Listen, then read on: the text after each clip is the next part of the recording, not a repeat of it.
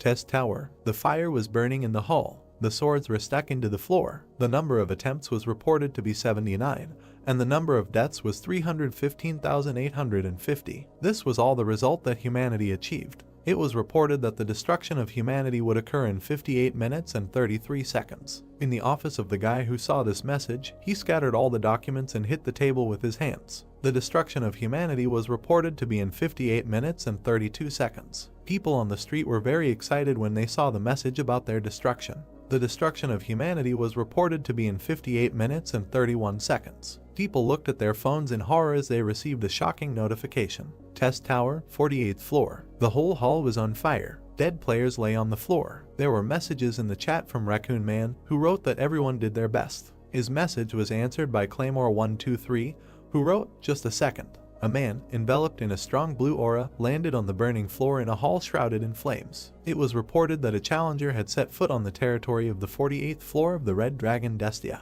A player under the nickname Claymore wrote that there are still people ready to challenge. In the burning hall stood a guy whose face was covered by system censorship. In his hands was a small blade. In the chat, a player with the nickname Current Writer Josian wrote that this is a challenger in a very bad situation. At the same second, the number of viewers who connected became more and more, breaking the mark of 7,500 players. A huge monster, with a bunch of sharp teeth in its mouth, growled loudly. It was a dragon. He was so huge that the challenger was just a fly in comparison. Fire burned in the dragon's eyes. Bowing his head to the newcomer, the dragon said that people do not know how to give up at all, after which he asked if, having lost such a huge number of their fellow tribesmen, they had really returned again. The challenger immediately said that there was still a lot to be done to prepare the fried lizard, adding that he was still on time. Raising his head proudly, the dragon angrily asked if the newcomer knew that even with such a death the process could be made much more painful. He raised one of his front paws, which began to accumulate enormous magical power. "But what's the point of talking to you?" the dragon suddenly said.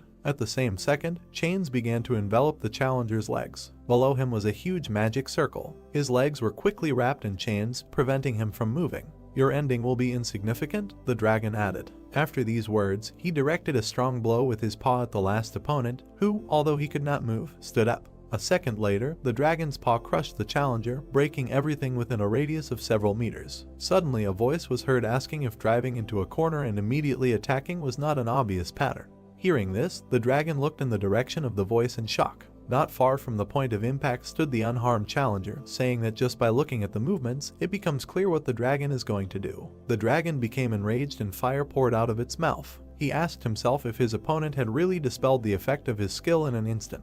"Not bad, man," the dragon said angrily, after which he added that, however. After that, he majestically raised his head, preparing to spew out flames, and concluded that the challenger had simply chosen the path to a more painful death. After these words, he released a huge stream of fire at the challenger. By moving its head, the dragon controlled a stream of flame across the entire battlefield. The unharmed challenger suddenly rose above the fire. Deftly turning over in the air, he rushed towards his opponent. Suddenly, a huge and ominous force enveloped the blade in his hand. Within a second, he delivered an incredibly powerful blow to the dragon's face. Jumping into the distance, he looked at the dragon, who bowed his head and cursed. The challenger hit the monster right in the eye, from which the player's powerful magic subsequently oozed out. The dragon was angrier and stronger than before. He threw up his head, spread his wings, and shouted that he would never leave the challenger alive. A system window appeared indicating that the Red Dragon Destia was taking advantage of the features of the breast region. The voice of the challenger was heard, saying that this entire dungeon is located under the lands of Bress, however. He raised his left hand, which was enveloped in strong magic. "There are no reasons for evasion," he added.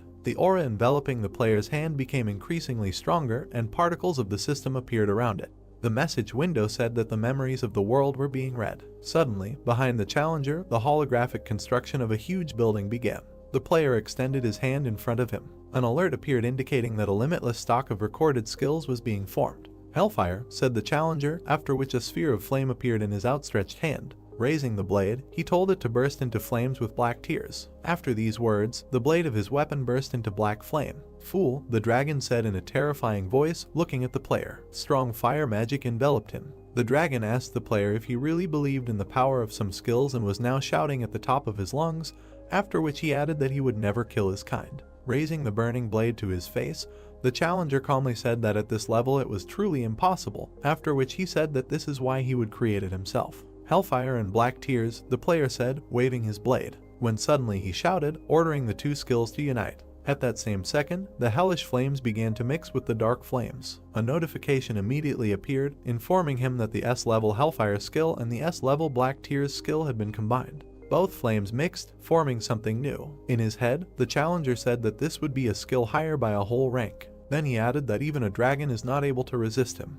The notification window said that the merger was successful. The main character raised his hand, which a few minutes ago contained hellish flames. Instead of his previous skill, there was a huge cloud of magic above him, shrouded in a terrifying aura. The notification that appeared said that the breath of Etherian, an SSS-rank void dragon, had been received. The dragon looked in horror at what the challenger had done. He asked in horror if this was really the strongest breath that Etherian himself, one of the ancients, used. In his mind he imagined a huge dragon whose eyes were closed. Etherian was shrouded in a strong, terrifying and overwhelming aura. Destia shouted, asking how any person could repeat this skill. Jinhyuk, the challenger, introduced himself, throwing off his mask. There was a malicious smile on his face. He said that through trial and error you eventually become smarter. There is fire in his eyes. Jinhyuk looked at his opponent and said that this is not the first time he has killed a dragon.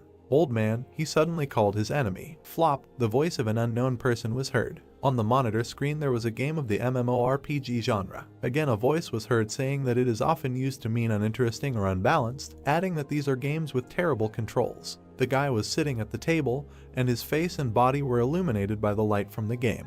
He heavily criticized the game, calling it very bad. Or if the game has an absurd level of difficulty, he continued his thoughts. A huge tower was in front of one of the heroes. The guy kept thinking that this virtual reality game Tower of Challenges exactly matched this description. After adding that after the launch of the game, Korean old men, each of whom considered it their hobby to outplay its creators, rushed to conquer this game. He introduced players of different classes who rushed to attack. The guy added that old people will refuse to eat and sleep throughout the year. However, after 3 years, people realized, he added, after some thought. Presenting various bosses and mobs, deadly traps and slugs that destroyed players with ease, he said that Tower of Challenges is a game that impossible to pass. He remembered the huge and great Gate Guardian, who deserves to be called invincible. Afterwards, he remembered the many heroes frozen to death who arrived in the polar region with a temperature of -60 degrees, where it is possible to freeze to death in just an hour. The next thing he remembered was a huge labyrinth, more than 10,000 kilometers long.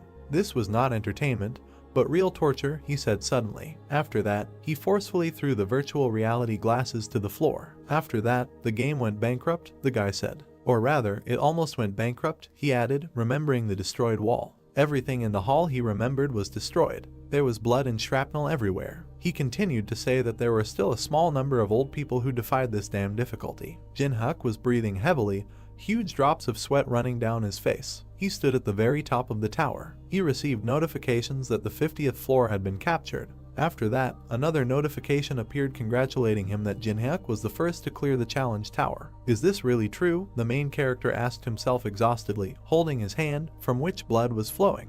He kept saying that he was just curious. He explained that, unlike others, he cleared the tower in a different way. Jinhyuk said that he repeated the same thing over and over again until he learned everything by heart and became confident that he could reach the goal. He recalled many moments of his passage through the various floors. Suddenly he added that he spent all 11 years on this. As Jinhyuk left the tower, he looked back and said that he didn't expect to clear everything down to the last floor, and then said that he should have at least turned on the live broadcast. Opening the system screen in front of him, he asked himself whether it was worth posting it on Newdub, after which he said that even though it was a flop, the video would still get a certain number of views. Suddenly, a notice in the form of an envelope appeared next to his head. Opening it, it contained a message thanking Jinhyuk for still playing their game. The next notification that appeared stated that there would be a reboot update in 12 hours. Reading this, Jinhyuk smiled contentedly, asking himself how much money the company uses to make updates. He sat down on the floor, leaning back against the broken wall behind him. Suddenly he laughed, saying that he couldn't understand because the game didn't bring much profit, after which he said that the guys were apparently up to something.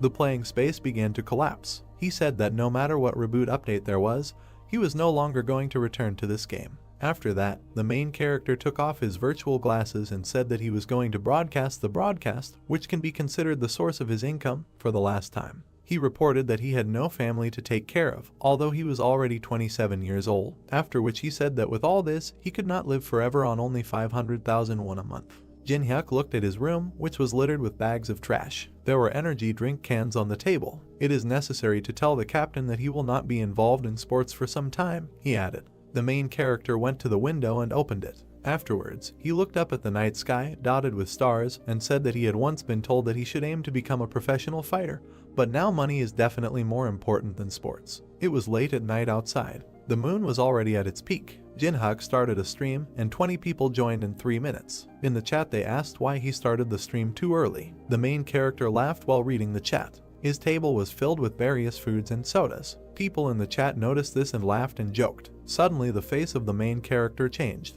He became very tense. He immediately turned to his chat, saying that he wanted to tell them something. People in the chat began to be outraged. The main character gathered his strength before speaking about the end of his career. Suddenly, taking a mug of alcohol, he laughed and said that he was just catching up on the atmosphere. Having emptied his glass of drink, he said to himself that tomorrow he needed to officially announce that he was winding down this business. After some time, he drank 3 bottles of alcohol and began to fall asleep. Opening his eyes, the first thing he saw were those same empty bottles, which were illuminated by the rays of the sun. Jin-hyuk lay on the bed in a depressed state. Standing up, he grabbed his aching head and stomach, saying that he needed to quickly post a video about passing the test tower. By pressing the power button on the power supply, the main character turned on the computer. Suddenly, a certain shock appeared in his eyes. He saw a stream called Tower of Challenges actually appear. There were 331,417 people attending the broadcast. He looked at it confused. "I don't know what to say. Has the Tower of Tests really appeared?" he asked himself. After that, he clicked on the login button.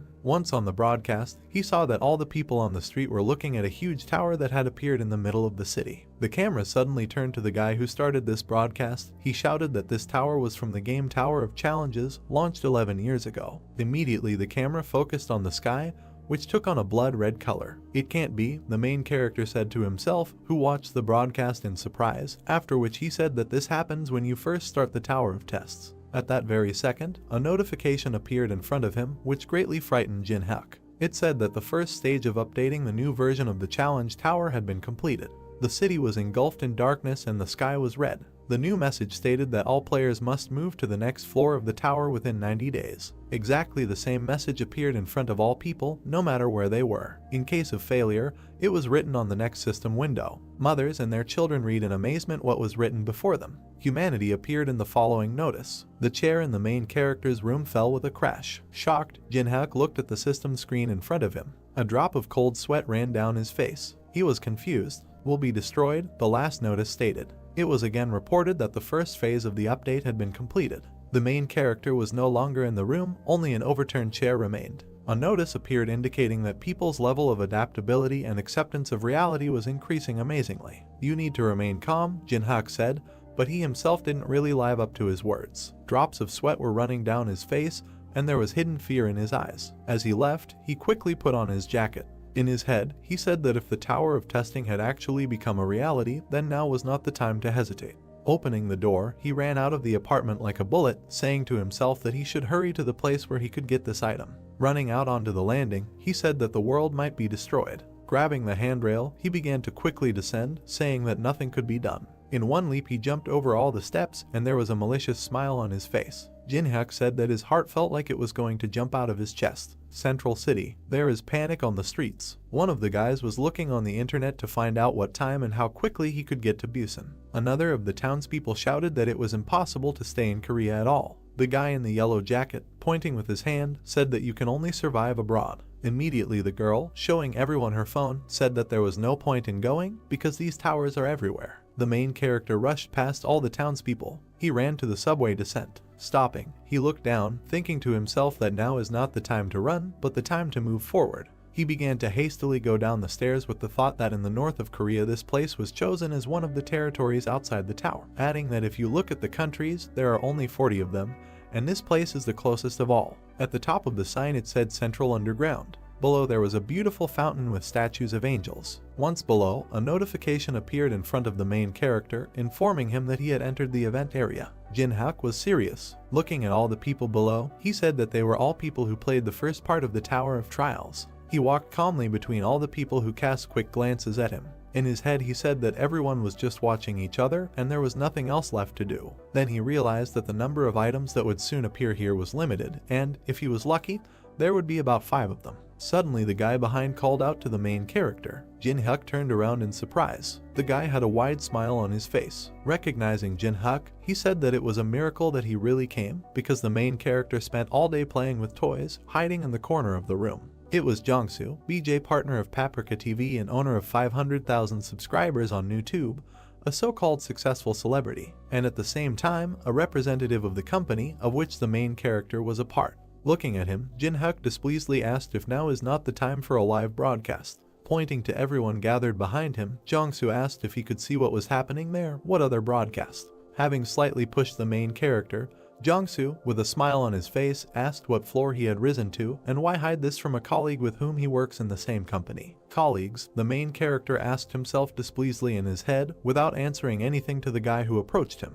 Remembering how they did live broadcasts, Jin-hyuk said that in the company created by Jongsu, many BJs were deceived due to an unfair contract, and the more broadcasts BJs did, the deeper they sank into this quagmire, and their protesting voices were mercilessly drowned out by the force of enormous lawlessness, the main character added after a short pause. He remembered one of the BJs crying while doing a live broadcast. He looked at the webcam in the corner of the monitor, when he suddenly grabbed her. Having pulled it out, the guy threw it at the contract. Then Jin-hyuk said that as a result, the colleagues with whom he was so close, all the friends with whom he rose from the very bottom, gradually left the company. Interrupting the main character, Jongsu grabbed him by the shoulder and said that he knew that he was a good player and made delicious mukbang.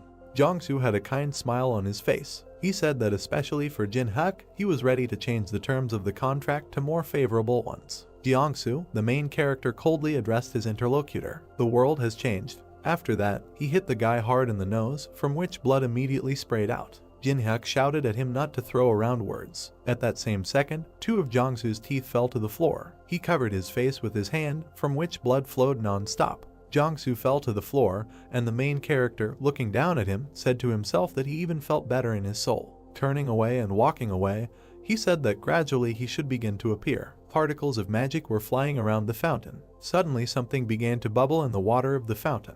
Elsewhere in the fountain, the water also became agitated. At that same second, a huge stream of power burst out of the water. It was a huge tree. Its foliage was lush and green. A strong warm aura emanated from him. As soon as the players saw this, they looked at the mangrove tree in shock. Jin-hyuk smiled contentedly and said that everything was the same as in the Tower of Tests, after which he said that his memory was all right.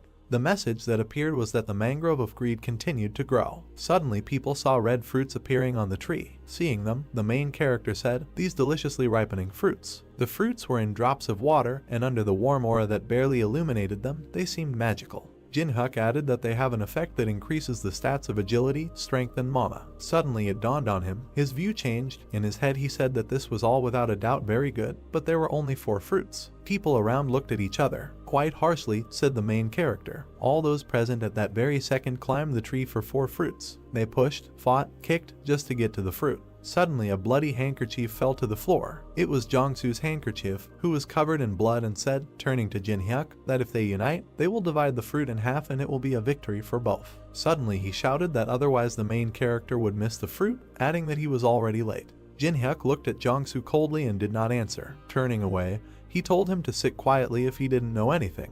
"It's not time yet," he said firmly and with confidence. After these words, the main character smiled widely. People were maliciously eager to get the fruits. Suddenly one of them grabbed the fruit. He tore it off and bit it off greedily. A system window appeared next to him, informing him that his agility had increased by 3. Overjoyed, he waved his arms, shouting that everything worked out. Then Jin-hyuk said to himself that ordinary people don't even know about the existence of a tree with fruits. He saw people climbing up the tree non-stop. The main character added that people who have played only a few times will completely concentrate their attention on eating the fruits. He saw how people, one by one, began to fall from the tree. There was no emotion on his face. He was cool and calm. "And the old people," said the main character, creating intrigue. After that, a malicious smile appeared on his face. Suddenly he continued, enjoying a more perverted and cruel spectacle. A few minutes later, the tree root rushed to attack like a whip. He hit the ground around him with enormous impact force. In horror, people looked at the tree, jumping away. Suddenly one of the guys said that if you eat all the fruits, the tree becomes very dangerous. All those gathered began to leave in horror, passing by the main character, who did not move from his place. He looked at the tree, biding his time. Jiangsu also turned around, preparing to run away. Noticing him, the main character asked if he was really going to give up. Of course, the guy without 2 teeth screamed in horror. Disappointed with the answer, Jinhyuk said that the real reward of the event can only be obtained when all the fruits are eaten. Jiangsu stopped, turning to the main character. He asked, "Is he really telling the truth?" Looking at his interlocutor, Jinhyuk asked why he stayed here if it wasn't true. A bead of sweat ran down Jiangsu's face. Looking at the main character incredulously, he said in his head that he thought why he didn't show any interest in people, after which he said, so that was the reason. When suddenly he smiled madly and said in his head that he could definitely smell the sweet smell. Putting his hands in his pocket and spitting to the side, Jiangsu asked what he was going to do. In the eyes of the main character there was only confidence. He did not doubt anything. Jinhyuk replied, "That you need to get inside." Pointing to the raging tree, he said that if they moved close to each other, they would become easy targets, so be sure to approach the tree from both sides. "Are you really suggesting that we should focus our attention?" Jiangsu asked, interested. "Exactly," the main character answered, putting his hands in his pockets. They both prepared to begin the plan. Suddenly Jinhyuk said, looking at his comrade, that if at least one of them begins to hesitate, then that will all end. Jiangsu immediately replied that the main character should not worry, because this was not his first day in this game either. After a few seconds they moved. "Now," Jinhyuk said, after which he immediately ran in one direction. Jiangsu did not stand aside and also began to run, but only in the other direction. They surrounded the tree from different sides. Suddenly it stretched out huge and long roots. Jinhyuk deftly dodged the first root. Looking towards his comrade, he wanted to know how Jiangsu was doing. Jiangsu stood still with a crazy smile on his face, asking the main character who would listen to him. Then he said, without ceasing to smile an ugly smile, for Jinhyuk to go and become bait himself. The main character at this time easily dodged every root aimed at him. "What a relief," he said to himself. Suddenly a satisfied smile appeared on Jinhyuk's face. "That your character has not changed," he added. A sharp and large tree root was approaching the main character at high speed. He immediately dodged it, almost falling under the attack. At that very second, he said in his head that to those who would become bait. The route that Jinhyuk dodged went towards Jiangsu. "It will be you, standing there," the rather protagonist shouted in his head. At that same second, a sharp root appeared in front of the face of the uncomprehending Jiangsu. He immediately wrapped his legs, immobilizing him. The roots instantly enveloped Jiangsu's entire body. At this time, the main character was getting closer to the tree, not paying attention to the caught one. "Save!" In horror and despair, Jiangsu shouted. "Why do I need this?" the stopped protagonist asked with a malicious smile on his face. Then he said that if he wanted, Jiangsu could report him through that wonderful lawyer. Jiangsu's face became increasingly engulfed by the roots. Tears flowed from his eyes. He shouted that he did not want to die like that. But before he could finish speaking, the roots of the tree squeezed him, turning him into a bloody mess. "Have a nice trip, trash," the main character said to himself as he approached the tree. He has very little left to reach his goal. The roots of the tree again headed towards the main character. "To the left, 22 degrees, Jinhyuk said. His eyes quickly ran around the entire battlefield.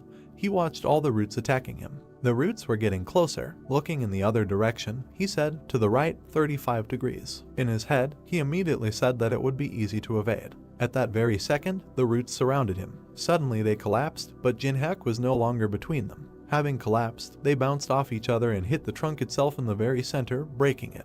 The roots began to break apart the tree bark even more, and finally, the main character said, "The roots have made a passage to the heart of the tree." It was small, but it beat quickly and was filled with powerful energy. In his head, the main character said that a mangrove tree core appeared. After that, he smiled sarcastically and added that there really wasn't a single bit of error here from what he went through in the game, because he knows the exact trajectory. It's difficult to attack himself. Next to him, he saw a fragment of one of the roots. Immediately, Jinhyuk grabbed him. His eyes glowed bright scarlet. Rising, he looked at the tree and asked how about not boring each other and calmly parting with the tree heart. The tree was raging. The main character, looking at him, said that since this is an event mob, there is no experience from him. At most he can raise the honor level for a day. The tree once again raised its tentacles and roots to attack and defend itself. At that very second it directed them towards the main character. Immediately, a message appeared informing that the mangrove tree of greed was using the blood-sucking vine skill. "Even though I'm an old man, it will be difficult for me to dodge this," Jinhyuk said after seeing the monster's attack.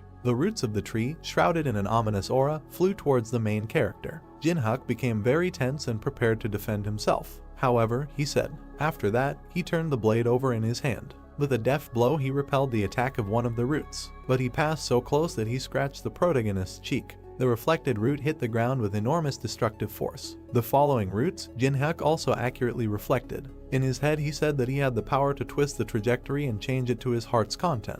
Suddenly, several roots united into one large root and were preparing to rush towards the main character. At the same second, picking up great speed, the huge hero headed towards Jinhyuk. "There's no need to be scared or worried," the main character said right away. His right eye glowed with bright blue fire. He reflected all the roots aimed at him without taking damage. He skillfully redirected all the roots to another place. They fell elsewhere, breaking through the floor. Carefully and deftly, he moved closer and closer to the tree. There was only one scratch on his face, as well as a contented and wide smile. "After all, I've already been through this many times," he said suddenly. The main character, whose face was covered with black hair, waved his hand in the air. His face began to sweat and he thought he was almost there. Behind a tree with a green crown there was a bright light. A blue butterfly was visible. Many of these insects flew out of the leaves of the tree and rushed upward. Jinhyuk frowned when he realized that they were sleep butterflies. He pressed his hand to his face. While dodging the glowing insects, the main character thought that they released sleeping pollen as a defense mechanism, and the sleeping pollen is inhaled instantly,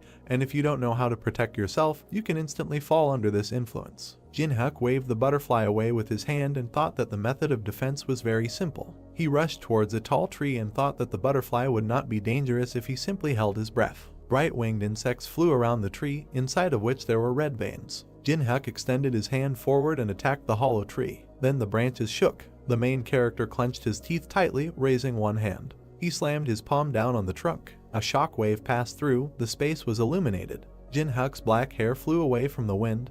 His face became sweaty and bright red sparkles appeared in his eyes. The roots of a tree rushed towards him from below. The burnt leaves smoldered. The system reported that Jinhyuk was the first to bring down the World Tree of Greed. This tree was cut into two halves, it became pale and dry. The main character opened his mouth. He then smiled and thought that he didn't expect that the grip pattern and timing study he had been repeating so diligently and tediously would come in handy like this. Jinhyuk was once again grateful for everything he had been doing all this time. The system reported that within 24 hours the level of honor would be recorded as an achievement of the main character. The system asked for the player's name. The main character frowned in confusion and thought that this was a system that required personal information to raise the level of honor. The word name was visible on the blue screen, and Jinhyuk came to the conclusion that he would remain anonymous. He looked to the side and thought that he was categorically against the dissemination of his personal information, because it would cause widespread interest if it was revealed that he was an old man. The dark screen said that the face would be hidden by a mosaic and the voice would be altered, and Jinhyuk concluded that the system could not achieve complete anonymity, but it still made a compromise and hid his identity. The main character extended his hand to the tree and said that this is important now. He stuck his hand inside the trunk, trying to find something there. Suddenly a satisfied smile appeared on his face. There was a small jade ball in Jinhyuk's palm. He clenched his hand into a fist, grinning contentedly, and the system reported receiving the core of a tree heart. The main character imagined a red fruit with green leaves and thought that if every year the tree fruit raised strength, agility, and mana by 3 points, then the tree heart would provide at least 12 bonus stats. Jinhyuk imagined a glowing green ball and concluded that with the core it would rise by 4 points if you counted 3 as being given for gaining 1 level. The main character brought the core closer to his face, looking at it carefully, and thought that he did not even believe his eyes, because there could not be an item with such a good profitability and, moreover, even after 50 floors, nothing better could be found. Jinhyuk popped the jade ball into his mouth. Then he closed his lips and clenched his hand into a fist. A blinding flash appeared in his chest. He frowned and hummed thoughtfully. He then pressed his finger on the screen, wanting to see if the core was absorbed well. The system provided information about the main character, as well as his skills and abilities. Jinhyuk had the first level, but had 12 stats available. The main character grinned and thought that this was the strongest first level. An hour later, headlines appeared online about the first victory against the Mangrove of Greed. The system reported that a video related to this event was posted 10 minutes later. People left a lot of comments, their opinions were completely different. Jinhyuk imagined people typing on phones and computer keyboards and thought that, except for a few comments at the beginning, everyone was sure that this news was absurd. The system reported that the video was downloaded. On the screen was Jinhyuk, whose face was hidden by a mosaic. He thought that as soon as the video was uploaded online, all doubts disappeared instantly. Netizens left even more comments expressing their admiration. A shot of the main character attacking a tree appeared and Jinhyuk thought that some people were excited and some were not, but people who saw the video had the same reaction. The main character pursed his lips, his gaze looked serious. The user under the name Kingsman introduced himself as Director Park Hoshik. He offered the main character to enter into a contract. A user named Black Dragon commented that Jinhyuk would definitely contact him and that he would give him as much money as the main character asks for. Jinhyuk looked at the phone screen, asking if it was really that incredible, and then said that defeating the mangrove tree of greed while being at the first level is not easy. Sitting in his chair, he added that at the same time it was not so surprising. The main character looked to the side and thought that other people had never reached the second part of the tower. He constantly forgot that he should not judge others by himself. Jinhyuk looked at the computer and thought about the mentioned 1 billion, and then remembered that he lived a hard life during which he could hardly even earn enough to eat. There was a video camera on the windowsill, and the main character thought that he was often late on rent. There was fast food on the table. Jinhyuk thought that there were even times when, saving money for food for mukbang, he could go hungry for several days. Jinhyuk was holding a drink in his hand and eating. He thought that if he had been offered this money a day ago, he would have accepted their offer without hesitation. He remembered standing in front of the destroyed tree and thinking that now he was not going to share the information he had, even for $1 or $10 billion. Jinhyuk clenched his hand into a fist and grinned contentedly. He remembered his fight with the tree and thought that the most important thing now was the monopolization of information. Holding the phone in his hands, the main character thought about the next place he would go. He imagined a tall, dark building and thought that while he was busy playing the game, the mana flowing out of the Tower of Trials had filled all areas of Seoul. And if anything had been changed, it would be the relics that were outside the tower and subsequently became sacred. Behind the glass was a long sword, illuminated by 2 small spotlights. The weapons began to evaporate, and the main character thought that the sacred relics, which have abilities from legends, are in the tower, so now Jinhyuk is talking about a replica, or in other words, a duplicate. Looking at his phone, he thought about the place where he could get the most lions. The main character stood in front of the People's Central Museum. A jug, a shield, a sword, and a scroll with hieroglyphs were floating in the air, and Jinhyuk thought that the National People's Museum was a place where many relics were kept, and it was like a kind of treasure warehouse. The protagonist frowned and thought that the problem was that he was not the only one targeting them, and unlike the mangrove tree of greed, which only appeared in 7 places in Seoul, the People's Central Museum was only one, and many would definitely gather from all areas those wishing to obtain relics. He imagined 4 people whose faces were difficult to see, and came to the conclusion that among them there would be old people. Jinhyuk grabbed the doorknob. The system reported that he had entered the event area. The main character opened the door and thought that it was quieter than he expected. He assumed that no one had come yet. Suddenly Jinhyuk clenched his teeth tensely. Putting his hands in his pockets, he thought that, as expected, someone had managed to come first. Someone's burnt corpse could be seen against the charred wall. The main character put his hands in his pockets and thought that the world had changed, so he assumed that people were also changing after him. But the difference between expectation and reality turned out to be significant, and within a day everyone became too fearless. He looked at the stairs and thought that they were targeting the sacred relics that were kept in the halls of the Middle and Modern Ages. Jinhyuk presented the Didoyanjido map, a relic that everyone wants to get their hands on. The main character thought that they did not want to look at the 8 provinces of the Republic of Korea, and since the ancient map is saturated with mana and stores information about the Tower of Trials, everyone wants to possess it. There were marks on the map, and Jinhyuk thought that it described in detail where to find the labyrinth with ruins, and what objects and monsters there were. The main character imagined many human hands reaching up, and thought that there was no information above the 10th floor, but this was enough to light a fire in people's eyes. He thought that everyone only wants this card, but they don't know that the truly valuable sacred treasures are hidden in the clay. A pitcher fell to the floor as someone screamed furiously. Many people were fighting among themselves. There were shrapnel on the floor and bloodstains were visible. Someone opened his mouth wide, deafeningly ordering everyone to freeze. The young man with black hair, who was holding his opponent by the clothes, turned around. The broad-shouldered man crossed his arms and said that whoever moves from now on is considered dead. The young man in the blue t-shirt frowned and told him not to talk nonsense. The young man with a plaster on his cheek said with a grin that no one here would be afraid of such words. Blood dripped from the hammer, and the man listened with a displeased look as he threatened to crush his skull. Suddenly the man clenched his teeth, his eyes turned red, and he hissed angrily that they really didn't understand the words. He clenched his hands into fists and began to scream loudly, tearing the fabric of his clothes. The girl with short hair asked in shock if this man had a personal ability, and the boy with the bandage on his face said that it was dangerous. The man turned into a gray-skinned monster and declared that the card belonged to him. He clenched his jaw angrily, his eyes emitting a red light. The old man in the blue vest closed his eyes and said with a laugh that he could not agree with these words. The man frowned, asking if he was crazy. Janu walked closer to the man and introduced himself. He frowned and yelled loudly so that the old man would already understand the situation and disappear, and that he could wring John's withered neck like a shaking chicken's head.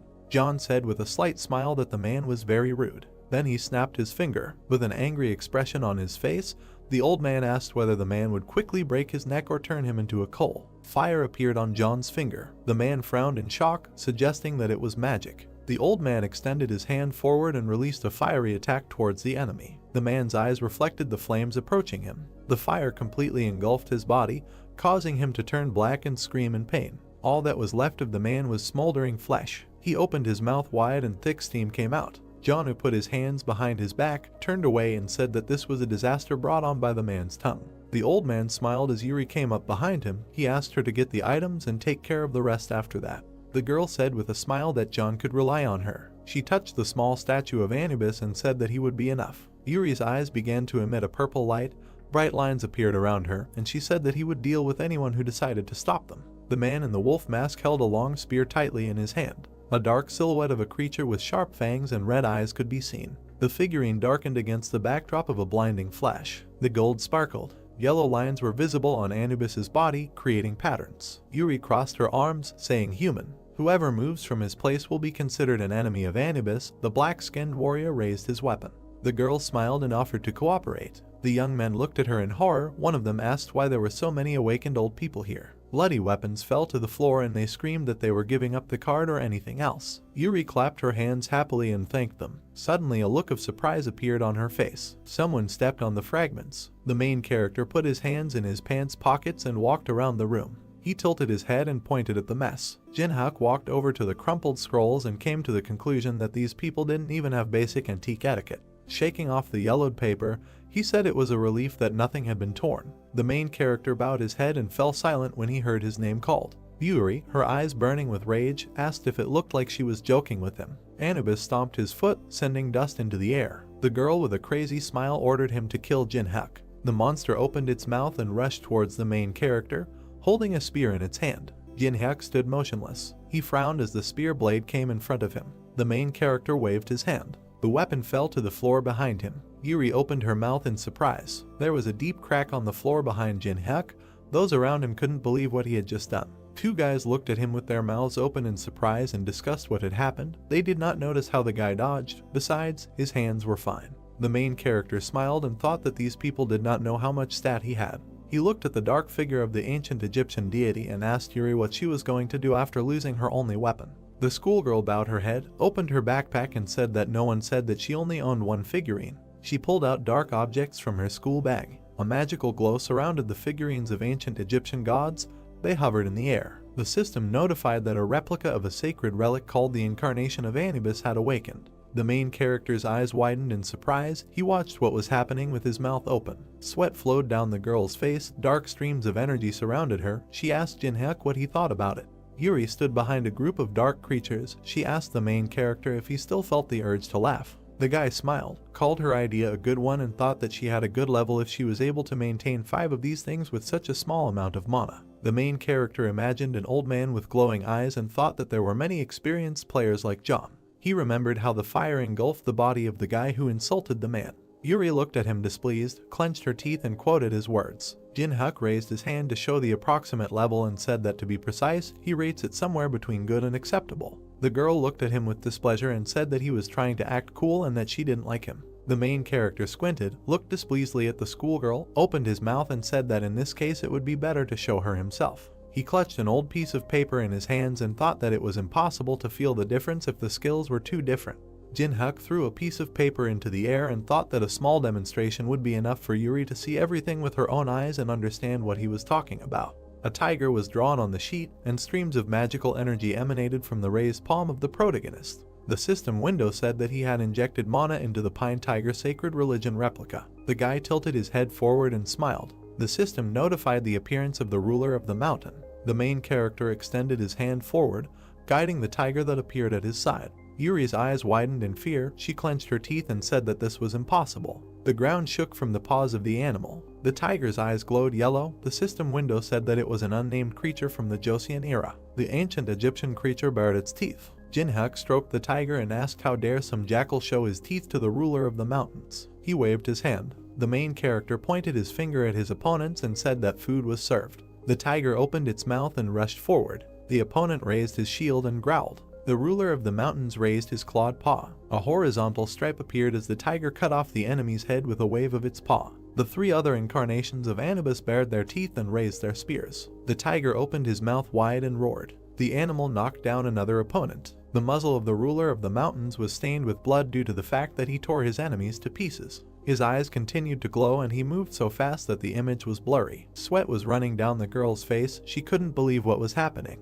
Yuri froze in front of the black figure and thought that she had heard of different ways to use sacred relics, but had never heard of this method. She raised her head and thought that the mana emanating from the creature felt like her skin was being torn off. A white flash appeared in front of the girl. She realized that she could not win. Yuri fell to her knees. Her eyes were shining with tears. She was upset because she thought that she had obtained the most powerful items, but she was wrong. The guy put his hands in his pockets and walked up to her. The girl thought with irritation about who this man was. Jinhyuk stopped in front of Yuri sitting on the floor. She pressed her hand to her chest. The main character smiled and ordered her to give the item. Sweat ran down the girl's face. She opened her mouth and asked what he was talking about. The main character sat down next to her, looked displeasantly at the schoolgirl and demanded that she give up the Tutankhamun mask. Yuri frowned, clenched her teeth and asked where he was going to use this item, since it was useless in Korea. Jinhyuk narrowed his eyes and looked at her intently. He raised his finger and moved it, calling someone to him. A tiger's face appeared in front of Yuri, and she stuttered and said that she would give everything up.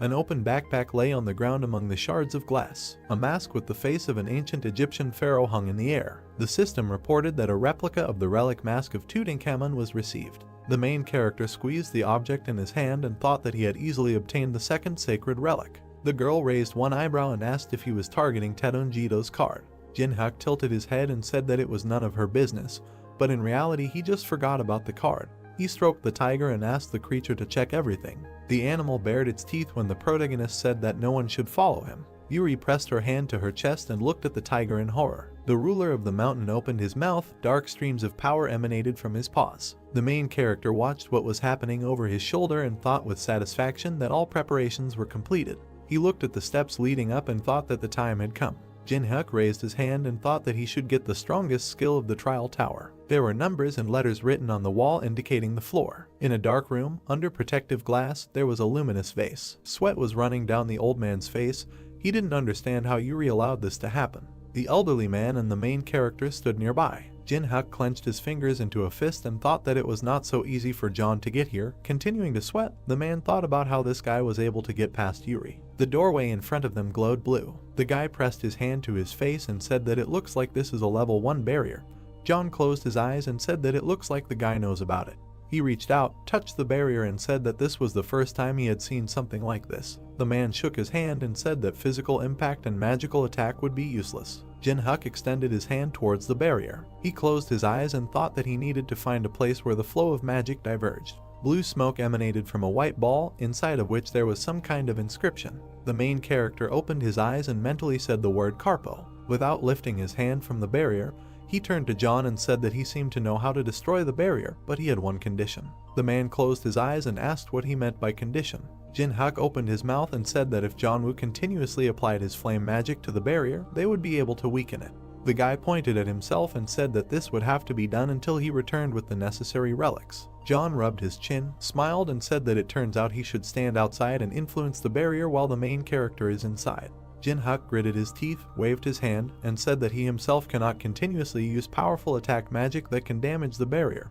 Although his proposal sounds dubious, but they have only one way out, because dawn will come soon, so he is ready to give the old man the card and take something else for yourself. John-woo frowned and thought that the worst possible outcome would be that he would receive nothing for his work. The man closed his eyes and asked the main character, and he promised that he would give the card to him. The guy smiled and said that he did not want to become an enemy of a person who possesses high-level magic. The main character narrowed his eyes and looked at Jonah in confusion, who sighed and thought that he had no other options but to trust this man.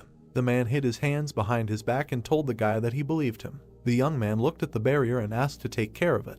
The fire enveloped John's hand. He bowed his head and said that he would do his best. He gritted his teeth with effort and summoned even more magic. He directed a stream of fire at the barrier, preventing them from passing. The shield cracked from contact with the fire. Jinhyuk frowned, shouted that he went and mentally said the word Carpo. He covered his face with his hands and jumped through the barrier. The guy landed on his feet. With sweat running down the man's face, John opened his mouth and told the guy to hurry up. The main character smiled, waved and thought that he planned to try his best. The guy turned away and mentally added that he would do everything his own way. Behind the glass lay a book with ancient hieroglyphs on the cover. Magic sparks came from the traditional Korean outfit. The rectangular object also released magical energy. Jin-hyuk hid his hands in his pockets, looked around and thought that, unlike the lower floor, everything here looks as if no one has been here. He looked at the broken display case.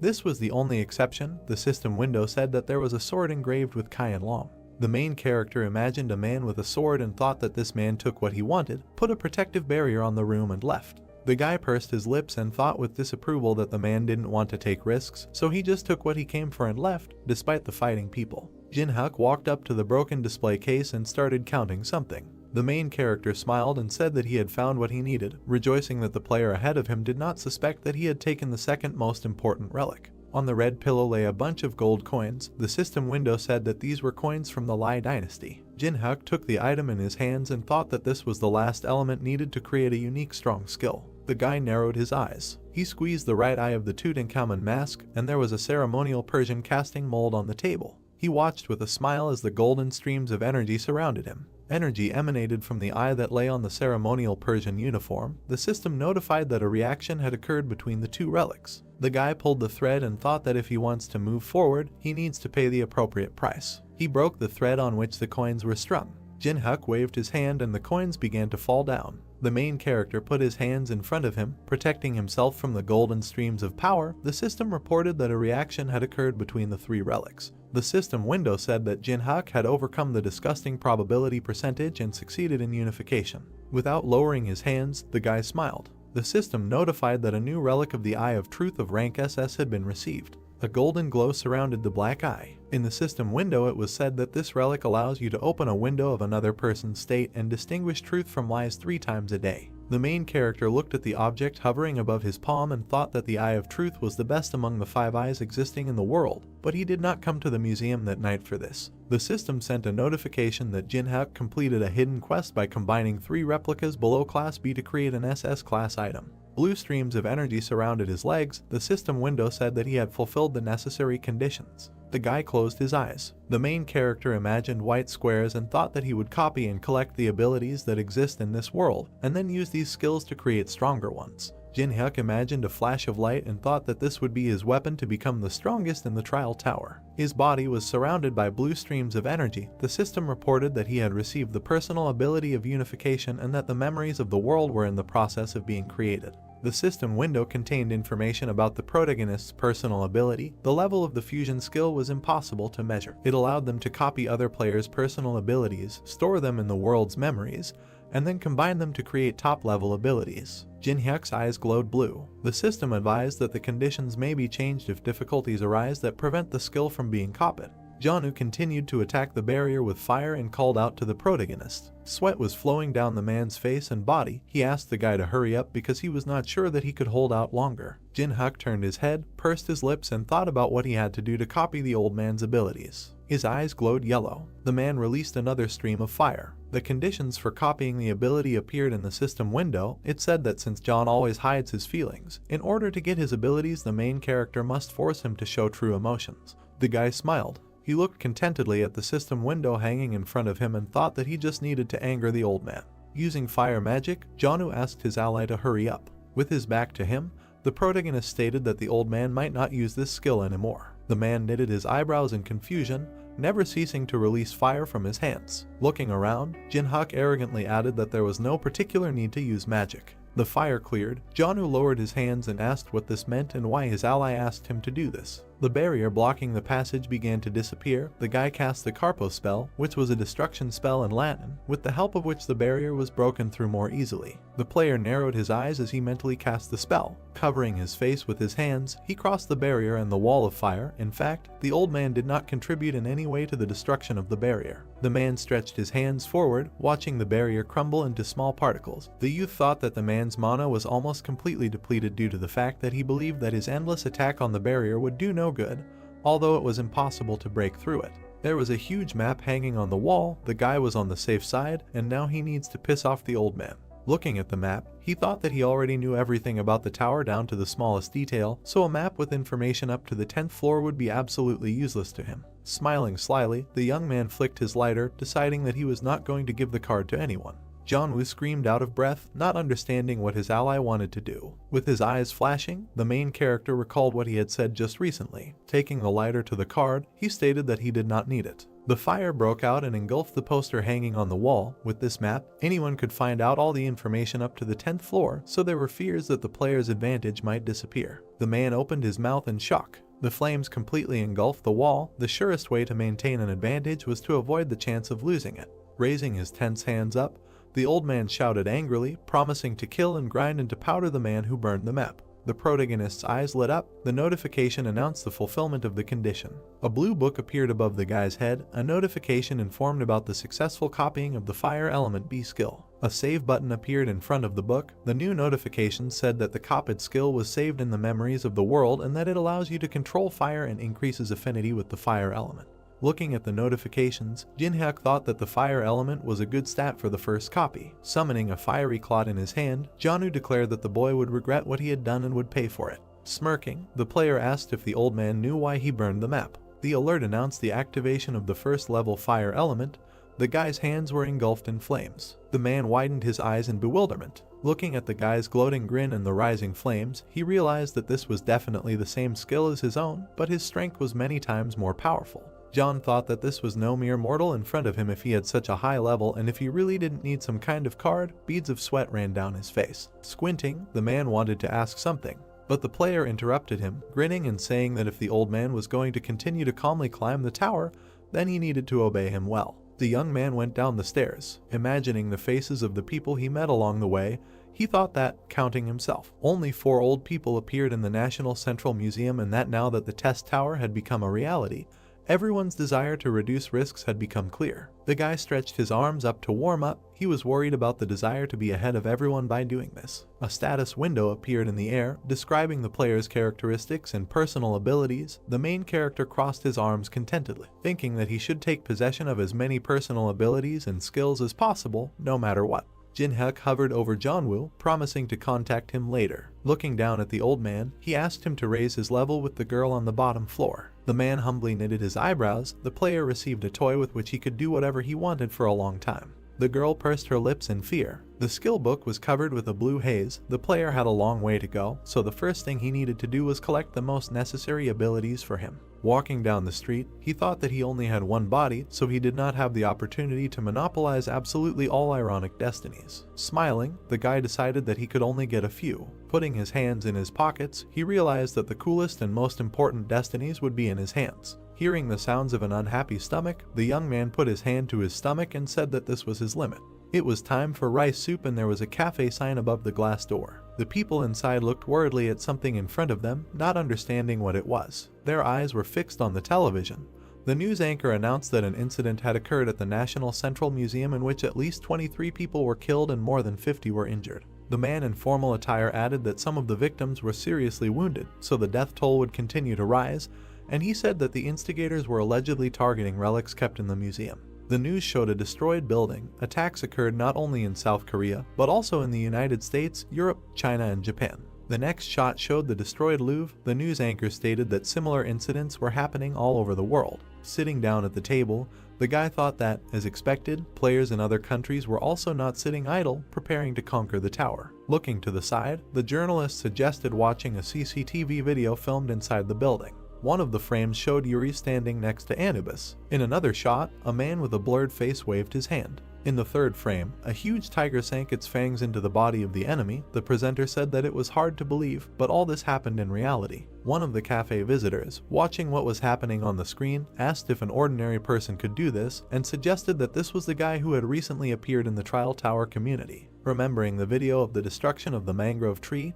he remembered the familiar movements, scratching his temple. The main character thought that there were too many people who began to recognize him, and that he needed to think about how to hide his identity. Looking at the camera, the news anchor announced that the government was investigating the origins of a building of unknown origin called the Test Tower, and that a special department, the Association of the Awoken, had been founded for employees who could now use special abilities. Curling his fingers thoughtfully, Jin-hyuk decided that the government had reacted faster than one might have thought. Pouring water into a glass, he thought that, Judging by the fact that they had formed a department of people who had already awakened personal abilities, they had decided to accept what happened in the museum as something inevitable, although, in his opinion, it would take at least a few weeks before such a decision is made. The news anchor offered to meet with the participants and listen to the details. Holding a glass of water in his hands, the guy looked at the TV. A man with a scar on his face appeared on the screen, introducing himself as Sanjin, the head of the Awoken Association. The player frowned when he saw him. The man knitted his eyebrows sternly, saying that the reason he was here was to recruit awakened ones, and that everything would depend on the level of the players. But the government promised that the pay would be that of a 7th grade civil servant,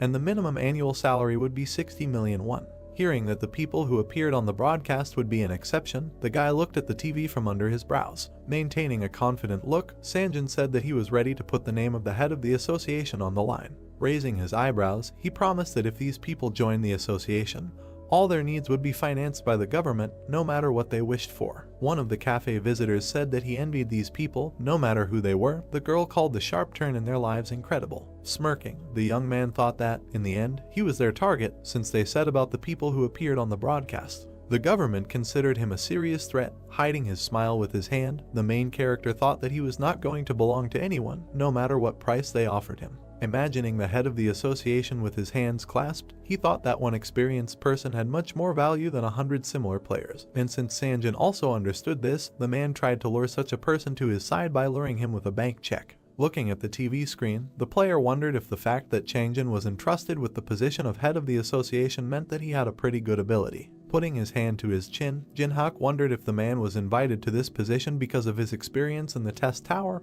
but hoped that he did have a good ability. Smiling, he concluded that he would certainly feel the beauty of copying. The guy looked at the wall clock. The time showed exactly 7 in the evening. The hands on the clock showed different times. When the hour hand points to the new time, the tower of tests will open, stars twinkling above the tower that rushes into the sky. The notification announced that the challenge tower had been opened. Players found themselves in front of a river with floating islands floating above it. The main character stood among them. People urged not to crowd. Someone said that this was completely the same as what they had done before. Smiling, the guy thought that everyone looked so much like newcomers. A bag of coins appeared in the air. A notification said that in honor of entering the tower, 100 coins were given out that could be used inside the tower. Gold coins fell from the sky. Notifications explained that players must film their achievements and upload them publicly to receive 100 coins for every 10,000 views.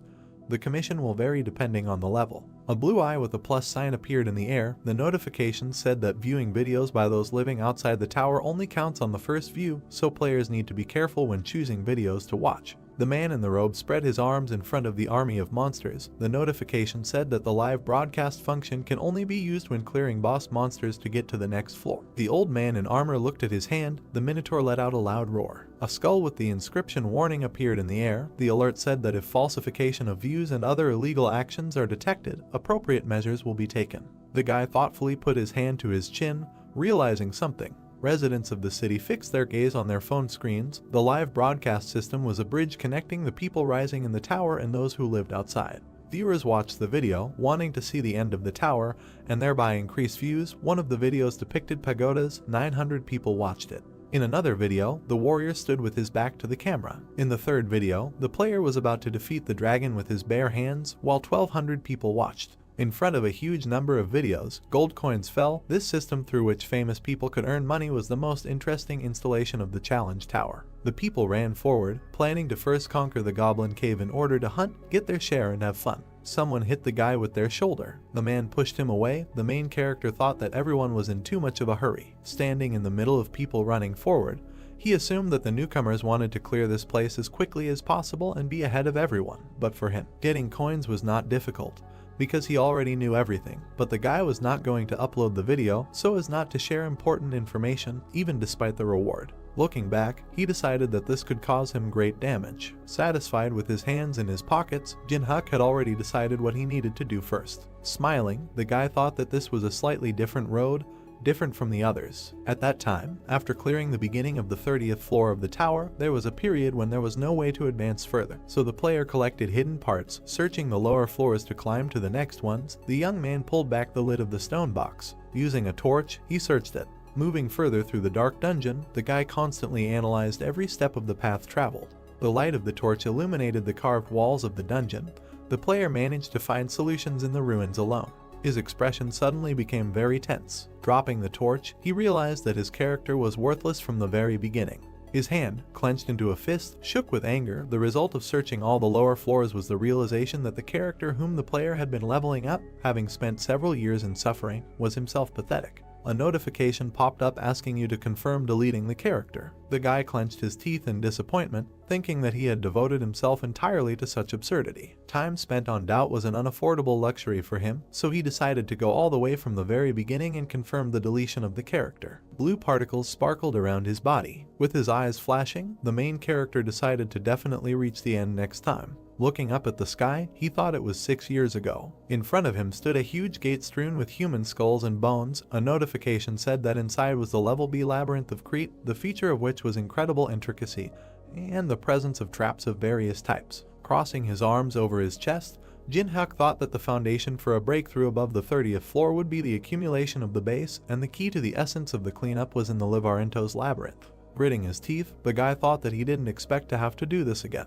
By touching the gate, blue runes appeared in front of them. Having opened the gate, the player decided to start walking through the labyrinth. The entrance to the labyrinth appeared in front of him. Ancient Greeks were depicted on the walls. On the floor in front of the entrance to the labyrinth stood a bust of a bull. Seeing a familiar picture and smelling a familiar smell, the guy smiled. White butterflies were flying under the ceiling. One of them flapped its wings and descended. The insect landed on the finger of the player, who was glad to see them. Suddenly he looked back. Seeing a crowd of people in front of him, the young man asked who they were. The girl smiled, stating that they were looking for a place to hunt and, seeing an open labyrinth, decided to go in before it closed. 10 minutes ago, before the invasion of the labyrinth, the squad noticed how someone opened the gate. A guy with red hair said that they followed a man who showed by his appearance that he knew something. Another member of the squad asked why this person immediately went into the labyrinth. They were surprised that the player managed to open the door of the labyrinth without a key. Looking down, the girl offered to follow him. The blonde crossed his arms and protested, saying that they didn't know what type of labyrinth it was or how big it was. Leaning on a tree, the girl said that they need to think with their heads, because they know very well what is most important at the beginning of the Tower of Tests. Looking up, she explained that the player had entered the labyrinth without a key and that the dungeon was on the first level, which meant that its degree of difficulty was not that high. Looking after the man entering the labyrinth, the squad member concluded that this was possible because the labyrinth was located on the first floor. Blowing a bubblegum bubble, another girl asked if this person would obediently share objects with them. Smirking, her ally replied in the negative. Looking at the labyrinth with burning eyes, she declared that the squad would force this player to remain in the dungeon forever. Smiling sweetly, the girl said that her squad saw an open labyrinth and decided to go into it. The other team members stood behind her. The girl stated that it would be better if they entered the maze altogether, because the more people sharing the burden of danger, the better. The main character thought that these guys were confident in their numerical superiority and were trying to outwit him. His eye lit up. A notification announced the activation of the Eye of Truth. Pointing at herself with her hand, the girl said her name and said that she was 22 years old and that earlier she had reached the second floor of the test tower. In the status window that appeared, it was said that Pakana had the skills Contact, Quick Step and Weak Healing. Seeing the inscription Skill Contact, the guy thought that this was a rather interesting ability, allowing one to get closer to an object encountered for the first time in a natural way. The notifications that popped up also suggested that a feature of this skill was the ability to get rid of the feeling of awkwardness, and the condition for copying was being alone with the owner of the ability and for 240 hours. Remembering the woman with demonic wings, the main character thought that Contact would help control her. A guy with red hair standing behind the leader of the squad introduced himself as Kalsik and said that he curled up in the process of passing the first floor. The girl in the lilac sweatshirt introduced herself as Hemin and added that she also only went to the first floor. Blowing up a bubblegum ball, the girl named Jangmina said that she went to the third floor. The blonde introduced himself as Minguk and stated that he had never played the Tower of Challenges. The guy with glasses scratched the back of his head, introducing himself to Quan and saying that this was also his first trip to the tower. The main character smiled and said his name. Turning away, he thought that the squad could hit him in the back of the head at any moment, so there was no need to remember their names. Pakhana hugged his hand and called him by name. Looking into his eyes, the girl asked which floor in the test tower he had reached. Pressing close to him, the squad leader activated the first level Contact skill. The girl smiled sweetly. Red flowers appeared around them. Turning her back to him and replying that he had risen as far as he could, Jin-hyuk understood how this skill worked and thought that if he did not know about the existence of such an ability, then it would have worked. Raising her eyebrows in surprise, Pakhana asked herself what went wrong, because the effect of Contact should have already manifested itself. Hiding her hands behind her back, she asked her new ally to tell her what types of monsters there were in the labyrinth and what abilities they had. The guy agreed, squinting his eyes in displeasure. Butterflies were flying above him. Looking at the squad, the player stated that this labyrinth changes every time at a certain hour. The team members opened their mouths in surprise. The floor began to shake under their feet. Manga looked around and asked what was going on. Raising her eyebrows in fear, Pakana said that it was just a first-level labyrinth and asked what it was. Stone blocks began to emerge from the walls. One of them appeared right in front of the girl. Someone shouted to her to be careful. A second before the collision, the leader of the squad jumped to the side. Pointing his finger at his friend, Kalsik said that if he stood in one place, he would die and asked him to look up. A huge stone block fell from the ceiling, destroying the dungeon floor. The guys, trying to catch their breath, fell to the ground. The movement of the plate stopped. Dripping with sweat, Pakana looked back. With her hands on her knees, Hyaman said that she didn't see Jangmina. Chalsik gritted his teeth and said that the appearance of such a labyrinth on the first floor is absurd, because everything on the first floor should be the same, except for the ruins. Shaking off the dust, the main character asked if the members of the squad had been to the changing labyrinth at least once. Someone asked how anyone could have visited such a place. Knitting her eyebrows together in frustration, the squad leader said that this was too dangerous for the first level and that they needed to get out of here now. Looking at Hyaman, the girl asked her to find a way out using her ability. Hyaman replied that during the change in the labyrinth, her ability was deactivated, and tears appeared in her eyes. Having widened her eyes in fear, Panhaka realized that they were locked here, not even having the opportunity to find an emergency exit. As Jinhak watched the girls talk, he realized that the group, full of confidence, had only entered the labyrinth because of their ability to navigate, because they thought that knowing about the labyrinth would turn their foray into a trip to the neighborhood supermarket. Looking down, the guy thought that these people were stupid and realized that it was almost time for something to appear. The leader of the squad clenched her teeth in displeasure. Looking at the player facing her, she called out to him. Rushing towards him, Pakana asked why the guy didn't warn them in advance about such an important thing as changing the labyrinth. Pointing her finger at him, the girl said that because of him they almost died and many suffered. Kalsik also pointed his finger at the player and agreed with his friend, saying that only the young man knew about everything. Putting his hands on his belt, Quanwu added that because of him, Jangmina ended up on the other side of the walls. The guy sighed. Frowning, the main character asked if he asked the squad to follow him. Pakana opened her mouth in amazement. The player with burning eyes stated that they came here on their own and no one dragged them by force. Manga gritted his teeth angrily, saying that in addition to being locked in the maze, he was in a very bad mood. A weapon materialized in his hand. Holding a sword in his hands, the blonde shouted that he didn't like the player from the moment he first saw him. Furiously knitting his eyebrows, the boy wanted to say something, but a strange sound was heard. The axe hit the wall with a crash. Minguk fell to the ground, dropping his weapon as blood gushed from his body. Holding her hands to her chest, Hyaman fearfully called out to her friend, her mouth open. Quanwu asked how this happened. A huge hoof hit the ground. The Minotaur opened its mouth wide and let out a loud roar. The squad watched in fear as the enemy appeared. Weapons appeared in the hands of the guys. A bloody axe was sticking out of the wall. Suddenly he disappeared, leaving a crack on the wall. Taking the axe in his hands, the Minotaur swung it to strike. Raising her eyebrows in shock, Pakana thought that now they would definitely die. The main character jumped out of his seat, ordering the squad to move aside. Putting his hands behind his back, he rushed towards the enemy, leaving the guys behind. The leader of the squad watched him in fear, not understanding what he was doing.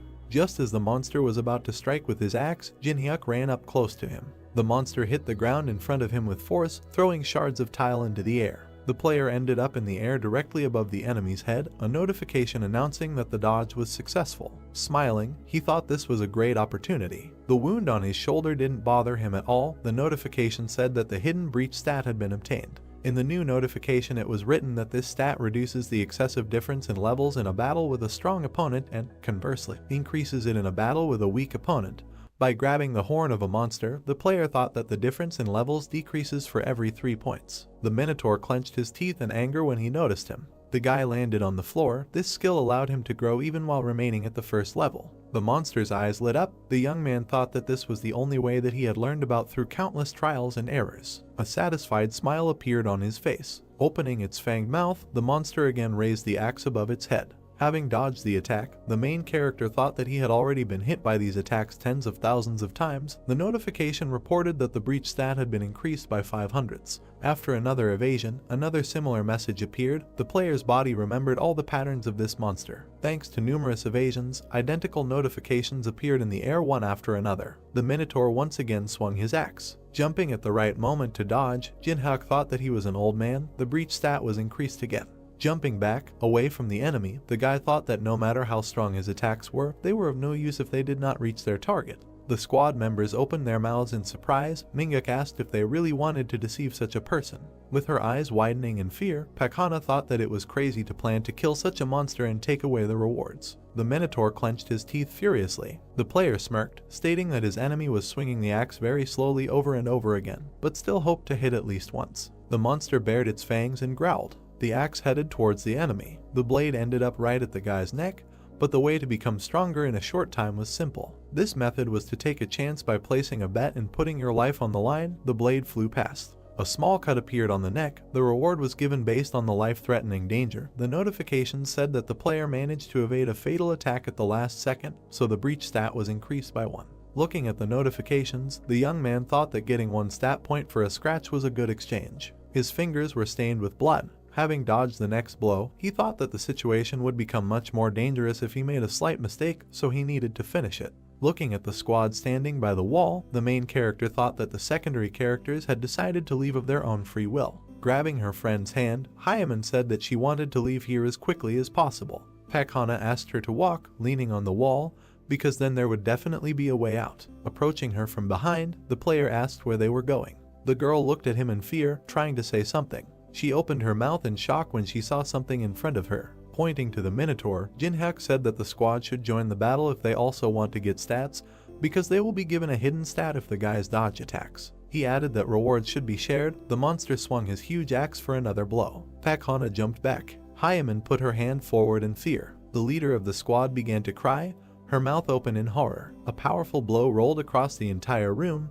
destroying everything in its path. Kalsik ended up on the ground in front of a pool of blood. Tears flowed from the girl's eyes. Smiling, the player stated that they could not stand like a pillar and that they needed to dodge and keep their distance. Looking at the Minotaur, he asked him if it was true. Some noise made the monster stop a meter away from his enemy. A stone block next to him appeared from the wall. The labyrinth began to move again. The stone slabs began to be rebuilt. One of the walls that appeared separated the opponents. Waving his hand, the guy promised to see the monster later. The wall closed the passage, leaving the Minotaur alone. The monster clenched his teeth in displeasure, steam coming from his mouth. Opening his mouth, he raised the axe above his head. The sound of the impact shook the entire dungeon. Butterflies were still flying around the ceiling. Pakhana leaned over to catch her breath. Kalsik, sitting next to him, said that they, too, could have died, like Minguk and Hyaman. The girl replied that now the enemy would not be able to pursue them. After introducing a white butterfly, the protagonist said that the pollen from the glowing moths he recently touched was attracting the Minotaur, so it was possible that the monster would continue to search for them.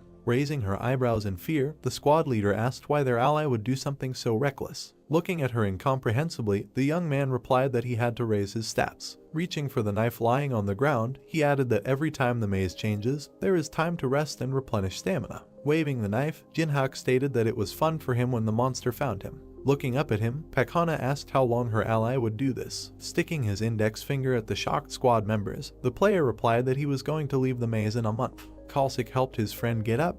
The girl, thinking that this hell could not last a whole month, said that they would go separately. She decided that if they went on their own, the monster would not chase them. The guy thoughtfully put his hand to his chin, saying that, most likely, this would be the case. Smiling, he asked which direction the survivors were going to go. The guys walked forward along the corridor, but moving without a landmark is many times more dangerous. Kalsik pursed his lips tightly. Someone asked if their ally knew where the exit was. Touching the tip of the knife, the player replied that he knew more about this labyrinth than anyone else, and accordingly he knew the location of the exit. Frowning with displeasure, Pakhana thought that they had no other choice. Closing her eyes, the girl said that there was nothing more to do, but the guy interrupted her. Waving his finger, he said that in this world you cannot get something for free, because even for the bus fare you have to pay. The knife was a centimeter from the face of the squad leader. Holding a sparkling knife in his hands, the young man ordered to give him all the available coins. The man, holding a shield in his hands, rushed forward with a sword. The goblins jumped back in fear. A powerful blow from the shield threw them aside.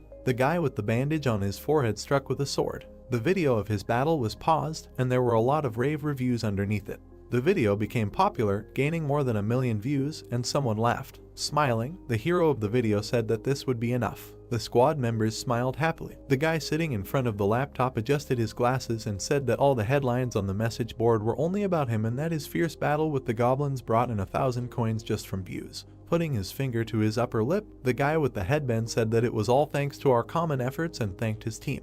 Another member of the squad, summoning blue arrows pointing upward in his hands, said that the audience probably thought that his friend did everything solo. Because they edited the video very well, the guy with glasses said that no one noticed that the swordsman added buffs. Suddenly the guy in the blindfold raised an eyebrow questioningly. Seeing that a user under the nickname Bald Guy left a negative comment, the person at the computer said that he was ruining everything. Putting his hand to his forehead, the guy in the bandage said not to be upset, because life in this world initially assumed its monopolization by outstanding discoverers. The boy with glasses worriedly called his friend.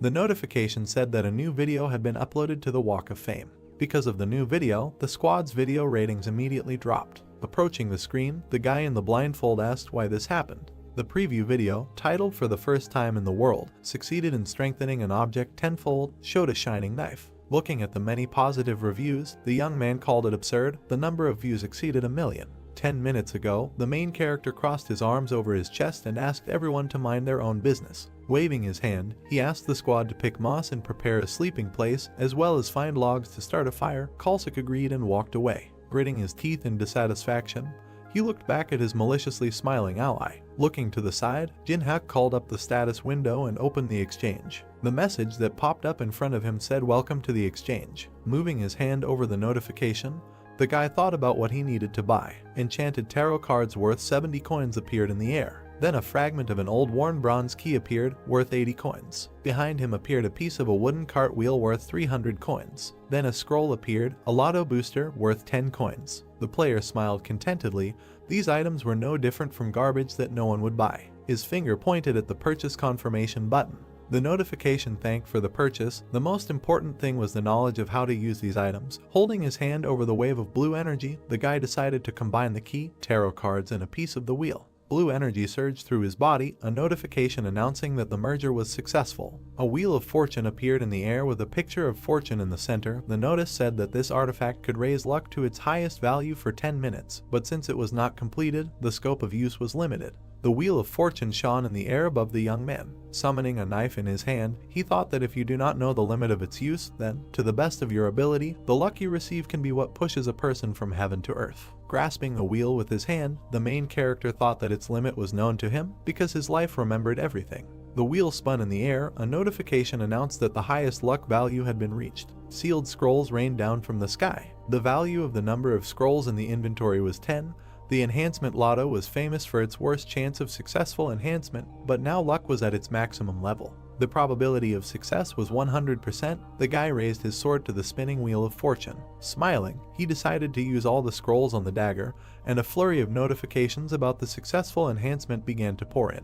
The tip of the dagger began to sparkle. It flashed in the owner's hands, a notification announcing that an old level 10 dagger had been received. The new notification said that the player became the first on the Korean server to succeed in creating a level 10 item, for which he was awarded 5,000 coins. The corresponding achievement appeared on the pedestal. The notification stated that starting tomorrow it will be placed on the Walk of Fame for the whole day. The main character swung his new weapon several times. Placing it on his shoulder, he thought that finally a truly worthwhile thing had fallen into his hands. The 10th day of life in hell, Kalsik and Pakana sat on the floor, hugging their knees. There was a fire made from collected branches on the floor. A moss bed lay nearby. There was no food in the dungeon except mushrooms and moss. The girl watched with disgust as her friend ate fly agaric. She looked away. Jinhyuk was lying on a bed next to the fire. A memory surfaced in her head of how they were attacked by a minotaur who regularly came at a certain time. Pakana remembered how she barely managed to slip under a falling stone block. Because of the changing labyrinth, their life turned into a constant struggle on the brink of death. Imagining her forced ally swinging his sword, the girl was amazed at how easily he took it all. Holding her knees tightly, she said that they would die if this continued. Kalsik agreed, saying that this demon would use them and abandon them at the first opportunity. Anonymous comments began to appear before the eyes of the squad leader, giving advice or simply discussing the situation in the labyrinth. Knitting her eyebrows, the girl asked in a whisper if anyone had found information about this man. Users said that no information could be found because YouTube personal blog, and all information were blocked, and he did not have a broadcast channel. Seeing this, Pakana lowered her head, thinking that they had chosen terrible people for the support group outside the tower. Frowning, she asked if they had passed on the information to the Elder and what the Raven Guild was saying. The anonymous man replied that nothing was known about this labyrinth and that it would take the guild 3 weeks to find them. Putting her hand to her face in disappointment, the girl thought that 3 weeks was too long. Throwing the last piece of mushroom into his mouth, Kalsik asked what they were saying in the guild. His friend replied that there was no information. Looking at her ally sleeping on the floor, she decided to share her thoughts with her friend. The guy was lying on his side with his back to the fire. Pakahana said that if you kill him and hold out a little longer until the Elder arrives, you can survive and get out of this hell. Knitting her eyebrows decisively, the girl said that the main question was how exactly to get rid of the guy. Kalsik picked up a stone lying on the ground, saying that killing it while he was sleeping was the best solution. Raising his hand, the young man said that few people could live with a broken skull. His girlfriend suddenly stopped him, grabbing his arm. Kalsik looked at her incomprehensibly. The girl said that this man has a reaction speed like a real monster. The main character did not move. Lying on a moss bed, the leader of the squad said that they were powerless, because there was a high probability of a counterattack, even if they attacked on the sly. Throwing an incredulous look at her, the guy asked what they should do then, because they could not just tolerate this and continue to suffer. Starting to look for something in her purse, Pakana recalled that her friend was a member of the Black Raven Guild and said that he had given her something in case of danger. The leader of the troop took out from her bag the poisonous sting of a giant immature pumpkin wasp, 1 drop of which could kill 100 trolls. Smiling evilly, she proposed to act in a way that could not be resisted. The main character lowered his eyes in displeasure. In his hands was a wooden board with fried moss and mushrooms. It felt like they were making a survival movie. Taking the mushroom with improvised sticks made from mouse bones, the girl said that she needed to catch a mouse or a moth, then there would be something edible besides mushrooms. Jinhyuk, sitting farthest from the fire, asked to give him some more mushrooms and water. The guys immediately fulfilled his request. Putting more mushrooms on the plate, Kalsik noticed that they still had plenty of this nasty stuff. Throwing a disapproving glance at him, the girl mentally called him weak-willed. The main character put a piece of mushroom in his mouth. Anonymous comments were glad that he swallowed the poison. Pakana smiled contentedly. Kalsik watched him, chewing his portion. The plate of mushrooms fell to the floor. Black liquid gushed out of Kalsik's mouth. The guy grabbed his throat. The veins on his body swelled. Jumping up from her seat, the leader of the squad was frightened to see her friend squirming in unbearable pain.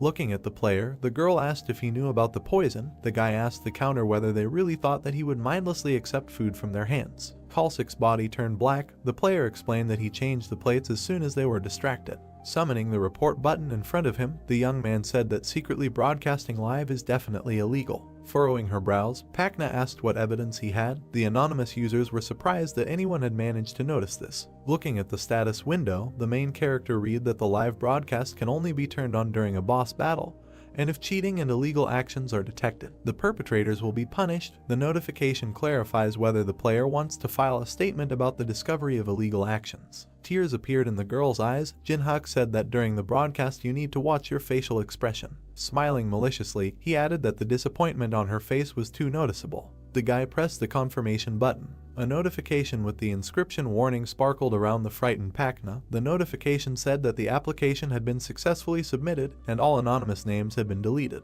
The girl pressed her hands to her chest. The live broadcast screen behind her began to disappear. She turned around to look at the screen. The users did not understand what was happening. One by one they were disconnected from the server until there was not a single connected viewer left. Notifications said that these people would not be able to watch the video for a month, and if they violate it again they will be deleted permanently. Seeing that the number of spectators was 0, the girl asked how this happened. A new notice announced that the player's fine had been replaced by a merciless fate.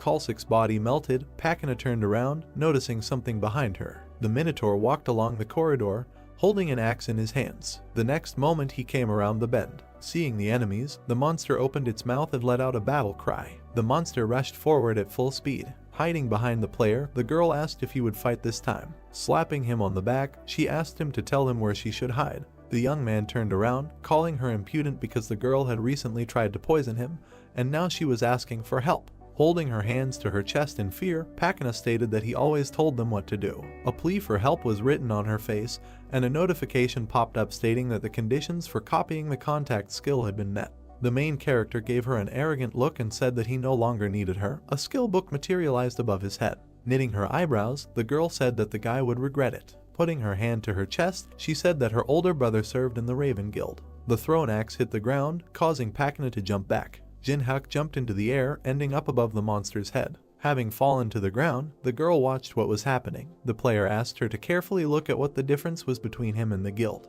He swung the sparkling knife. Making a jerk down, the guy hit the minotaur right in the back of the head. There was a shallow cut on the monster's head. Swinging its fist, the monster hit the wall, causing its enemy to jump back. The player landed on a stone tile, thinking that he was able to deal damage thanks to his breach skill. The powerful tug caused the rocks under his feet to crumble. Rushing forward, the guy concluded that he couldn't just kill the monster. Noticing something, he glanced to the side. The axe flew over him, forcing the player to slide along the ground. To win, it was enough to create the same situation as last time. Looking at the enemy, the young man clenched his teeth. The notification said that the first level fire element was activated. The flames rushed towards the minotaur, who put his hands in front of him for protection. Breaking through the flames, the monster screamed furiously. Having rushed past, the main character was able to strike at the monster's legs. The minotaur fell to one knee. The player was behind him and asked the monster not to rage so much. Grasping the knife tighter, he thought that as muscle builds, the meat becomes tougher. A satisfied smile appeared on his face. The minotaur lowered his head, steam coming from his mouth. The moment had almost arrived for the monster to use his last card.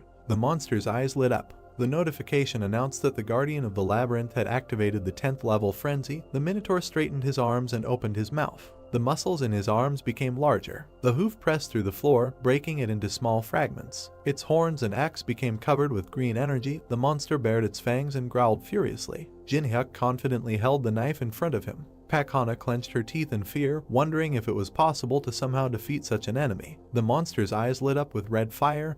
His mane stood on end. The 10th level frenzy icon appeared. This skill increased strength, attack speed, and movement speed by 30%. An additional ability was an increase in intelligence, allowing you to speak human language. Opening his mouth, the minotaur declared that he would tear the man into small pieces. Holding an axe in front of him, he added that he would trample him into dust so that he could never encroach on this place again.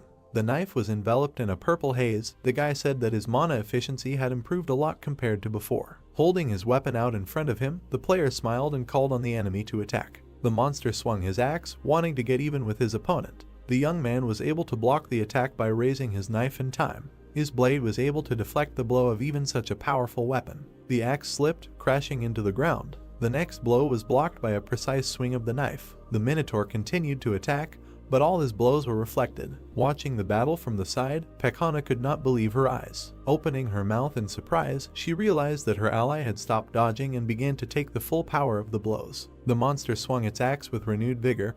Even if all the guild members were here, they would not be able to defeat a boss-level monster that had activated a level 10 skill. The girl called the guy crazy, a drop of sweat running down her tense face. The blades of the two weapons crossed again. The young man parried the blow. Pakana did not understand how he could smile in such a situation. Frowning, the main character thought that he was stuck. Imagining how he was drowning in a bottomless abyss, Jinhyuk thought that with all his soul he hated the reality in which he felt helpless. The notification said that the player had died. That in reality, that in the game the difficulty was like hell. The notification said that the number the breach stats received were 57.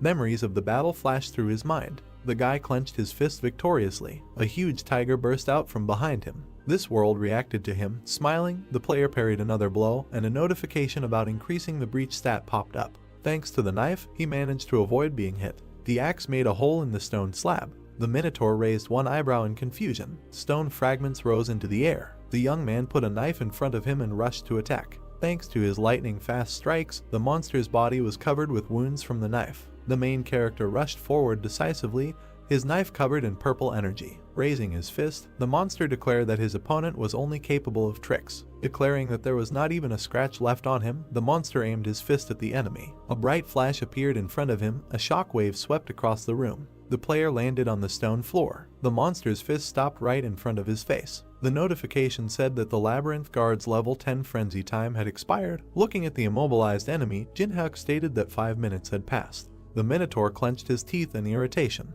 The demon with horns was shrouded in flames. Frenzy was capable of exerting its maximum strength in 5 minutes, but after that there would be a penalty where the user would fall into a state of suspended animation for 24 hours. A corresponding notification popped up warning of a penalty. The minotaur fell to the ground, causing a status window. The guy said that he had 50 breach stat points, which could reduce the difference of 19 levels. Smiling, he thought that over the next few days he would reach 100 points. Pakana looked out from behind the stone, asking if the battle was over. The player replied that the rage was over, but they managed to get rid of the monster only for a while. Hearing that the monster would appear again if the labyrinth changed and a day passed, the girl opened her mouth in horror. Sticking 2 fingers forward, the young man declared that there were still 20 days left. 20 days later, the stone floor of the dungeon was destroyed. The Minotaur raised his axe over his head. The young man easily dodged a sharp cutting blow from the right.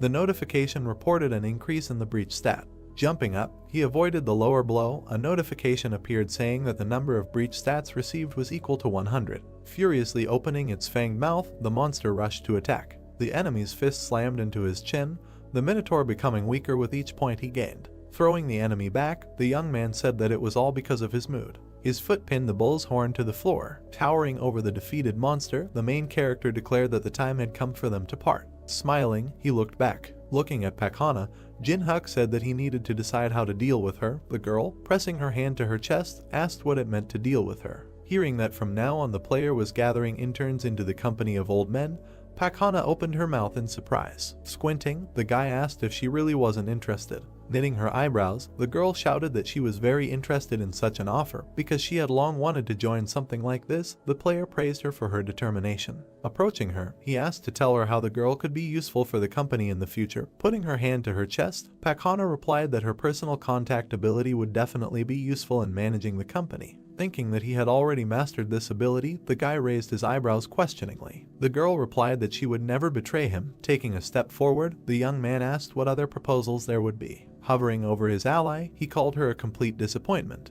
Hearing that the main character was ready to make a verdict, Pakana began to cry, begging him to give her more time. Smiling evilly, the player stated that there were no interns who had joined the company of old men. Raising her eyebrows in fear, the girl shouted that she would give him Braham's ring. Clutching his leg, she asked for her life and stated that her older brother had made a deal with China and provided ginseng to Koryo as payment. Looking at her from under his brows, Jinhyuk wondered how Braham's ring could have fallen into the hands of the Black Crow Guild. In the center of the golden ring, a red gem sparkled. It was one of the best items that can be obtained on the first floor. The ring increased movement speed, resistance to magic, and allowed it to restrain the mana of monsters. The guy's eye sparkled. Thanks to the Eye of Truth, it became clear that the girl's words were true. The corresponding notifications reported this. Putting his hand on her shoulder, the player congratulated her on gaining the status of an intern in the company of old men. Holding out 3 fingers in front of him, he said that the interns were not paid and that the interns should arrive whenever and wherever they were called. Hearing that the contract remained to be signed, Pakana widened her eyes in surprise, not understanding what she was talking about. The notification announced the reading of the memories of the world, and the powers of the contact and fire element skills appeared in the guy's hands. A plus sign appeared between the skill icons. A notification indicated that the merging of 2 skills had begun. A ball of blue energy appeared in the player's hand. He stated that it would be a little hot. The notification said that the soul brand skill had been obtained. The young man put his hand on the girl's shoulder. She asked in fear if this was really a contract. Raising his hand over her, shrouded in energy, the protagonist asked if Pakana really thought that she would just need to put a stamp on a piece of paper. Tears appeared in the girl's eyes. The player congratulated her on joining the Black Enterprise. The notice stated that the soul brand was carved on the intern's face, and a woman's scream was heard in the depths of the labyrinth. An icon for the soul brand skill appeared. The description said that the object on which the mark was placed was obliged to obey the orders of the owner of the skill. If the rules were violated, the object's body would ignite. The gates of the labyrinth opened. The notice said that the first floor maze had been completed for the first time. The girl fell on the grass, rejoicing that she managed to survive. The notification said that players would be on the honor list for 1 day and would receive 5,000 coins. Looking at the notification, Pakana was surprised by such a reward for all the torment. Hearing the young man calling her, she looked back. Putting his hand in front of her, the main character ordered to give all the money. The coins flew into his status window. Now he had more than 10,000 coins, and there was most likely no player with more money yet. Pointing his finger at the intern, Jinhyuk ordered Braham's ring to be brought within 3 days. The girl objected, saying that 3 days was too little. Gathering blue energy in his hand, the guy stated that the time had been reduced to 2 days. A burn in the shape of a human palm appeared on Pakana's face, and she promised to bring the ring. The news was broadcast on a huge screen on the roof of the building. A man in an official suit announced that in a week, the strongest guild in Korea, Tangun, plans to defeat the boss of the 3rd floor. Emblems of different guilds appeared. The Tangun Guild was the leading guild of the country, raising its stakes in the international competition to conquer the tower. The characters walked down the street past the screen. The news anchor asked if there were any statements from the Chinese. Knitting his eyebrows in confusion, the man said that it was better to try to capture the tower on his own rather than wait for help from another country because the Tangan Guild was able to cope without outside support. Watching what was happening on the screen, the player wondered if these people would regret their decision to go after the boss of the third floor. Imagining the tower, he realized that they were in such a hurry because they wanted to get as many resources as possible. Presenting the map of the tower, the young man decided that there was no need to go to the third or even the second floor because only 90 days were given to each floor. A message appeared about moving to the next level.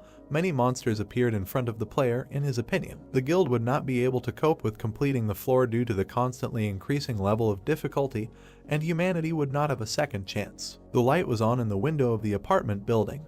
The main character decided to begin by collecting all the information about the events of the last month. There were bags of garbage in front of the front door. Holding the phone in his hands, Jin-hyuk wanted to turn to informants whose information could be trusted in order to find reliable information among the gossip. A tab called Community Challenge Towers appeared on the phone screen. The site had a user search function. The main character was sitting at a table in a cafe. A guy with blonde hair introduced himself as Teeman and said his nickname was Bald Head. His strangely dressed avatar was holding a Molotov cocktail in his hand.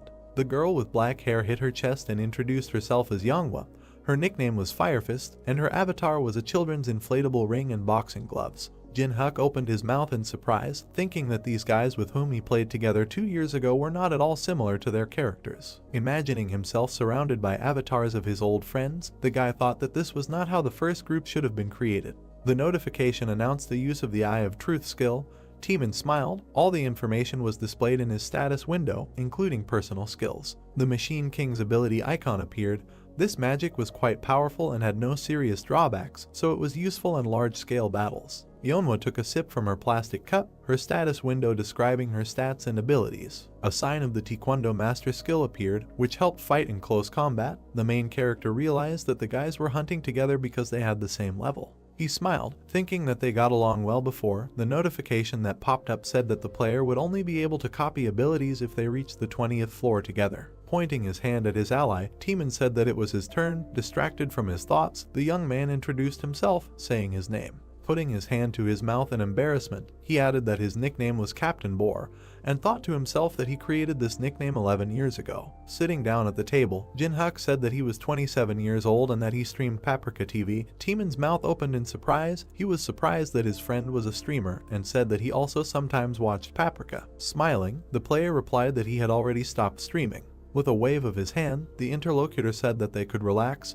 because they had been playing together for many years. Yanghwa, sitting next to him, agreed with him. The thought flashed through the guy's head that his friends were too sociable. He remembered the smiling Jongsu who wanted to use him. An image of Pak Hana with burning eyes, who was about to betray him, appeared in his head. Sitting at the table with his old comrades, the young man thought that for the first time he felt comfortable after communicating with many hypocrites. In front of the hologram of the earth there was a chessboard. From his friends the player managed to learn what happened while he was in the labyrinth, for example, how the main guilds of the world developed. He also learned about streaming trends. The man opened a window in front of him to record videos. People in robes hid their faces behind black masks. The main character learned about the appearance of a group of miners who created a certain factory and were engaged in kidnapping people. Teeman raised his eyebrows in surprise and asked if his friend had really been missing for the last month. Hearing an affirmative answer, the young man clarified whether his friend had taken the test. After scooping ice cream into a spoon, the main character asked what kind of dough we were talking about.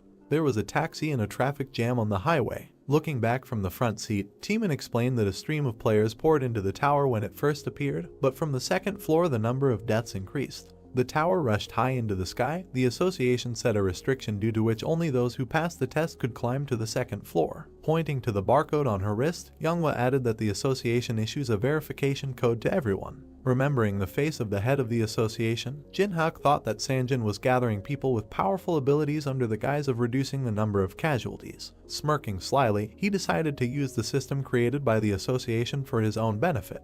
There was a screen with the earth depicted on it hanging on the skyscraper, and the taxi stopped at the entrance to the building. The symbol of the association appeared. After its creation, players who received a grade below F lost the opportunity to go to the second floor, and the dossier was stamped failed. People cheered as they stood in front of the man with the sword. Players with high scores immediately began to receive offers from the top guilds in the country, so 3 types of people gathered at the testing site.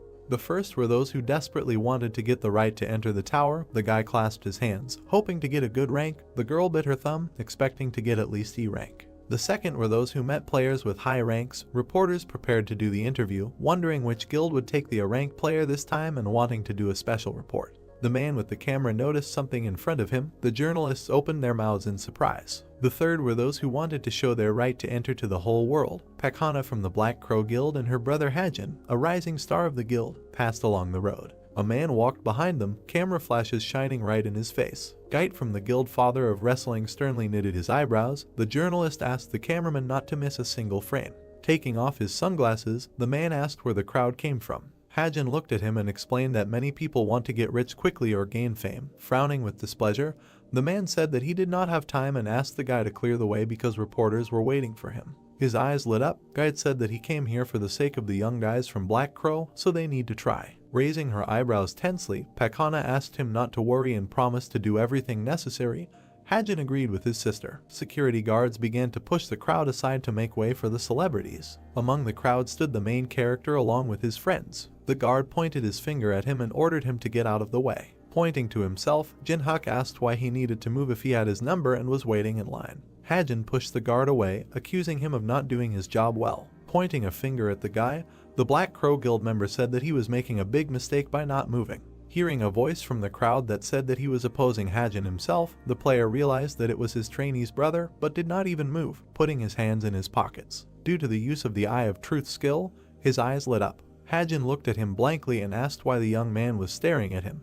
All the characteristics were displayed in his status window. The notification said that in order to copy his personal ability, the player needed to raise the target's interest to the maximum, and to copy one of the skills it was necessary to raise hostility to the maximum. With his eyes widened, the guy realized that he could provoke the copy target to gain his skill. While Hajin was trying to prove his point, Pakana approached them. Seeing her boss, the girl opened her mouth in fear. Her brother turned around, explaining that the man didn't want to leave. The main character grabbed him by the index finger. The next moment, the finger was broken. Hajin immediately grabbed his swollen red finger, whining in pain. Jinhyuk calmly drank the water, not worrying about anything. Hajin's eyes lit up and he removed his hand, which was immediately enveloped in strong magic. All the people around were in shock. They called for everyone to run to the scene of the clash and look at what was happening. Janek, noticing something was wrong, looked at his opponent in surprise. At that same second, he grabbed the open bottle of water tighter. Hajin was already heading towards the main character when suddenly water got into his face and eyes.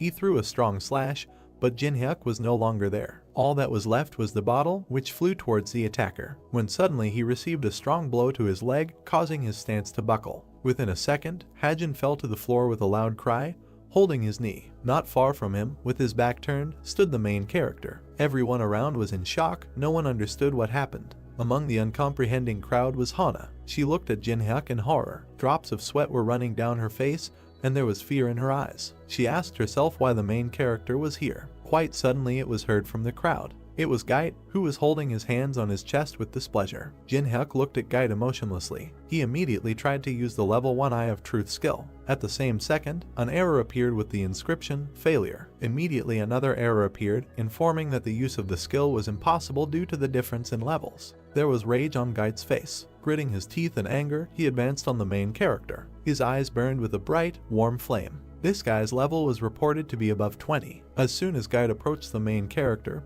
he looked up at him and said that he didn't know that Hajin had a nanny. Then Gait calmly replied that this requires an eye and an eye, but nothing, Kajin is quite a useful fellow. Immediately Jinhyuk tensed. Frowning his brows, he asked if what Hajin supplied to China was ginseng from the Goryeo dynasty. Hearing this, Gait became furious, gritting his teeth and asking how he knew. All the people and reporters around heard this and did not understand what they were talking about. With his arms outstretched, Jinhyuk nonchalantly replied, "Does it matter how he found out?" and then asked if Gait would ask the right question.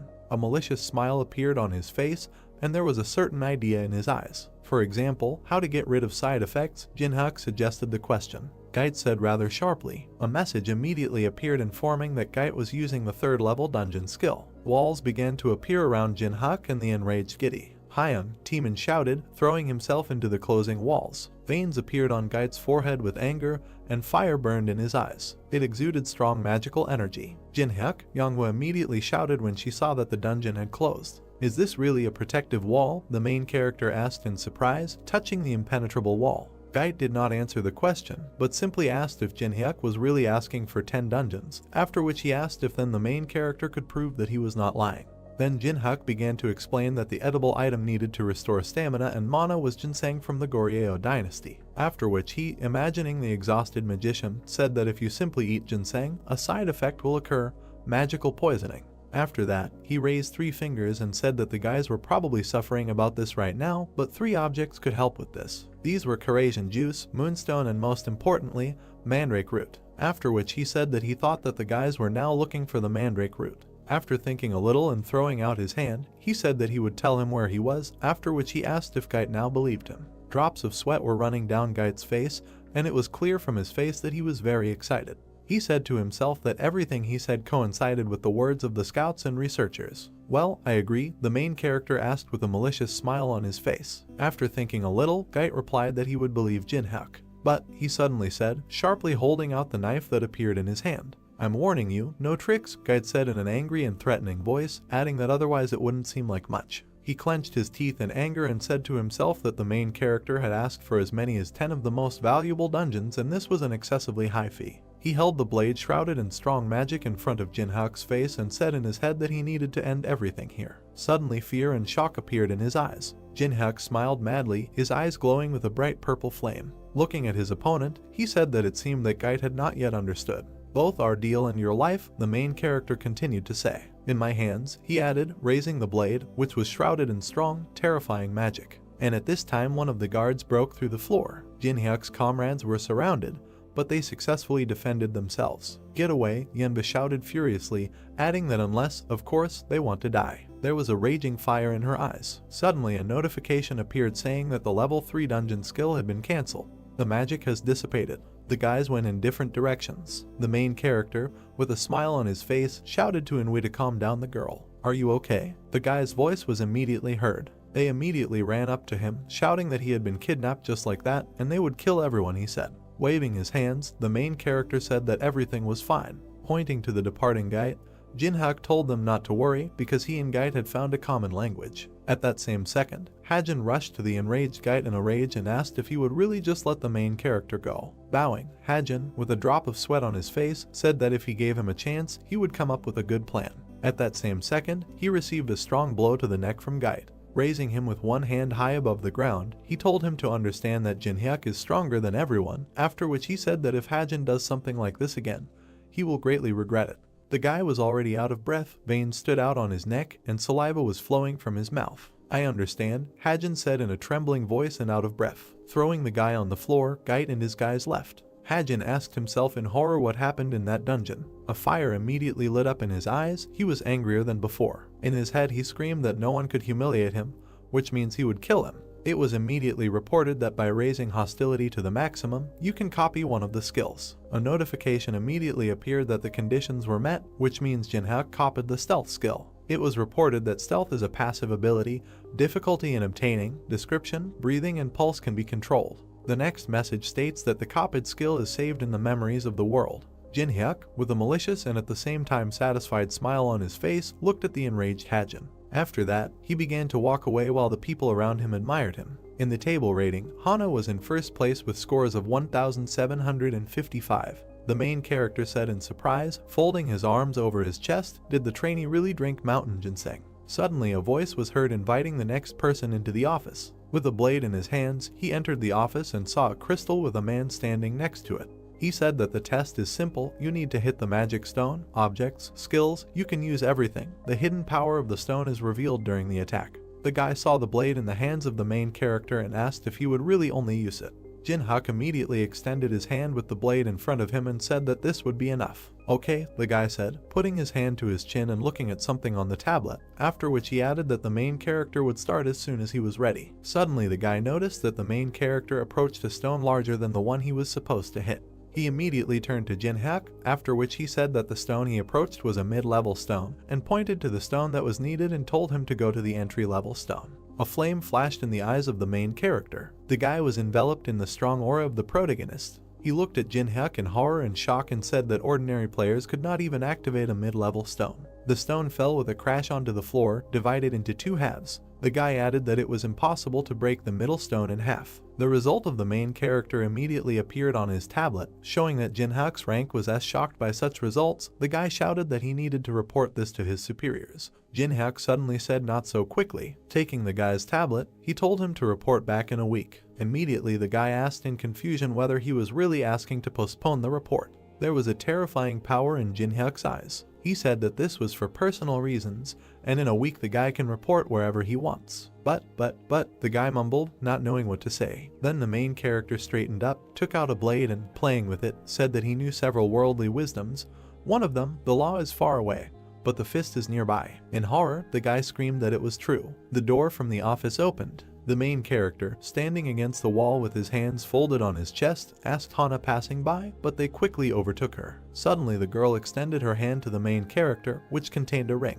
It was Braham's ring. Difficulty of obtaining a magic resistance +10, movement speed +5%, ability suppression +20, description suppresses the monster's magical abilities. Taking the ring in his hand, he turned around with a satisfied face and was about to leave. Hana immediately screamed, pointing to her face to remove the brand from her because she kept her promise. As he left, Jinhyuk waved his hand and said that he would look at her behavior. Why suddenly surprised voices were heard. These were his comrades. Teeman, with a drop of sweat on his face, asked in confusion whether the main character really had an F rank. Then Yanghwa, in an equally confused voice, said that she thought that the main character would have a higher rank than them. It was day outside. The sun was shining. The voices of the protagonist's company were heard from the huge building. Jinhyuk replied that this was just a temporary result, after which he said that he needed to take a repeat test in a week. They left the building. A taxi immediately pulled up to the guys. Yanghwa, walking to the car, said that the second test was in the dungeon, after which she asked the main character how it would pass. Jinhyuk, getting into the car, said that he needed information, after which he added that there was no need to worry about him because he would write later, and let the guys go to the tower. After sitting in the car and buckling down, the main character folded his arms across his chest and said to himself that the first test determines the rank based on magical power, and the one who passes this test moves on to the second. He introduced the huge monsters and orcs located in the dungeon, after which he said that the task was simple. He needed to go through one of the dungeons of the tower. There were no restrictions on difficulty. You could choose any opponents, even goblins or orcs. At the same moment, he imagined a completely different place. In the hall that he presented, a beautiful girl with beautiful wings was sitting. Jinhyuk said that the place where he would go is the ancient ruins on the first floor, after which he added that neither in the 11 years that they played the tower, nor now that it appeared in reality, no one was able to pass this forbidden zone. When was the last time I was here? He asked himself, finding himself in a new dungeon. He had a satisfied smile on his face and a huge backpack behind his back. They came to the abodes of the fallen, when suddenly his thoughts were interrupted by a can of soda hitting him in the head. They immediately shouted at him to tell Jinhyuk to drag his suitcases. Mountain ruins, first floor of the Tower of Challenges. Warkug was very beautiful. Waterfalls flowed and rocks flew in the air. In his head, Jinhyuk said that with an F rank, he couldn't go there alone because the guild guarding these ruins wouldn't let him through. They marched forward in a huge expedition. He added that the best option was to go as a porter. Suddenly, one of the team turned to Jinhyuk and asked how he got here. The main character looked coldly at the questioner. He smiled and said that he needed a lot of money to survive. To this the stranger smiled back and said that everyone needs money. Suddenly, he showed a picture of his family on his phone and said that he was here to feed his wife and children. Jinhyuk's face changed at that very second. He immediately realized that this man was one of the suicide players. They moved further and further. The traveler said that both of them with rank F should be extremely careful. Where they point, that's where we go, because the equipment doesn't work inside and the ambulance won't come. Don't worry, the main character said with a confident and warm smile on his face, after which he added that those who are here will at least return home unharmed. Yes, the stranger asked, a little confused, turning to the main character. Cold sweat broke out on his face. The sky was blue. The sun illuminated the mountains and the earth. The stranger suddenly laughed and thanked Jinhyuk for his kind words, after which he praised him for being braver than the others. It was reported that the quest for the raid group was beginning. A scroll appeared indicating a raid. It was reported that this is a raid on the capture of ruins.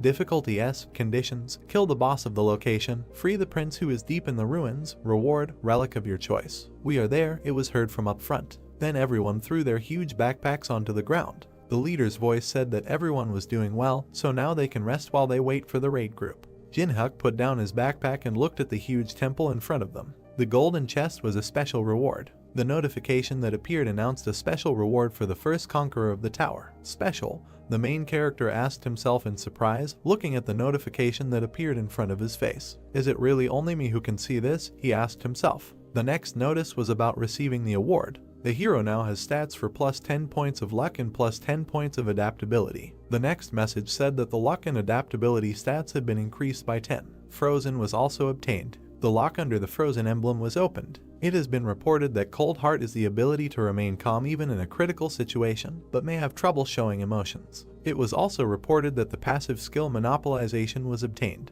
The lock under the Monopolization emblem was opened. It was reported that if Jinhak completed the quest alone, the reward for completing it would be the highest possible. This, the main character said in confusion. Suddenly a crazy smile appeared on his face, and madness was also visible in his eyes. He asked himself how cool this was. He put his hand to his mouth and thought. Jinhak presented several chests behind him with various rewards. He said to himself that even though there were an incredible number of awards in the tower, to receive at least one was great luck. With such passiveness, I don't even need luck, he joyfully said to himself. While he was thinking, a bright light suddenly shone in the center of the temple. It illuminated everything around. After a few seconds, barely visible figures appeared in it.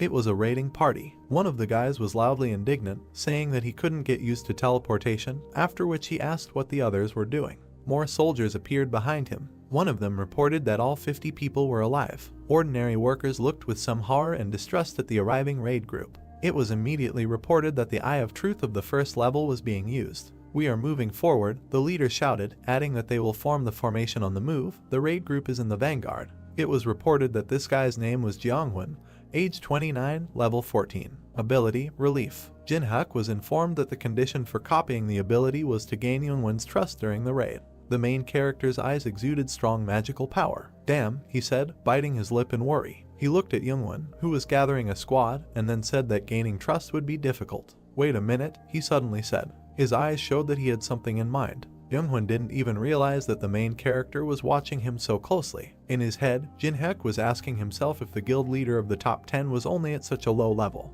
He stood with his arms crossed and watched, saying in his head that he would not be noticed. Destroyed temple. There was devastation everywhere, nothing was whole. The roots of the trees have already sprouted everywhere. A mage from the squad, stopping in front of pitch darkness, turned to everyone and told everyone to follow her, because if someone gets lost, no one will save him. It was reported that the lamp skill of the first level is activated. The staff in the woman's hand glowed bright red. Strong magic was released from the staff, lighting up part of the corridor. The corpses and bones of other raiders and monsters appeared in it. Ordinary workers, going inside, were very frightened. Looking around, they asked if these were ruins. The guys walked past monsters that had long been killed by the raid group. Well, there was a massacre here, said a passing worker. They walked further and further. Looking around, they said that the atmosphere here was very scary. Suddenly Chongwen and his troops discovered what they had come for, after which he called all the workers to come to them. There was no positive emotion on Jinhak's face. He looked at the squad leader with contempt. It's strange, the main character said in his head, asking afterwards if there really were any losses, although they endured so many monsters. Remembering how Yungwen had just recently shouted about formation on the move,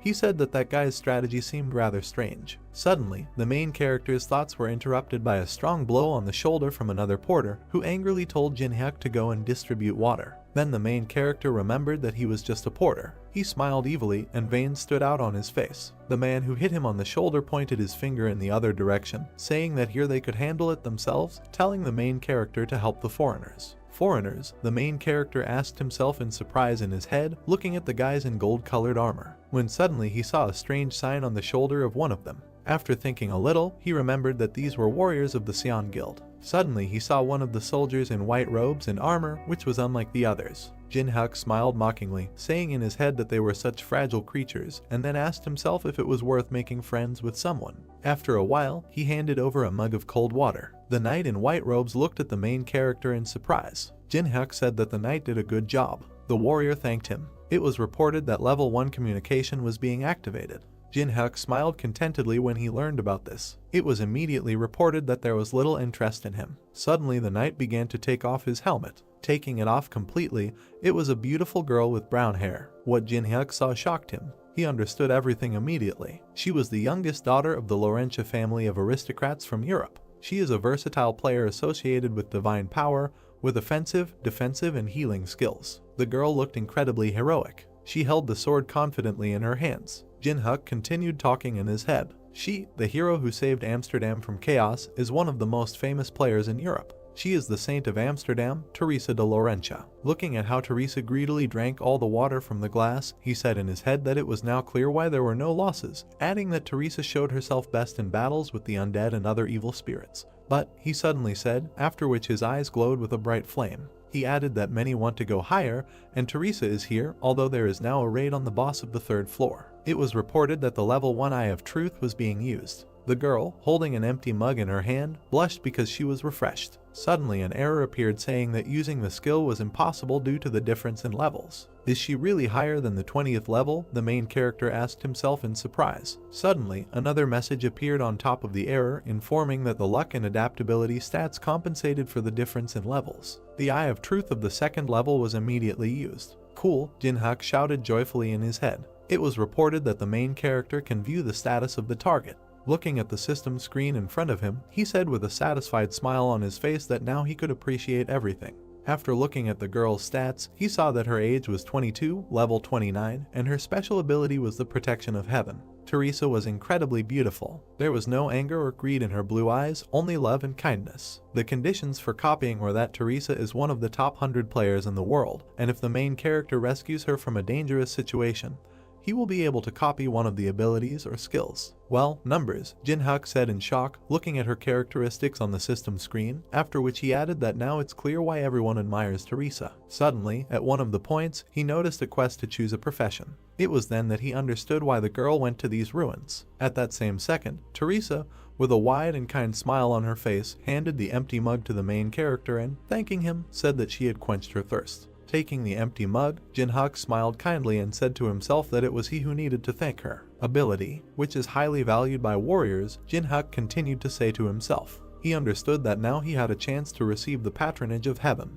Jin-Hyuk only had to find out what situation could be dangerous for this paladin and how he could save it. Suddenly the temple began to shake violently and collapse. The warriors called for their leader. He ran as fast as he could towards the soldiers. He was terrified, there was fear and bewilderment in his eyes. What he saw left him speechless. Trouble, said one of the soldiers. Sentinels, he said slowly. Already dead? The girl continued, sitting next to the corpse of one of the guys on their team. Further down the corridor there were more corpses. Ruined guardians were reported to be keeping an eye out for trespassers. A huge mechanism flying in the air looked at the entire raid squad. Remaining time is 10 minutes. Unknown cubes, shrouded in strong magic, began to appear around the guard. It has been reported that the ruin's security system sleeping bomb activates when intruders appear and summons guards when activated. In his head, the main character said that if you don't touch her, nothing will happen. At this moment, Chongwon grabbed his head in horror and panic, shouting to the entire audience who turned on this monster. It's late, only 10 minutes left, Jin-Hyuk said to himself. Veins appeared on Youngwon's face. The leader's face was illuminated by the light from the guard. There was fear and the reflection of a monster in his eyes. In his head, Jeongwon said that fighting the guards with their strength would be suicide, adding that at least half, even more, would die. After that, he began to wonder what if they evacuated the civilians in 10 minutes. It's impossible, Jeongwon suddenly thought. This word seemed to be endowed with magic that forbade him to make the right decision. There was madness in the leader's head. He screamed to himself that he couldn't stop even before he started, adding that he worked so hard to become the head of the guild, so he couldn't stop now. We continue the raid, Chongwon said firmly. The terrified soldiers ran up to the commander, saying that they had not even gone halfway, so the guards would attack from all sides. Drops of cold sweat ran down Youngwon's face. Gritting his teeth, he ordered the soldiers to shut up and follow him, adding that he would take responsibility for everything. Even without a second team there is a chance for success, he said. Pointing to Teresa, he said that they had her. At this time, one of the soldiers ran up to a gathering of guys resting nearby and told them that the guards had woken up. One of the vacationers indifferently said that the one who reported about everything was worried, explaining that such a huge guild as Parhi would not act without countermeasures. True, the informer asked in surprise. Of course, the archer said, jumping up from his seat, adding that loners like them just need to obey the head, after which he said that most likely, the guild had probably already destroyed all the guards. Suddenly, a huge hand appeared behind him. A second later, the archer was turned into a bloody mess. The remaining frightened guys stood in a circle, preparing to defend themselves. We are in a very bad situation, the informer realized. Huge magical armor appeared around the guys, the main forces of the raid group. "We are preparing for battle," Chongwon shouted, after which he added that the tanks are forward and the bearers are back. Quickly, he shouted, ordering the porters to distribute buffs to the tanks and the healers to get ready. People immediately began to rush from side to side, following the commander's orders. Taking a stance and raising his shield in front of him, he suddenly began to glow. It was reported that Youngwon would activate level 3 steel defense. It was also reported that Jiangwon had activated level 2 combat concentration. Tanks began to gather next to him, on which buffs began to take effect. The mage behind them took off, a magic circle appeared below her, and the staff she raised above her began to glow. It was reported that this girl had activated the 2nd level angel song. The stats of all warriors have increased. "They're getting closer," Youngwon shouted, ordering everyone to stay in formation. At that same second, huge armor jumped onto the line. A blow from a huge axe struck the commander's shield. He was able to contain it. Then the guard stood up. "Leader," it was suddenly heard from far away. It was those 3 guys resting to the side. They were very exhausted defending themselves from the guards. The informer shouted, asking for reinforcements because they could no longer cope. The mage girl pointed at the guys, saying that they needed to help the solo players. At that same second, Youngwon ordered the girl to shut up and concentrate on the battle. The commander understood that in any case there would be casualties. Beads of sweat ran down his face. There was rage in his eyes, and his teeth were clenched from tension. In his head he was screaming that there was no time to think about solo players. The solo players were very scared.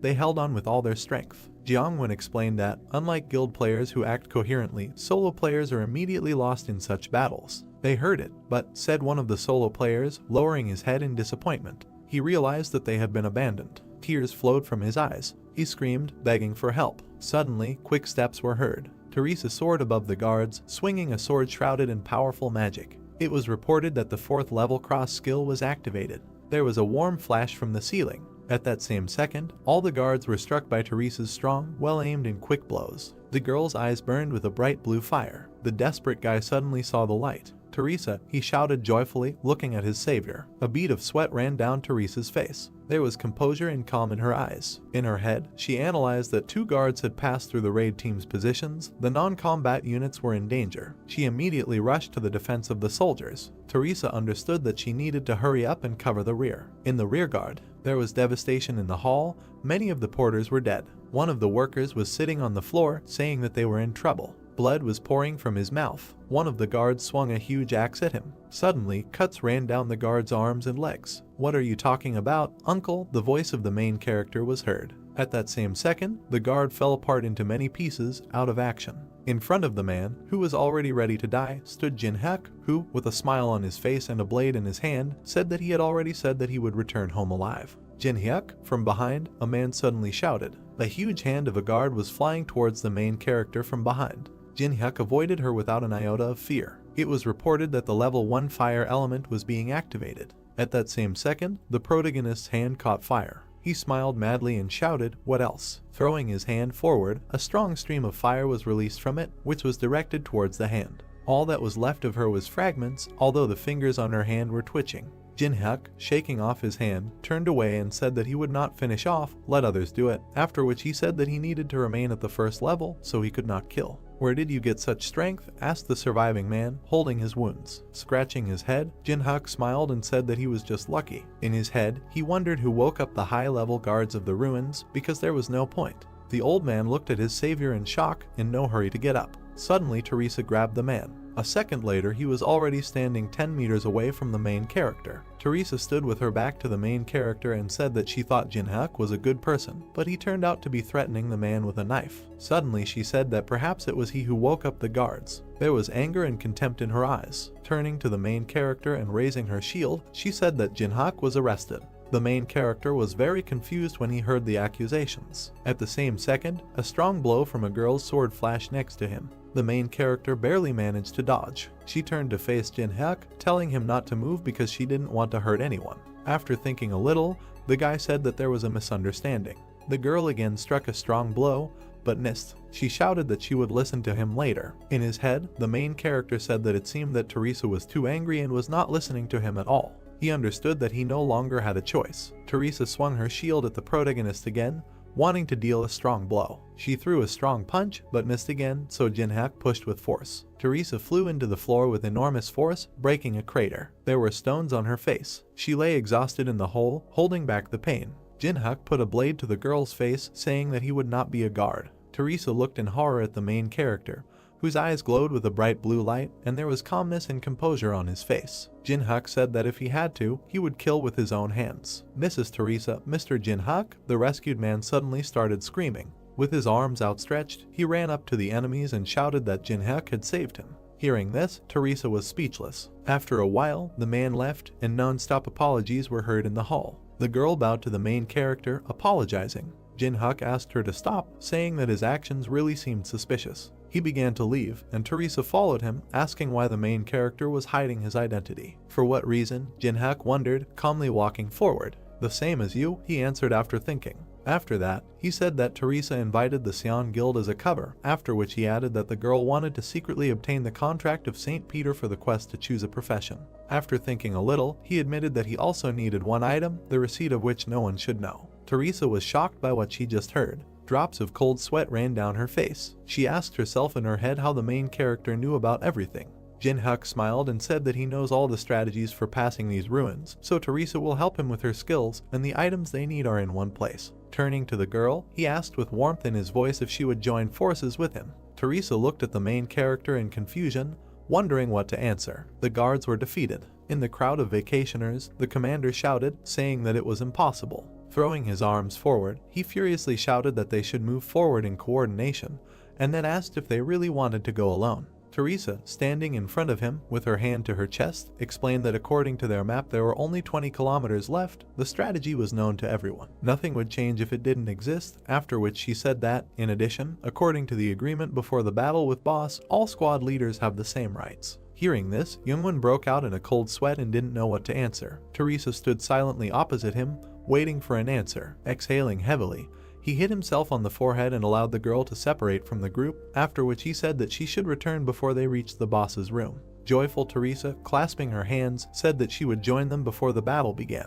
Remembering something, she asked to take one porter with her. Then Youngwon began to walk away, waving the girl away, telling her to do whatever she wanted. Hearing this, happiness and joy appeared in Teresa's eyes. "This is a one-way ticket," the voice of the workers was heard. The porters stood in a huge crowd, praying that they would not be chosen to march with Teresa. Suddenly the main character raised his hand. Coming out of the crowd, he said with a serious face that he was ready to go. Immediately all the workers threw themselves on his shoulders, begging the guy not to follow the lead of youth and to stay with everyone. In his head, Jin-Hak said that no matter what he said, the workers still wouldn't understand. "Uncle," he said suddenly. The main character stopped. A strong, terrifying aura emanated from him. In his head, he asked if it had ever happened to him that when he was young, he was struck by an idea. The porters immediately released the guy, not understanding what he was talking about. At that very second, Jin-Hak turned to the workers and, clutching his heart, shouted that love was burning inside him now, even if he lost his life because of his weakness. Hearing this, everyone present was shocked. Jin-Hak and Teresa started to leave. The porters looked at the guy, saying that he was such a romantic. Exhaling heavily, the main character said that he was tired. Next to him walked Teresa, looking at the main character. After a while they came out into a hall full of monsters. They walked to the edge of the platform and looked down. Teresa pointed to the crypt, surrounded by a magical barrier, and said that the Treaty of St. Peter was in that sarcophagus. "Yes, I noticed that too," Jin-Hak answered immediately. Looking at the girl, he calmly asked her if she understood that she needed to remove the protection. "Yes, I know," she answered immediately. Suddenly a warning flashed in front of them. Teresa looked in shock at the system window in front of her, in which it was written that the master of the abode of the fallen was watching them. Reading the same thing on his screen, Jin-Hak was calm. Rubbing his chin, in his head he said that this was definitely about the boss, after which he thoughtfully said that the boss had never been interested in the players, and now he decided to show himself. Drops of cold sweat appeared on the girl's face. Pointing to the warning, she stammered and asked if the main character saw the same thing, after which she said that it was definitely from the boss, but what did these words mean? Did he really see us as enemies? Teresa asked in confusion and fear, to which Jin-Hak immediately replied that this was not so. Pointing his finger at himself, he said that the boss was a sign of him. The girl looked at her friend in shock and asked herself in her head where such confidence came from. Turning to Jin-Hak, Teresa decided to ask if he really knew the way through. Putting his hands in his pockets, the main character replied that he had known him for a long time. Then, the girl said slowly and shyly. Jin-Hak was unhappy waiting for his companion's question. "Then what should I do?" she asked, putting her hand to her chest. There was fear in her eyes, but she was still ready to do anything. There were many dangerous monsters walking below, protecting the grave. Suddenly, Teresa jumped from the balcony. She landed among the monsters. The monsters immediately paid attention to her. Teresa was reported to be activating a level 5 battle song. For 10 minutes, all stats increased threefold. There was a powerful and terrifying aura around the girl. Her eyes glowed with a bright blue light. She was ready for a fight. What happened a few minutes ago was that the main character said with a smile on his face that her task was simple, saying that Teresa must attract the attention of the undead. The monsters quickly rushed towards Teresa, who was already preparing to defend herself. She recalled the words of the main character, who said that if the girl released her divine energy, raising her hand with the sword, Teresa began to gather all her strength. Then all the attention will be only on you, the main character said in her memoirs. Suddenly she opened her eyes. They were filled with enormous power. The sword in her hands was shrouded in a strong aura. It was reported that the power of a level 5 saint was being activated. A few seconds later, a huge light was heard, illuminating everything around. Its source was Teresa herself. At that same second, all the monsters rushed at the girl. A glowing blade immediately appeared in front of the face of one of the monsters. She immediately cut it down and started working on the others. She handled everyone without much effort. An endless crowd of monsters ran towards Teresa, ready to kill everyone. Immediately, the main character's foot stepped on the head of one of the monsters. Jin-hyuk jumped from head to head, realizing that all the undead were now directed at Teresa. He jumped further and further, moving towards the sarcophagus. In his head, he said that thanks to the control from his companion, he would not enter and increase his level. Suddenly, he felt incredibly strong and ominous magic. The huge sarcophagus exploded at that very second. A huge skeleton emerged from it, shrouded in strong and terrifying magic. It was reported that elite undead had appeared and special dead had risen. The floor was on fire, and the main character was covered with debris. A few seconds later, Jin-hyuk stood up from the rubble. There was a satisfied smile on his face. In his head he said happily, the mini-boss had finally appeared. At that same second, a huge guard sword appeared from behind a column of smoke. Noticing him in time, the main character deftly dodged without receiving damage. As he dodged the sword, he said in his head that Durahan shouldn't have been here or the conditions had changed because of Teresa. He immediately began to run away from the guards who surrounded him. A few seconds later, he jumped on the guard, starting to attack him, and at this time the lick used strong magic, destroying everything around him. The main character understood that it would be easy to deal with him. Then he added that you need to be careful with flying monsters. At that same second, the lick raised the staff in his hand above himself and began to accumulate enormous power in the weapon. After a few seconds, he pointed his staff at Jin-hyuk, about to release strong magic at him. Black lightning bolts of black magic were released from the staff. Noticing them, the main character smiled contentedly and began to dodge. The lightning passed right next to his face, but without hitting him, it rushed towards the protective barrier of the crypt. Upon reaching it, the barrier cracked. In his head, Jin-hyuk said that in general, such a defense would not be difficult to deal with. A few seconds later, the barrier shattered into pieces. It was reported that the 5th level magical defense had been destroyed. The lick didn't know what to do because he was the one who destroyed the barrier. Without wasting any time, Jin-hyuk ran towards the lick. A blade appeared in his hand, shrouded in powerful, terrifying magic. And there was a crazy smile on his face. He ran through all the guards blocking his path, cutting them down. He looked with contempt and hatred at the severed parts of the guards. Looking at Teresa, who was constantly slashing at the monsters around her, he said that it looked like she would be done soon too. "There is only you left, skeleton," said the main character, looking at the lick, who, apparently, was confused. At that same second, with one powerful and sharp blow, he was cut into 2 parts. Surprised, Jin-hyuk looked at what happened to the lick. "I finally found you," came the stranger's voice. A foot stepped on the monster's crushed skull. At that very second he was crushed with force. The one who reads all the movements of monsters like an open book was suddenly said by a stranger. It was a small guy with a sword in his hand. He said that he was sure that the main character would come here. "Long time no see," he said, extending his hand with the blade towards Jin-hyuk. This guy's eyes glowed bright blue. "You," the main character answered in confusion, looking at the guy. Not recognizing the stranger, Jin-hyuk shouted, asking who he was, to which the guy with the sword replied that the main character should remember him. When suddenly veins appeared on his face from anger. He angrily asked if he really didn't recognize him. "You don't recognize me?" the stranger shouted again, pointing his sword at the main character. The Eye of Truth has been reported to be used. Lightning oozed from the main character. It has been reported that stat effects compensate for the difference in levels. The player's status opens. The guy did not lower his sword, aimed at the main character. This guy's name was Yusung, age 28, level 29, ability Sword Song. It was reported that the copying conditions are such that Yusung believes that he is the best swordsman, so Jinhyuk needs to defeat him in a sword fight, breaking the guy's self-confidence. Looking at Yusung's sword, he recognized that the iron sword was from the Qianlong dynasty, when suddenly he remembered that this was the same item that had disappeared from the museum. He imagined Yusung stealing that sword and then said in his head, what if it was that guy? Afterwards, he remembered the times when Challenge Tower was a virtual game. That's when Yusung lost to him. It was after this defeat. The next moment when Yusung came to him was on a completely different floor where Jinhyuk defeated the next boss. Wherever he was, the main character said, Yusung challenged him again and again. This warrior is eager to fight. Pointing his finger at Yusung, the main character recognized him as that same stalker. The guy himself was very angry. Gritting his teeth, he angrily said that Jinhyuk didn't recognize him because the game became a reality, after which he asked if the main character really underestimated him that much. Putting his hand to his face, Jinhyuk tiredly asked if it was Yusung again, adding that he constantly challenges him to fight just to play. This time it will be different, Yusung said, holding the sword in front of him. He was very angry and said that they are both at the very beginning of their journey, so Jinhyuk has no advantage now. The main character turned away and coldly said, what if Yusung wants to fight, then he won't stop him, when he suddenly asked if he could handle it. At this time, his partner ran up to him from behind. Pointing his finger at her, Jinhyuk said that she wouldn't just stand by and watch. Teresa ran at all speeds to her comrade. Exhaling angrily, with hatred in his eyes, Yusung said that his opponent had an interesting partner, when suddenly he shouted that he would not allow anyone to interfere with them. Suddenly it was reported that Yusung was using the level 5 battlefield selection skill. Yusung's blade was shrouded in strong magical power. The guy pointed his blade at the floor. Hitting the floor with force, a huge blast wave was heard. The main character stood next to a broken grave with things. In the very corner there was a small glow, from which strong magic emanated. The space began to change. Teresa called out to her comrade, who was reaching into the grave for light. Jinhyuk took out a small ball from the sarcophagus. With a satisfied smile on his face, he looked at Teresa and said that they would meet again.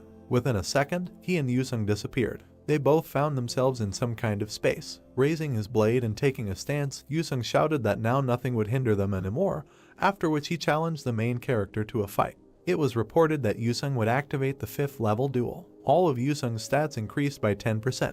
The main character just stood there, waiting for the fight to start. It was reported that all of his stats were reduced by 10%. Yusung advanced towards Jinhyuk. The main character himself looked at the approaching opponent and said to himself that Yusung's special skills, choosing the battlefield and the duel, had significantly weakened him. That is why the situation has become extremely unfavorable. It has also been reported that special conditions for the synthesis skill are activated. In the message that appeared, it was written that when the situation for copying is unfavorable, the conditions are adjusted in accordance with the changing situation. Copying conditions can be met after obtaining the skill. Stretching his hand out in front of him, he pointed his finger at his opponent. The main character was shrouded in strong magic. Suddenly he said that he was copying Yusung's unique ability. It has been reported that the unique ability Sword Song is being copied.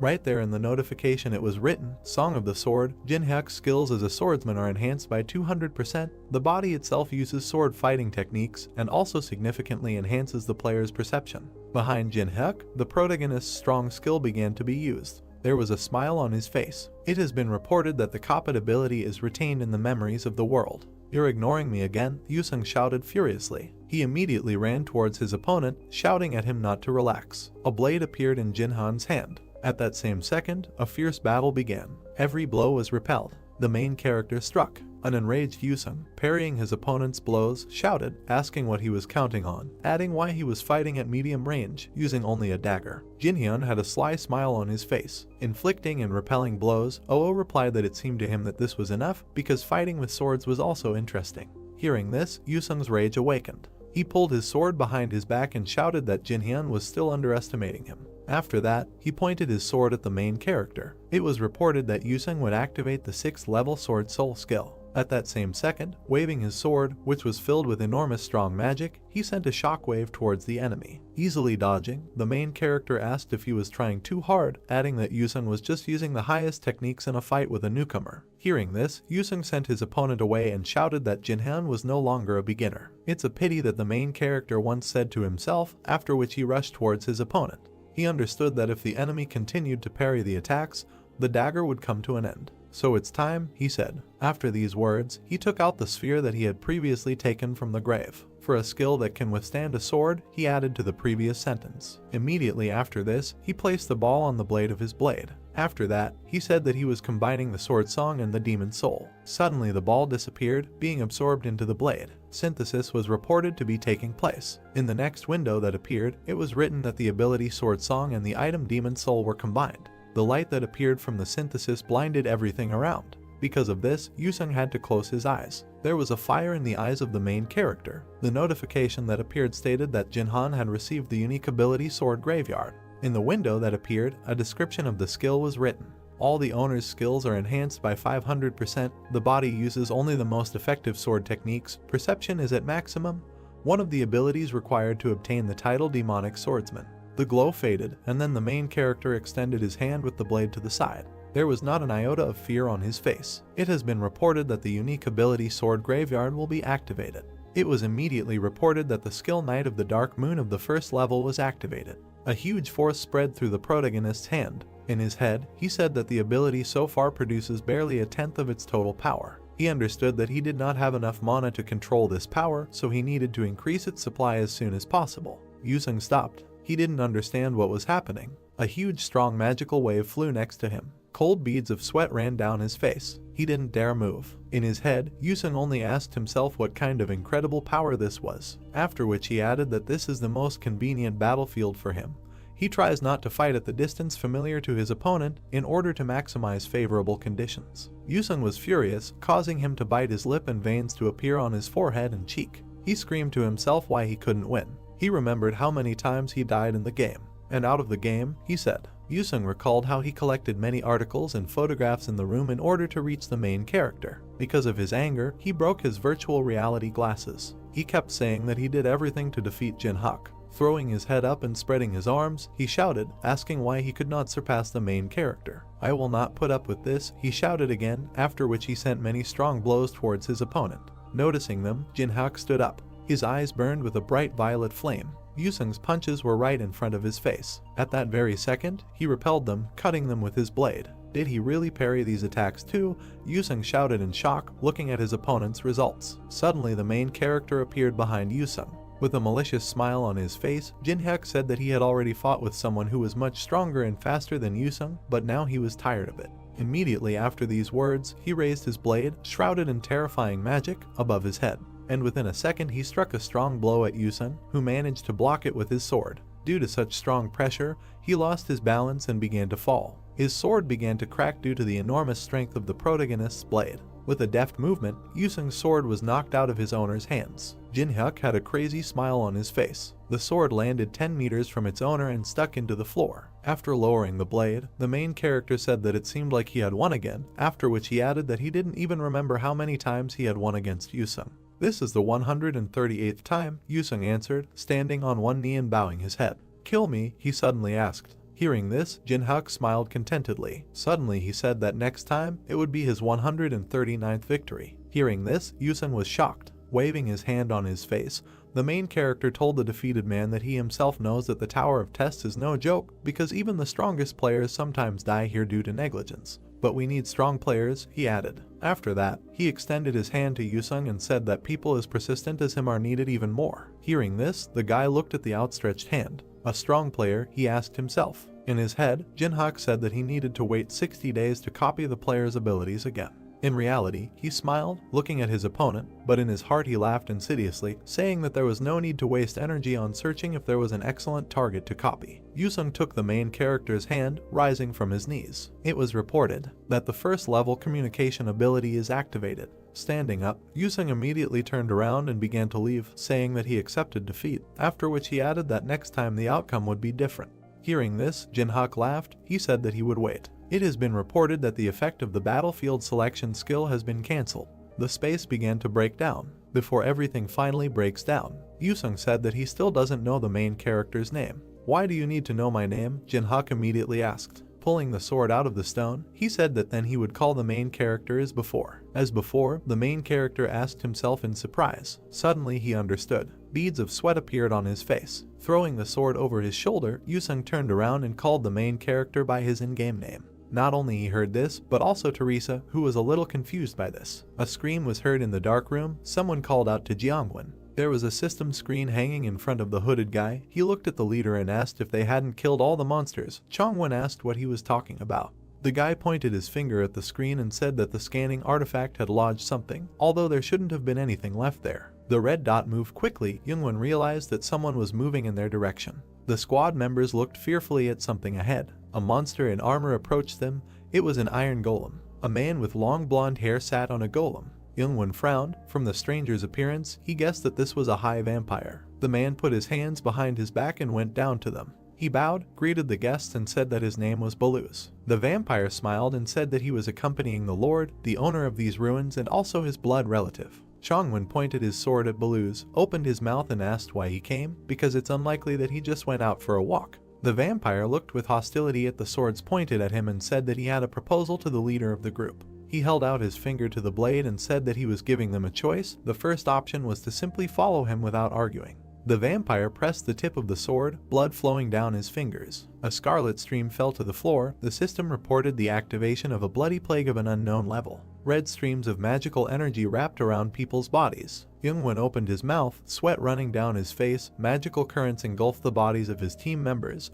They screamed, not understanding what was happening to their bodies. A dark human silhouette was inside a red cocoon. The guy opened his mouth and looked to the side in fear. Baluz raised his hand, smiled, and said that if the leader chooses the second option, then only half of the squad will go with him, and he will eat the rest. Magic sparks illuminated the stone object. Kneeling down, Teresa cast a spell. Jinhyuk sat next to her. The system reported that the power of a level 5 saint was being used. The girl closed her eyes. The crystal hovered in front of her. The blue stone was decorated with silver patterns. The system window said that this is an icy tear, which, when absorbed, enhances magic, but if purification is not applied, it can seriously harm the player. The system reported this. That mana is increased by 12. The main character looked at his palms. He could not believe that he was able to get an icy tear, which is usually difficult to get, along with the Demon Soul Stone, and thanks to the holy power, Teresa had already received 12 stats. He gave the girl a thumbs up when she asked if everything worked out and said he was happy with the result.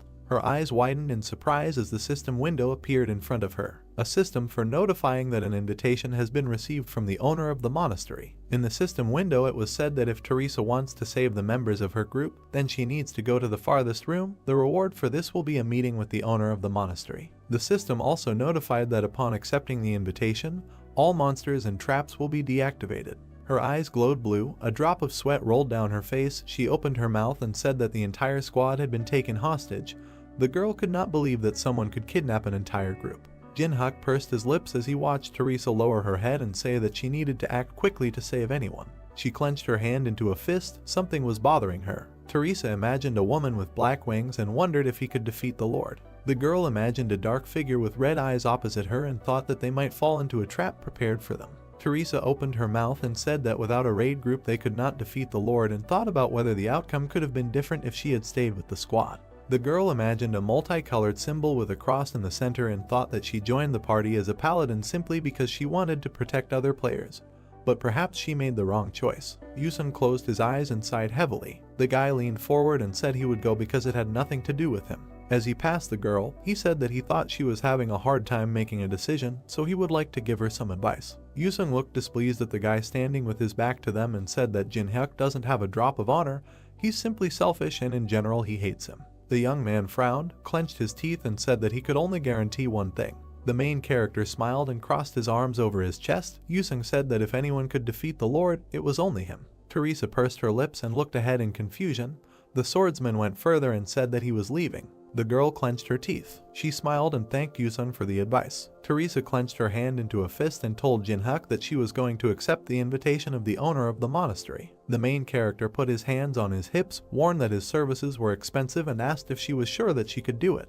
The girl continued to clench her fingers into a fist, opened her mouth, and said with determination that she was ready to pay as much as necessary for his help. Jinhyuk smiled and thought that she would go there anyway. He slammed his fist against hers and said he agreed. The system reported that 2 players accepted the quest. The system window said that the monsters were hibernating.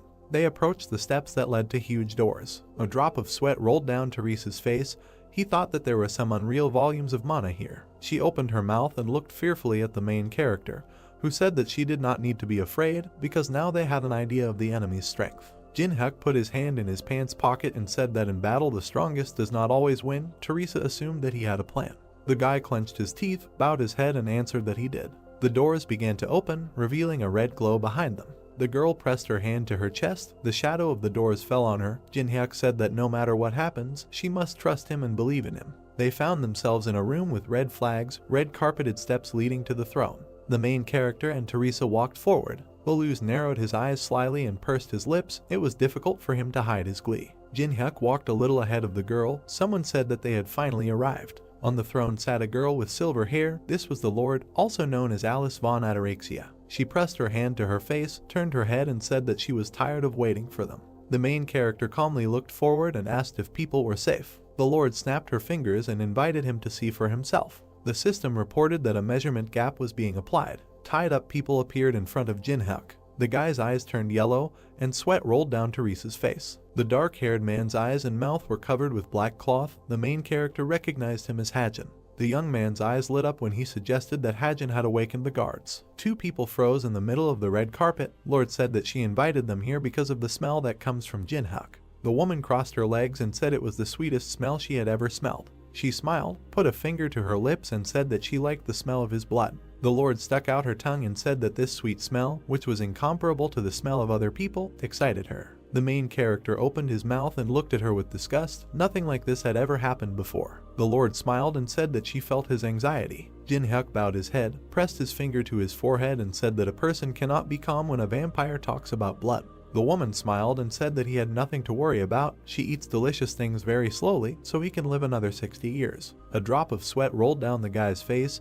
He opened his mouth, thanked her for her concern, said that he did not want to live like an expensive dinner and thought that Lord's words meant that she wanted to insert a tube down his throat and keep him with her. A red beam appeared next to him. There was a hole in the carpet behind the main character. Blood was coming from a wound on his cheek. The vampire said that his opinion did not matter. She pointed her index finger at him and said he had no choice. Smoke was coming from a hole in the carpet. Jin-hyuk bowed his head and hid his hand behind his back. Teresa asked if he was okay with concern in her voice. The guy leaned forward, gritted his teeth and said he had something else to offer. The girl opened her mouth in surprise when the main character dropped to one knee and told Lord that he could give her something sweeter than blood. The vampire narrowed her eyes and left. She leaned forward, waved her hand, and said that for them there was nothing more important than blood, so that no matter what he offered her, her opinion would not change. The guy smiled and asked if she was sure of her words. He imagined lions with spikes and asked if she would refuse if he offered them freedom. The Scarlet Lord's eyes widened in surprise. The other vampires bared their teeth and growled, outraged by his words. Someone raised his hand to stop the angry crowd. The woman put her hand on her hip, opened her mouth and said that Jin-hyuk would regret it if he didn't back up his words with action. The guy lowered his head and said that he would not have come here if he was not ready to answer for his words. The Lord opened her mouth and allowed him to speak. The guy raised his hand, summoned some purple object and said his name. He brought the object to his face and said that he was the representative of the mains in the tower. The main character put on a mask with a purple symbol and vowed to free the Lord. Two pairs of red eyes glowed on the red mask. Main were those who, because of money, revenge, or personal beliefs, renounced humanity. Jin-hyuk imagined a man next to the tower and thought that the mains were preventing the players from climbing the tower. The half-naked man threw his sword over his shoulder. The mains helped the monsters located in the labyrinths and ruins. The Lord pressed her finger to her chin, pursed her lips, and said that she had heard of the Mana, but she doubted that the guy was one of them. The main character in a black mask raised his head and said that he had established a connection with the temple on the 27th floor. He imagined a low building among the mountains and a red dome with a strange symbol and said that there they told him how to deceive the barrier that covered the ruins. Teresa looked at the guy's back in confusion, thinking about what it all meant and why he said that he was Main. The vampires in black hoods were heatedly discussing something. The girl did not understand why everyone was excited when they found out about the temple. The main character bowed when the Lord said that since he knew about the temple, it was not a bluff, but she was not ready to believe him. Red splashes of blood rose at her feet. She said that she didn't care whether he was Main or not, but the vampires had been locked in this place for centuries, so it was all just idle chatter. Scarlet streams similar to blood changed shape. Lord said that she did not like talkers. A lot of weapons appeared behind the vampire. She said that she did not believe the talkers. The system reported that the bloody sphere was activating. The woman narrowed her eyes and said that she was sorry that everything had turned out this way because his blood smelled so delicious. The Lord waved her hand and the weapon flew forward. She wished Jin-hyuk death. Red sharp objects were approaching the guy. Teresa covered him with herself and her shield. A hexagon appeared, in the center of which there was a cross. The system notified that the power of the saint was activated.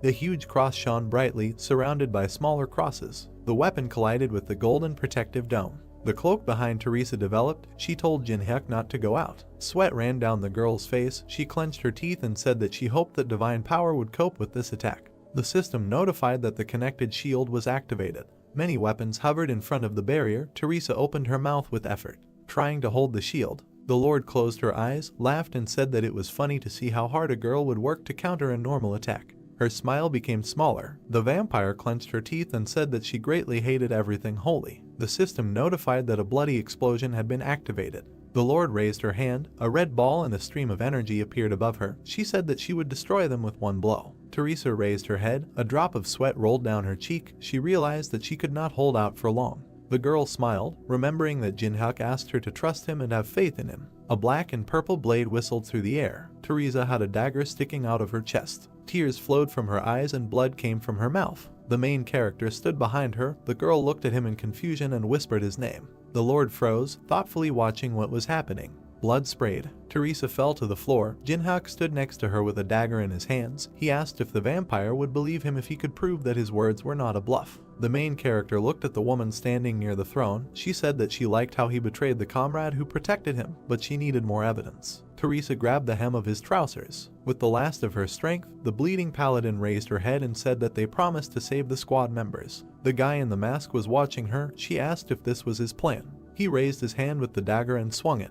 Blood spattered the shield. Jinhyuk tilted his head slightly. The Lord smiled contentedly. She opened her mouth wide, laughed, said that she was convinced that he was on her side and said that she would give him the opportunity to explain himself. The main character bowed. Something red flashed in his hand. He said that he had prepared a special spell that would allow her to overcome the barrier. A ring was clamped between his hands. The system window said that this was a Braham ring. Jinhyuk said that if you put the Lord's soul in the ring for a while, you can deceive the barrier. The woman in the black dress said that this was the first time she had heard of soul sealing. The main character continued to stand with his head bowed. He imagined his eyes glowing red and thought about the reason why he was giving up all the experience points. The guy imagined how many system windows appeared around him and thought that for the same reason he remained on the first level. He imagined how he jumped over a crowd of fighting monsters. He was holding back because of the skill of moving souls. The main character knelt down on one knee and extended his hand. This special skill could only be activated by a level 1 player. The system notified that Jinhyuk met the criteria. A purple hexagon appeared, inside of which there was a white ghost. The system reported the activation of the magic circle for moving souls. Glowing circles and symbols appeared around the guy. The system window stated that recharging would only occur after 365 days and that only one soul could be sealed at a time. The system sent a warning that the skill will only work after receiving the subject's consent. Jinhyuk spread his hands to the sides and told the Lord that in a minute this magic circle will disappear forever, but if she gives her consent, the spell will work. The blonde woman froze in indecision. The main character was waiting for her decision. The other vampires watched with their mouths open.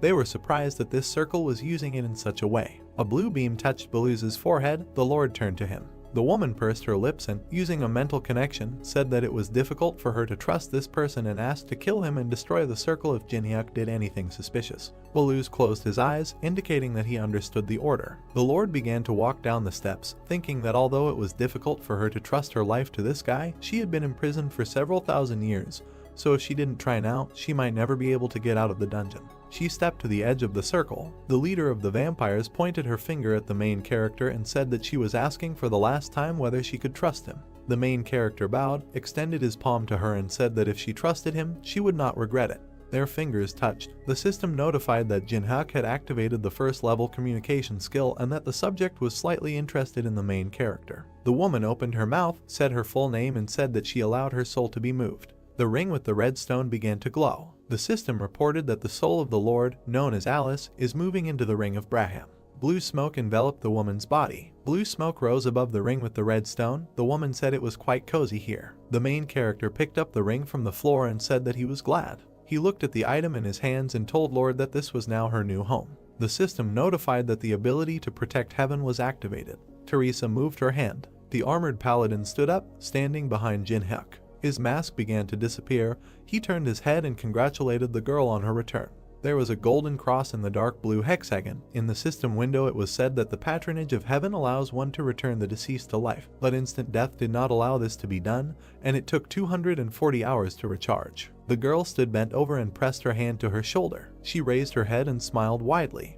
Teresa lowered her head, keeping her hand on her shoulder. She smiled when the main character congratulated her on her return. Jin-hyuk, whose face was hidden by a purple glow, looked at the ring, from which indignant cries were heard, and thought that he no longer needed it. He put the artifact in his pants pocket. Jin-hyuk then took the purple sword, and Teresa said that she had a lot of questions, but it was better to ask them later. There were enemies in front of them, and Jin-hyuk said that now was not the right time or place. Baluz gritted his teeth, raised his hand, and called Teresa and the main character stupid people. He raised his hands above his head and shouted loudly, asking if they thought they would live after betraying his master. The system reported that the 13th level blood wave was being activated. Streams of dark red energy appeared around Teresa and Jin-hyuk. The main character raised his burning hand, and the system notified that the 5th level fire element was being activated. The next second there was an explosion, causing wind. Jin-hyuk waved his weapon, looking at the fire that filled the space. Without looking at the girl, he told her about the team members. Teresa approached the tied-up warriors who were sitting on the floor. The system reported that the girl was using the 4th level cross. With a quick movement of her hand, she cut the ropes on the body of the black-haired youth. He looked at Teresa with a smile and asked her what was wrong with the vampires. While Jin-hyuk stood surrounded by enemies, the girl said that he was facing the vampires alone. Baluz tilted his head and asked with an angry expression how the man was able to reflect his magic. Jin-hyuk, holding the bright sword tightly in his hand, replied that the vampire's magic and his fire extinguished each other. His eyes began to emit a purple glow as he added that the vampires lost even when their mistress was imprisoned. An inscription appeared on the dark screen that Jin-hyuk was activating a unique ability called Sword Graveyard. The system then reported that Baluz was activating a level 9 dark martial art. The white-haired vampire gritted his teeth tightly and extended his hand in front of him, shouting that he would kill Jin-hyuk with his sword if he could not do it with magic. The vampires rushed forward as Baluz ordered them to break the ring and free their lord. Youngwon opened his mouth wide, saying Teresa's name. Then he furrowed his thin black eyebrows. The vampires fell to the floor. Jin-hyuk and Baluz stood opposite each other, and the black-haired youth asked who the main character was. The girl thought with a smile that Jin-hyuk didn't want to reveal his identity if he was still wearing a mask, and replied that they met completely by chance, so she doesn't know much about him. Bellis also fell to the floor and Jin-hyuk turned away from him. He approached Teresa, who said that she had died for the first time, and at the hands of an ally, the main character replied that they still managed. The girl lowered her head and agreed with these words with a smile. A tear rolled down her cheek. The mask on Jin-hyuk's face began to disappear and his eyes were now visible. Teresa closed her eyes and with a warm smile thanked the main character for keeping them all alive. The system reported that Jin-hyuk saved the life of the owner of a unique ability called Protection of Heaven. Then messages appeared on blue screens stating that the conditions had been met and that the main character had successfully copied this ability. The system reported saving. Then a notification appeared that the ability was being stored in the world's memories. A golden cross could be seen inside the pentagon. The system provided information about the Heaven's Favor ability. When Jin-hyuk asked why Teresa was crying, the girl punched him in the chest, saying that she didn't know. The girl remembered how the main character pressed the dark screen and asked if he knew that she would be resurrected, and Jin-hyuk silently turned away. There were red tapestries hanging in the room, and the main character said that he was glad that Teresa survived. He pulled back the red curtain and invited the girl to finally take the relics and leave. Youngwon put his hand on his chest and introduced himself with a smile, and then said that the rights to the relics obtained during this raid belonged to the guild. The main character, whose face was hidden behind a black mask, asked if the young man was asking for relics after he saved his life. Youngwon explained with a smile that they would pay for the relics with money or something else, so Jin-hyuk would not be left out. The protagonist frowned, thinking that after defeat, this leader was still acting overconfident. He then pointed his finger to the side, saying that the guild could take the relics. As Youngwon walked past him, Jin-hyuk warned them not to complain if the result didn't satisfy them. The young man stopped smiling and turned around in bewilderment. On the floor lay a fragment of Merlin's staff. The black-haired youth's eyes turned red and he reached for the relic with a smile, thinking that although most of the raid group was hostage, they would be able to restore their authority by bringing back good loot. Youngwon's fingers almost touched the staff. Suddenly he pulled his hand back and closed his eyes, screaming in pain. A bright red mark appeared on his palm. Jin-hyuk, who stood with his back to the young man, thought that this was a curse that lay on Merlin's staff. He looked to the side and thought that if Alice completely disappeared, then this relic would become safe, but Alice was now trapped in the ring. Youngwon raised his hands, asking what was happening to him. Teresa put her hand to her mouth, looking at the young man in shock. Jin-hyuk put his hand on her shoulder and turned her around while the black-haired boy screamed loudly. It was night. A tall dark tower was visible. Someone asked the head of the department whether they were standing at the entrance to the tower in vain. Lee-hyun, with a tired look, said that she was not sure that the guy's words could be trusted. The man opened a pack of cigarettes and replied that he just needed to wait a little. Tae-chun raised the cigarette to his mouth and added that they received the message, so they should at least get something. The blue-haired girl frowned and said that the experts had reported that the raid would last at least 3 weeks. The man looked down, remembering Jin-hyuk and his words and the imminent completion of the capture of the ruins. He was worried that the main character was not a member of the party. Tae-chun flicked his lighter. The system reported that the ruins called the Abode of the Fallen had been cleared. The man opened his mouth in shock and dropped his cigarette.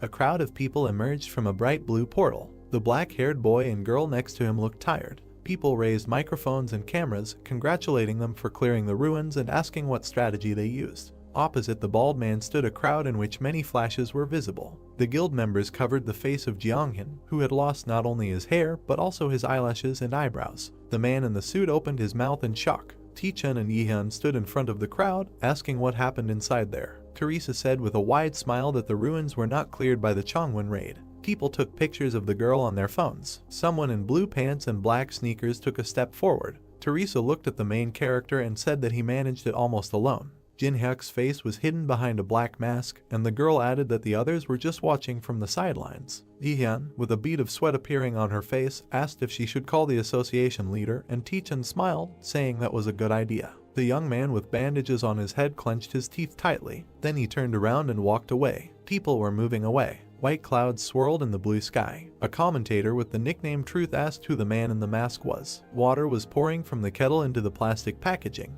There were various news articles about how a strong player single-handedly cleared the ruins. Holding the chopsticks in his mouth, Jin-hyuk thought that people had written a lot of things. As he picked up the instant noodles, he thought that he knew this would get dark for discussion, but it was still too much. He was glad that his face was hidden behind the mask. While chewing his food, the main character remembered Teresa and thought that she had promised to keep everything a secret, so he didn't have to worry. There were chopsticks and instant noodles on the table. Jin-hyuk looked at the ring with a smile and thought it was time to talk to the locked vampire. The main character narrowed his eyes when Alice asked how he dared to put it in a dark and smelly pocket.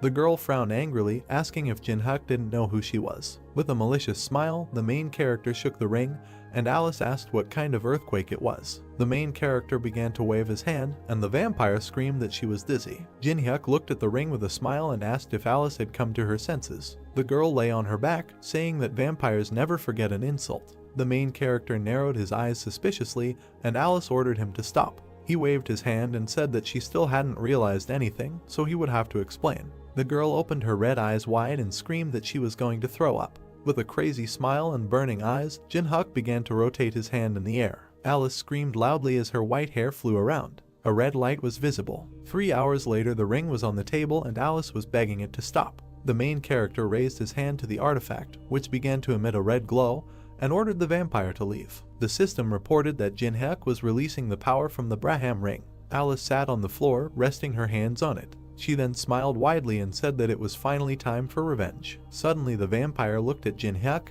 who was several times larger than her. She looked at herself in horror, asking what it was, and the main character explained that he had pulled out and materialized only a part of Alice. The girl looked at him in bewilderment, and he added that now she can still be called a mini version of Alice because she can use barely 1% of her powers. Jin-hyuk smiled and thought that she was still stronger than an ordinary vampire, even though he imposed a limitation. Alice fell to the floor and covered her face with her hands. The main character looked at her and informed her that what he said in the ruins was not a lie. The vampire, with tears streaming from her eyes, told him to shut up because she did not want such freedom. Jin-hyuk grinned and said that he would give Alice the true freedom she craves. The vampire opened her red eyes. She looked at the main character and asked what this meant. He crossed his arms and said that he would destroy everyone who betrayed Alice if she helped him, and return her place as head of the Ataraxia clan. The system reported that a new video was uploaded to the honor roll. Alice stood half-turned. Jin-hyuk held his sword out in front of him as someone said that during a raid that was supposed to fail, a masked player turned the tables. Netizens wrote comments saying they were nervous while watching the video. Jin-hyuk raised his burning hand. Commentators wrote that his actions did not look like a newcomer. There was an explosion. Someone wrote that the main character's magic and technique were at an incredible level. Jin-hyuk's sword blade shone as did his eyes. Belso suggested that this is the same guy from the video about the tree, Other commentators wrote that everyone should recognize the main character. Jin-hyuk stood with a lot of camera flashes around him, and another viewer wrote that he is the country's new hero. A user with the nickname All the Girls in the Country asked if all the guilds wanted to get the main character. These comments were visible on the screen. Jin-hyuk raised his head and said that many guilds have absolutely no money. Standing in front of a tall building, he concluded that this seemed to be true. The main character looked at the mask in his hand with a grin and thought that he was not going to get involved in the affairs of the guilds or the showdowns between them. He didn't care about them. There was a huge explosion and Jin-hyuk thought that they wanted to kill him. He kicked the fragment and decided that he was not going to forgive it. In front of the main character stood a huge crowd of men in black suits. He raised his hand, creating a fireball. When his palm became covered in fire, he thought he would tear them to shreds. On the top floor of the building, a man sat with his hand on his face. The young man rested his head on the floor, gritting his teeth, while Gongsu said that Jin-hyuk should have died in these ruins. The man slammed his fist on the table, shouting that his subordinate had woken up the guards and had achieved nothing in the end. Gongsu frowned and shouted loudly that because of some fool they couldn't handle, their guild would lose its reputation and might cease to exist altogether. The head of the Black Crow Guild kicked Hajin, who let out a painful sigh. Two guards in black glasses and suits stood at the white door. From the fiery explosion, Hajin flew into the air. A man in black sneakers entered the room. The main character clenched his hand into a fist, asking Gongsu if he was the master of this guild. Gongsu grabbed the arm of the chair and ordered his subordinate to grab Jin-hyuk. Hajin sat down on the floor, thinking that this was his only opportunity to restore honor in the face of the head. Then he jumped up, thinking that he would be called Super Hands again. Suddenly, the main character removed the mask from his face and greeted the man with a smile. He then punched Hajin in the face. He flew into the wall. Gongsu put his hand forward and shouted that because of Jin-hyuk they lost positions in the association. He asked if the main character thought that he could just walk around here. Jin-hyuk sat down in the chair and said that this is not what Gongsu should worry about. The man frowned. His hand reached for the sword, which lay on the stand. The system reported that Gongsu was activating a level 5 flash sword. He jumped onto the table, stretching his arms out to the sides and looking at Jin-hyuk. Gongsu frowned in confusion, thinking about the main character being so relaxed even though a sharp sword would pierce him right away. He brought the blade to Jin-hyuk's head, deciding that he should die. The man opened his mouth in shock when something hit his sword. He frowned and broke out in sweat, looking at the fragment of the sword, and realized that it was a saber. The main character grinned contentedly. He reached into the bag of checkers and said that they were convenient to throw. Jin-hyuk put his feet on the table. With a smile, he invited Gons to start a conversation. A huge level 25 scarab suddenly jumped out at them. Alice screamed in horror that the monster was very nasty. "Alice, stand behind me," the main character said, waving his hand. A moment later, Jin-hyuk was surrounded by a crowd of scarabs. Without thinking twice, he extended his hand forward. It was reported that the unique ability Heaven's Favor was activated. A giant flash illuminated everything around. Suddenly there was a deafening explosion. A very bright light came down from the ceiling to the ground. It illuminated every monster around the main character. The monster's physical defense decreased by 30%. Immediately, Jin-hyuk turned to Alice, who was hovering next to him, and told her to show her strength. The angry girl raised her fist and asked why a noble vampire should fight such nasty monsters. A crazy smile appeared on the main character's face at that very second. He began to twirl his finger, around which magic began to accumulate. What, he asked, looking at the vampire, who was very scared. At that same second, she put her hands in front of her, in front of which a magic circle immediately appeared and strong magic was released. It was reported that Alice was activating bloodbinds of an unknown level. Blood began to envelop the scarabs. By completely enveloping the scarabs, they created huge drops of blood containing the monsters. "Great," said the main character, smiling and preparing to attack. It has been reported that the power surge stat is applied. 100 stats, the difference is reduced by 33 levels. In 1 second, Jin-hyuk cut through all the huge drops of blood, destroying all the monsters. Notifications immediately started pouring in that the main character had raised his level by several points. Stopping, he lowered the blade, which was covered in the black blood of monsters, and said that it was very difficult for him to hold back, adding that while he remained at the first level, he had accumulated so much stress. At the same second, a new crowd of scarab monsters surrounded Jin-hyuk. The unique ability Sword Graveyard is activated. The main character stood up again. A powerful and terrifying aura appeared around him. He smiled madly, and incredible power oozed from his eyes. He shouted that he was very happy about the appearance of monsters. Clear day. The sun illuminated everything around. Olympus Guild. There were members of the guild in the meeting room. Folding his hand, the head of the Titan Guild, exhaling heavily, said that it seems that almost everyone is assembled, so it's time to start. Looking at everyone present, Frederick said that everyone already knew that the 8th raid on the 4th floor ended in failure. He stretched his fingers first on one hand, then on the other, saying that out of 100 people, divided into 15 detachments, only 9 returned alive. He remembered the powerful boss of the 3rd floor, and then said that although the boss is very ordinary, he summons thousands of statues, so he needs a way to defeat them. Damn, one of those present hit the table with a loud scream. It was Tenwei, the head of the China Guild. Sticking his hand in front of him and gritting his teeth in anger, he said that they could not cope even with the use of a divine artifact, after which he asked how Frederick would order to get rid of these statues. Immediately Maria, the head of the Olympus Guild, calmly replied that the 2nd and 3rd floors were completed too quickly and good players had too little time to level up. Teresa stood behind her. A dissatisfied Jinho sat next to her with his arms crossed over his chest. Maria continued to say if only there were more players above level 15. That's right, Jinho, the head of the 3rd squad of the Tengen Guild, immediately answered. Suddenly, with a frown, he decided to ask if it was because they were having problems because guilds like China were monopolizing dungeons for control of magic crystals. Tenwei immediately reacted with displeasure to this and indignantly asked if he was really challenging him.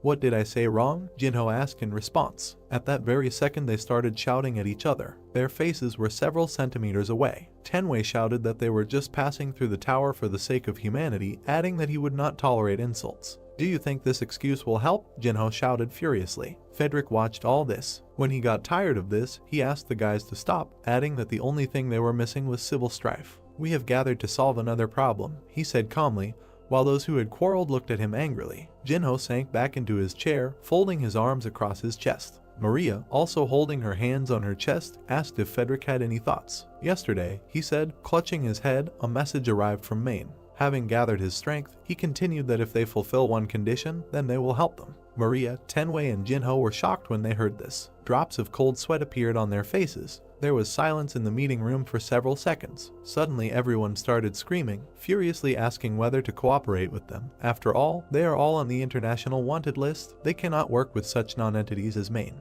Teresa, standing behind Maria, simply listened to all this without interfering. A bead of sweat ran down her cheek. She herself said in her head that everyone present is afraid to interact with Maine, adding that this is not surprising because the influence of the guilds is already higher than the influence of the government. At one point she calmed down and simply listened to the indignant screams of the heads. She continued to reflect that the greater the influence, the more important moral character becomes, adding that they must act with this in mind. The source of light in this room was a bright chandelier from above. Suddenly the aura in the hall changed to a more sinister one, and the light from the chandelier began to fade. Non-entities, a voice was heard. It's somehow unpleasant to hear this, the stranger said. All the light from the room was absorbed by the fireplace from which this voice came. Everyone looked in that direction in horror. Suddenly the fire in the fireplace flared up even more. He was unusual. The normal flames were mixed with black fire. Pride is a good thing, said the voice. At that same second, a man wearing a dark cape appeared in the hall, from behind which only his thick gray beard was visible. In his hands he had a staff, at the end of which there was a skull. He looked at those present, asking if they understood that they would not be able to cope only on their own. The terrifying aura emanating from the old man filled the entire room. All the heads immediately jumped up from their seats, backing away. Jinho was furious. He shouted how the damn man dared to come here. He was incredibly angry and pierced the table with his fingers. Grabbing it, Jinho swung it and ran at the old man, shouting that if he himself had come here, he would kill him. Jinho threw the table at Maine, but Tenwei suddenly appeared in front of him. He cut the table into two with his sword, after which he pointed the weapon at the old man and said that for the first time he agreed with Jinho. The old man did not move. He laughed and said, "These heads are just hotheads," adding that after hearing the proposal, they will change their minds. "Help us," he said in an intimidatingly harsh voice, after which he smiled madly, adding that they could cope with the boss of the 3rd floor. Jinho was furious at this. He was ready to tear the old man apart. He could barely restrain himself, shouting that this was all nonsense, because if they united, they wouldn't even have 100 people, after which he asked how he could cope with a huge army. The old man, holding his hands on the staff, calmly answered that such a quantity could be created. At that same second, the old man was enveloped in incredible magical power. It has been reported that the skill Black Cemetery Guardian is used. Suddenly Frederick looked out the window and saw that something had started to happen on the street. At that same second, a skeleton hand appeared from the ground. A huge horde of the dead began to emerge from the ground. The old man said that this is all thanks to the wars that have died down long ago, because of this there are a lot of useful corpses here, adding that among the main there are many strong ones, for example, necromancers. Cold sweat ran down the face of Frederick, who saw all this. Necromancer, He spoke quietly and slowly, but summoned such a quantity. Hordes of the dead stood on the walls of the building. Frederick immediately turned his head and looked at the staff in the old man's hands and asked in shock if it was all because of this artifact. The old man was surprised and asked if the head really knew about him. Picking up the staff, the old man began to examine it, proudly announcing that it can only be created by collecting 99 items.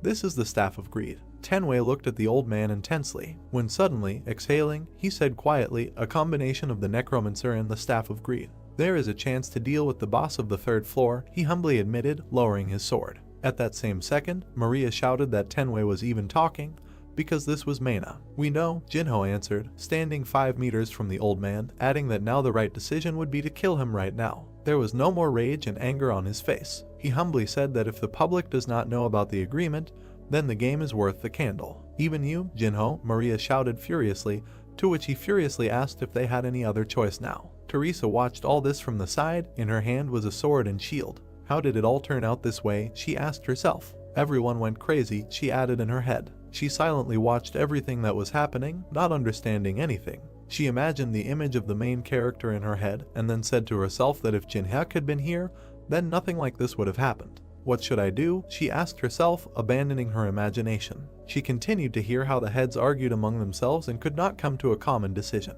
Suddenly, a notification appeared informing that there was a request for a video call from the outside. Seeing the notification in front of her, Teresa was very surprised. The system window asked whether to accept the request from Jinhyuk. Teresa answered the call immediately. Jinhyuk, the girl shouted joyfully when she saw the main character appear on the screen, asking the girl how she was doing. When suddenly he heard screams in the hall. What is this strange situation? He asked, seeing nothing. Suddenly the old man heard the voice of the main character. Turning his head sharply towards the girl, he asked her who he was, adding that since he had given his voice, then let him show his face. Switch to conference mode. As you wish, said the main character. He disappeared in Teresa's face. A huge screen appeared in the middle of the hall, with Jinhyuk's face hidden on it. Maria recognized him. Looking at the closed face of the main character, she screamed, was this really the unknown person who had cleared the first floor dungeon? Remembering his image, the image of a guy who possessed enormous power, Maria explained that this was an incredible player who cleared the dungeon alone, unknown to anyone, and large guilds from all over the world wanted to get this player. And now this super rookie is right in front of them. The heads of the guilds crowded around the screen. It was reported that they made such efforts to contact the main character. All the heads smiled madly and confusedly,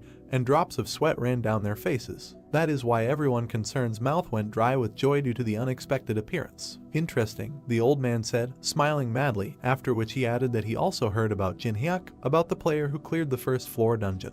He stroked his beard with interest and asked if the main character knew that this time there would be a capture of the boss of an absoluteness of another level. Hearing this, Jinhyuk asked if it was possible for a necromancer to defeat the boss. Of course, the old man answered immediately. Outside the window was a terrifyingly huge army of the dead. The old man said that so many summoned people thought that it would be enough, after which he added that even the heads of the guilds agreed. True, the main character asked sarcastically. Are you sure you can handle this fake staff? Jinhyuk suddenly asked with a mockery. Hearing this, Teresa was surprised, and the old man shouted in rage, how dare he. Then the main character said, the heart of a saint and the prison uniform anointed with oil. It was without these two items that the old man created the staff. Listening to this, everyone gathered in the hall was shocked. Suddenly Frederick asked, looking at the closed face of the main character, if he had evidence. After thinking for a while, Jinhyuk replied by pointing to the staff, that the real Staff of Greed has a red stone under its skull, and the open floors do not have some of the materials needed to create a real staff. After that, he pointed to the summoned dead, who were missing an arm or leg somewhere. Jinhyuk said that the dead were too weak, and such soldiers could not even last a quarter of a day in the boss's room. I think that if there is danger, the old man will simply abandon you, running away with the loot like a typical swindler. After these words, all the guild heads were opposed to the old man. The necromancer himself did not know what to say. Suddenly, through clenched teeth, he said that the main character was impudent. At that same second, power enveloped the old man. He immediately waved his staff, dissolving and shouting at the end that they would still regret that they did not accept his offer, after which he added that they would not be as calm the next time they met. I will keep an eye on you, he said finally. After these words, he disappeared, leaving behind only smoke, and the dead collapsed from loss of strength. The sun shone again, illuminating everything around. Seeing the scattered dead, Frederick was very scared. What to do now? He asked, without leaving the window. Leave it to me, the main character immediately replied. All the heads glanced at the screen in which Jinhyuk said that no one would have to cooperate with Mainami because he was taking responsibility for the operation. Frederick approached the screen and asked in surprise if the main character really wanted to say that he could cope alone. Yes, that's true, Jinhyuk answered without a drop of doubt in his voice. Doubt and fear were visible in Frederick's face. In his head he said that even if the main character does not succeed, he will at least be closer to them. There was some excitement on Maria's face. Unlike the deal with Mainami, this one has no serious disadvantages. Frederick continued talking to himself. Tenwei smiled contentedly, realizing that they had a good opportunity. Jinho had a crazy smile on his face. They all understood that such a good moment should not be missed. At that same second, putting his hand to his chest, Tenwei asked Jinhyuk what kind of payment would suit him. He was immediately interrupted by Maria, who with a malicious smile on her face said that Olympus would fully finance the main character. Friedrich interrupted her, calmly saying that Titan would provide financial support. Behind him stood Jinho, who raised his fist and said that the main character may not want money, which is why he is ready to provide everything necessary. I don't need anything, Jinhyuk interrupted the guild leaders. He calmly added, in addition, that the heads would restrict the entry of other players so that he could go through alone. I don't need a reward, he said firmly. Confused, Maria thoughtfully asked why Jinhyuk needed all this. This makes one doubtful, Tenwei added, looking at the screen with some disbelief, after which he asked what the reason was. The reason, the main character said thoughtfully, scratching his cheek. After thinking, he replied that he was simply doing what was necessary, when he suddenly added that this was also for the sake of his dear colleague. Hearing this, Teresa blushed with embarrassment. Behind the screen, the main character pinched his leg to restrain himself. He didn't like so much senseless pathos. Teresa smiled warmly with a slight blush on her cheeks from Jinhyuk's pleasant words. I'm delighted, Jinho shouted loudly,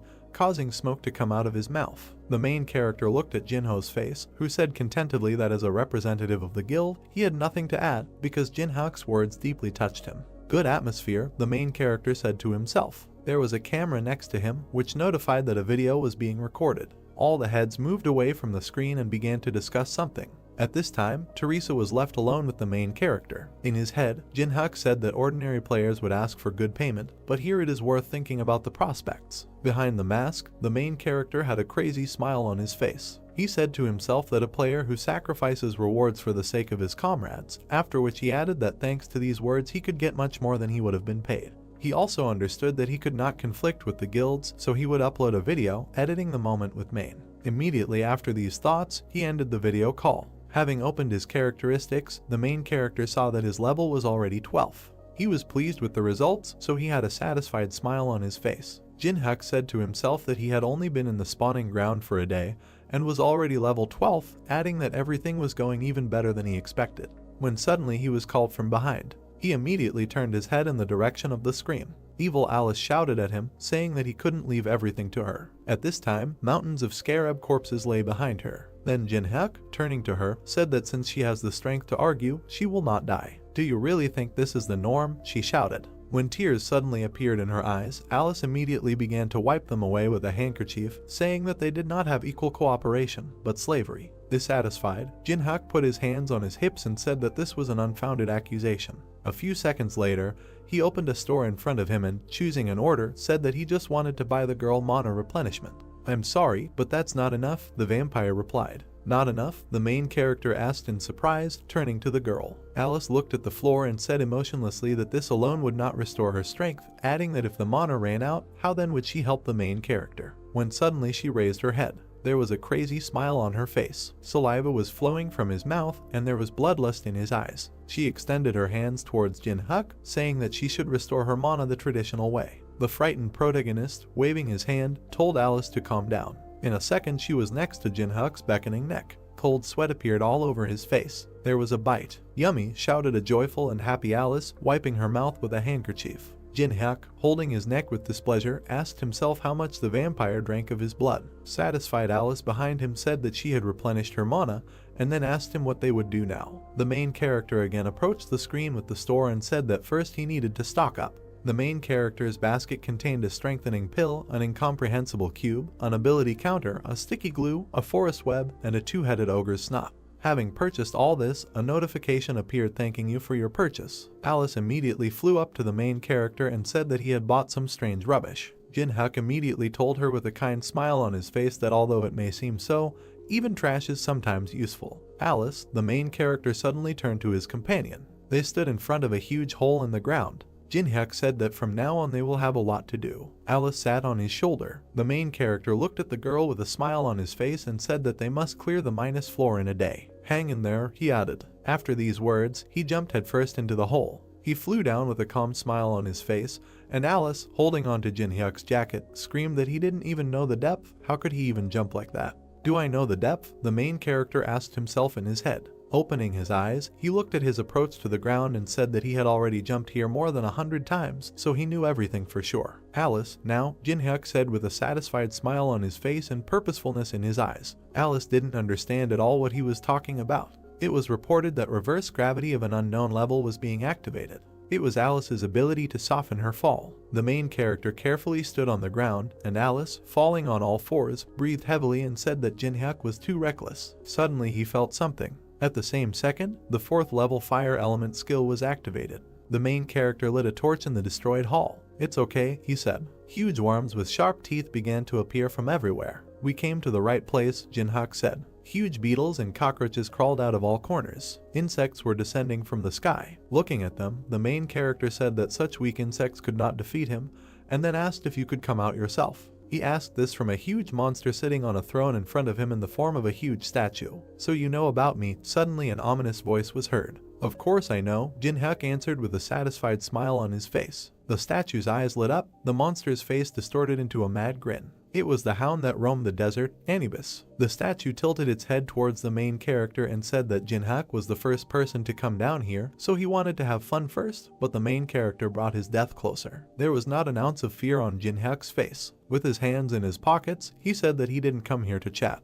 And you are ridiculous, said Anubis. Immediately after that, he laughed, asking if he really thought that the Magnificent he would personally fight Jinhyuk. Alice immediately covered the body of her comrade with hers, saying that Anubis is very dangerous, so she will try to deal with him and let the main character himself leave. Jinhyuk smiled contentedly. In his head he said that Alice seemed to care about him. Don't worry and just watch, he said as he walked past her, heading towards Anubis. Confused and frightened, Alice stretched out her hands, asking him to moderate his ardor. Then Jinhyuk told the girl that he would show which person she entered into an agreement with. He was heading towards a huge evil monster. Interesting, Anubis replied, holding out his hand with a weapon. It has been reported that Anubis activates the personal ability Judgment of Anubis. He screamed loudly, and his staff in his hand was shrouded in strong magic. Anubis asked whether Jinhyuk learned about him from this vampire or not. The first question has been asked. A girl from magic appeared behind the main character, in front of whom there were scales. Jinhyuk said in his head that Anubis always uses this ability on the enemy, and when he answers all the boss's questions, the absolute judgment of Anubis's judgment is activated. A notice immediately appeared in which it was written that the copying conditions were such that it was necessary to destroy the embodiment of Anubis, the container of his consciousness, by driving him crazy. Having learned about the conditions, the main character said to himself that if he pisses off Anubis, he will receive the power thanks to which he will be able to ask questions, so there is no need to answer the questions precisely, a short answer is enough. After that, Jinhyuk smiled and answered Anubis's first question, right? Otherwise how would he have known about this place? The subject answered the question. Of course, Anubis answered with a terrifying grin, after which he asked if he had come here for the hive. Second question asked. Of course, the main character answered, showing a hand sign, without thinking, adding that on the black market they would give a lot of money for him. The subject answered the question. A heart appeared above one of the magical scales. It slowly dropped onto the scales. Then I'll ask the last question, Anubis said, after which he asked if the main character had come to his territory and thought that he could stay alive. After asking this question, he leaned over Jinhyuk.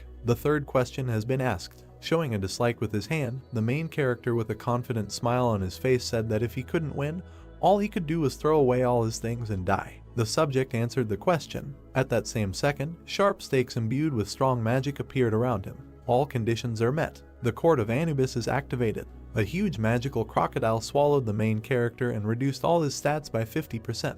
It was also reported that all abilities and skills are sealed for 1 minute. Then Anubis, raising his staff, summoned a huge mantis and with a crazy smile on his face said that he would now need to present it for sentencing. It was reported that Anubis chooses the representative. It was an unusual mantis, it was also imbued with strong magic, which is why its appearance changed. I present him to you, Anubis said solemnly. Alice looked at this in horror because she couldn't stand bugs. There was no emotion on the protagonist's face. A huge black mantis with enormous power appeared in front of them. His name was Zeont. He was many times larger than the main character. Anubis said that it would be Xiant who would pass judgment on him. "How do you like my representative?" Anubis asked Jinhyuk. The huge monster crackled and buzzed. "Impressive," the main character answered, and at this time a weapon began to appear in his hand. A record player appeared in his hand, which he immediately put on the floor, saying that it would still be enough for him. It was a mini gramophone. It plays the selected music once and also cannot be turned off until the music ends. Anubis was confused. Looking at the gramophone, he asked the main character if this was human music, and then asked if he wanted to darken the mind of the representative. "Reason?" asked the main character, taking the blade in his hand and closing his eyes. "Music," he said quietly. At that very second, Xiant ran towards Jinhyuk. "She needs to give herself entirely," the main character added. After these words, he grabbed his head with one hand and raised the other with a wedge, preparing to dance. Immediately the sounds of cello playing were heard. Jinhyuk said that he found the perfect music through trial and error. The mantis struck sharply, but the main character easily dodged it, moving to the beat. He continued to say that it was a rhythm that fit perfectly with Xiant's attack patterns. Immediately the sounds of trumpet playing were heard. As always, following the rhythm, he spoke. He dodged every unpredictable attack from Xiant perfectly. He controlled this battle. In his head he said that escaping from an attack using music is not luck, it is an exact calculation. Seeing what the main character was doing, he was shocked that he even opened his mouth. Drops of sweat were already running down Jinhyuk's face. He was tired. When suddenly he said in his head, "Then about now." It was reported that 1 minute had passed, which meant that the main character could now use his skills. "The time limit is up," Jinhyuk said. Immediately after this, he landed many hard and fast strikes on Xiant. The sword cemetery skill is activated. Blood sprayed from the mantis's head. A second later, green blood also sprayed from the mantis's paws. Anubis shouted in shock, asking if the protagonist really thought he could defeat his representative. He was very angry, which is why he said through clenched teeth that Xiant recovers in seconds, and if Jinhyuk spends all his strength, then the end will come. "Yes," the main character answered the words of Anubis, after which he added that right now he cannot kill this praying mantis. After these words, he turned to the boss, raised his blade, and with a satisfied smile on his face said that he could make him no longer want to live. At that same second, the representative's paws began to be cut off one after another. The mantis screamed in pain, coughing up blood. Alice looked in surprise at what the main character was doing and said in her head that she knew, of course, that he was so strong, but not so much. Suddenly a crazy smile appeared on her face, and she said to herself that it was possible if it was him. She raised her head, her cheeks flushed and her eyes filled with hope. "Then he will help me take revenge," she continued joyfully. The bloody mantis fell to the floor. His paws were scattered all over the hall. An enraged Anubis shouted at the main character to fight and not run away. The representative trembled exhaustedly. "Proud warrior, chosen by God, representative." Jinhyuk walked towards the mantis, passing through the remains of it. He dispelled the blade in his hand. In his head, he said that the last stage is that it destroys his, the great warrior, faith in his own invincibility, humiliation and provocation. After that, he sat on the head of the dead mantis. At that same second, the mantis rose from the ground, completely restored. After that, he put his battle claw to his neck, and he cut off his own head. The representative of Anubis was defeated. Horror and fear enveloped Anubis. Did he commit suicide? The boss asked himself. The main character was informed that his level had increased. The mantis's head fell not far from Jinhyuk. A notification appeared stating that after studying the magical tome of the Duchy of Peltaris, you can learn ice magic. He put his finger on the ice card and said that this could only be seen on the middle floors of the tower. Madness took possession of him. He gained enormous strength and power. It was reported that he had obtained the level 1 ice creation skill. The first level ice creation skill was immediately used. The main character closed the ice book in his hands. Immediately, many pieces of ice appeared around him. Anubis was very angry. He said in full tension that he recognized that Jinhyuk was not an ordinary person, after which he asked if he really thought of winning him by betting this ice. "What are you talking about?" asked the main character, who was enveloped in strong and powerful magic, after which he continued that Anubis cannot even attack directly, because he himself is holed up on the 42nd floor. Suddenly Anubis humbly lowered his head and asked if Jinhyuk understood that he was incarnating before, then why was he challenging him? "Reason," said the main character slowly. Well, cheerfully, throwing out his hands, he continued mockingly. "You say merrily, you say merrily," Anubis shouted furiously. Fury and enormous power enveloped the boss. "Am I really nothing more than some kind of entertainment for you?" he shouted furiously. Disrespect, disrespect, Anubis did not calm down. At the same second, a huge hive of bees appeared. The hive skill is a huge beehive in which countless insects live. It was reported that Anubis was liberating the hive. "Kill this impudent man," Anubis furiously ordered the monsters. At that same second, all the monsters that were aimed at the main character were killed by ice balls. "An incredible amount," Jinhyuk said mockingly. He extended his hand forward, which became covered with strong ice magic. At that same second, the protagonist's hand caught fire. The monsters surrounded him, but he stood in position, preparing to attack and defend. It was reported that Jinhyuk combined the fire element and ice creation skills. With their hands clasped together, the merging of skills began. A few seconds later, there was a strong glow. All the monsters were absorbed by a bright glow that covered absolutely the entire room. The merger was reported to be successful. The next notification said that the main character had received the AA level daylight skill. The monsters were ready to attack the main character, who was absorbed by a bright cold light. The system notified about the activation of the first level daylight skill. 6 rays of light appeared. The light became brighter. A powerful light stream attacked the insects. The wasps looked at the light anxiously. A dark blue hexagon with a white sun inside appeared. The system window said that the daylight skill allows you to compress and release magical power, has high power and limits the enemy's field of vision, which gives a great advantage in battle. The main character closed his eyes and held the object in his hands with all his might. Anubis pressed his paw to his muzzle and thought that he needed to change his battle tactics. He raised his hand. Purple smoke appeared above his paw. The system reported that Anubis was activating the chosen creature. A creature with a yellow shell and glowing eyes appeared. The system reported that a particularly strong individual had arisen in the hive. The insect's eyes were red. It flew forward rapidly. Jinhyuk stretched his hand forward. Crystals appeared next to his fingers. The system reported that he had used level 1 ice creation. His attack left holes in the insect's body.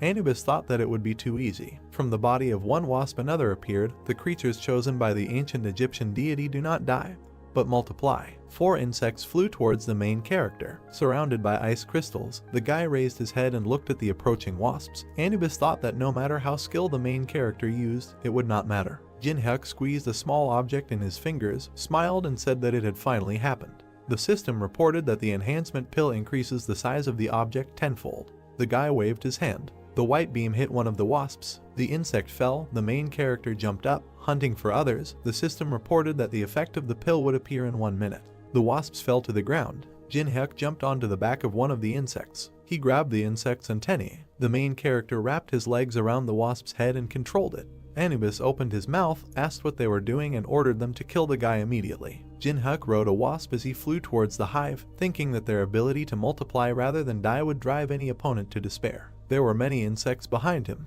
One of the wasps hit the other with its sting. The main character thought that in the terrible absurd conditions the enemy could not sensibly assess the situation. A blue cube appeared around a ball of insects. The system reported that an incomprehensible cube had been activated. In the system window there were the names of the items: ability counter, sticky glue, forest cobweb, snot of a 2-headed ogre. Jinhyuk put his palm in front of him. The system window began to glow. The system reported that 4 objects were combining, strengthening an incomprehensible cube. Glowing rays touched the surface of the cube. Flashes were heard. The main character stood on one knee, pressed his palm to the ground, and thought that thanks to endless repetitions he could understand the tactics and then correctly assess the situation. Insects fought against the walls of the trap, and flames appeared outside. Jinhyuk smiled and snapped his fingers. The system notified that the 5th level fire element had been activated. The main character flared up inside the cube. It was an unusual decision that the main character came to. The system window said that the enhancement pill was starting to take effect. The wasps began to grow. Then there was an explosion. There were many system alerts that the enhancement pill had dropped out. There were a lot of pills at the bottom of the cube. The main character thought that in order to become an equal opponent for the boss with a huge army, the maximum number of these pills was needed. Many system windows appeared in front of Jinhyuk with a message that the level had increased. Looking at them, the guy thought that thanks to the endlessly multiplying monsters, he received not only a lot of experience points, but also valuable items. Anubis clenched his teeth, sweat running down his muzzle. He could not understand what was happening. The main character smiled broadly.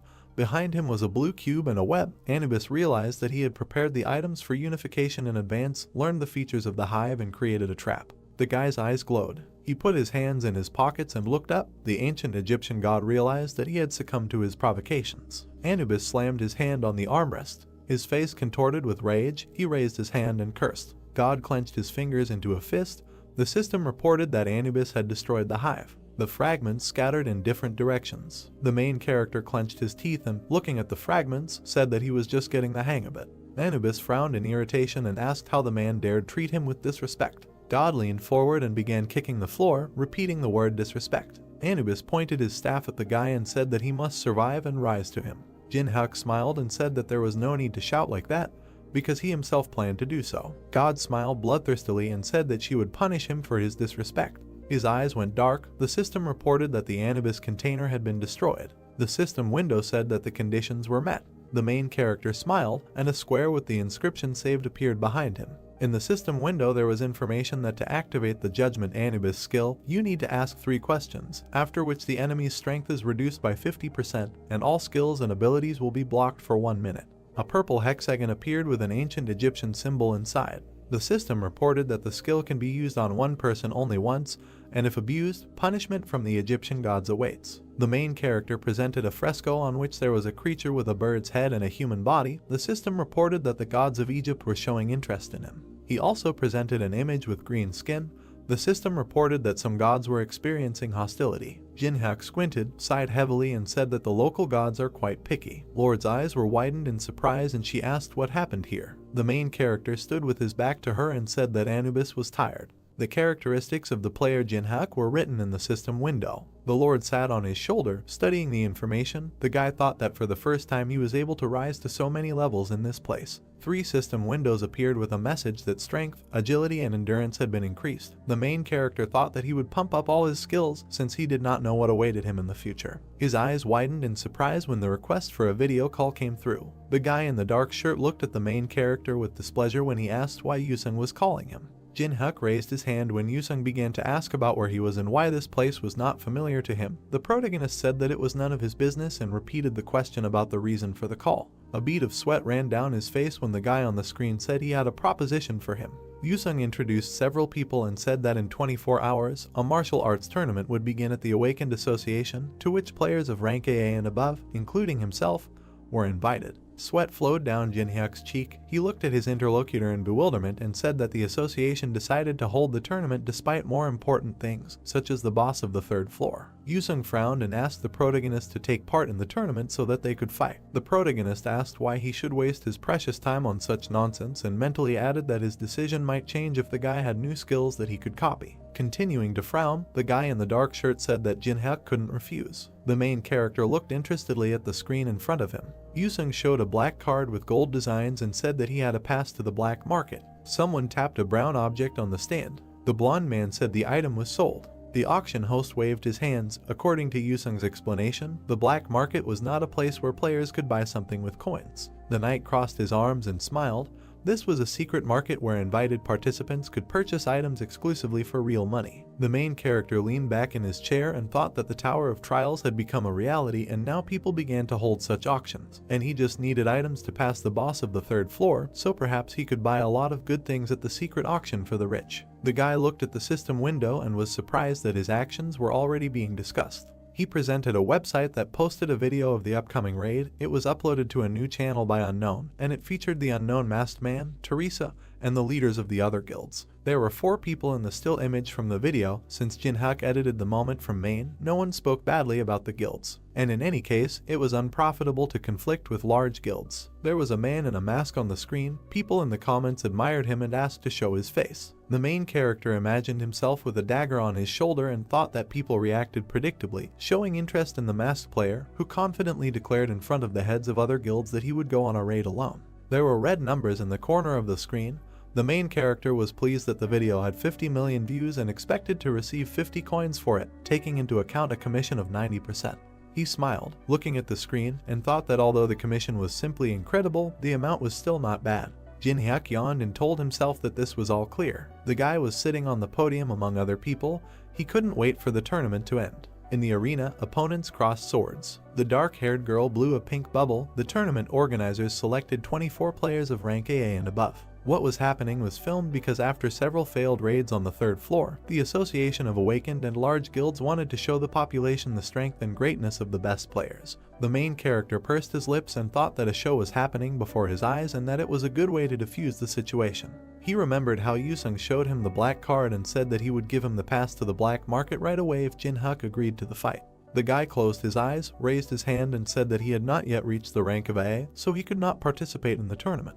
Yusung on the other side of the screen ignored him and said that the winner of the tournament would be able to choose a replica relic from the National Museum. With a serious expression on his face, the guy on the screen said that the winner could invite a player who did not participate in the tournament to fight with him. The main character felt anxious. He pointed at the screen and shouted that this time he would defeat him in front of everyone. The guy smiled, waved his sword, told his friend that this was his limit and offered to surrender.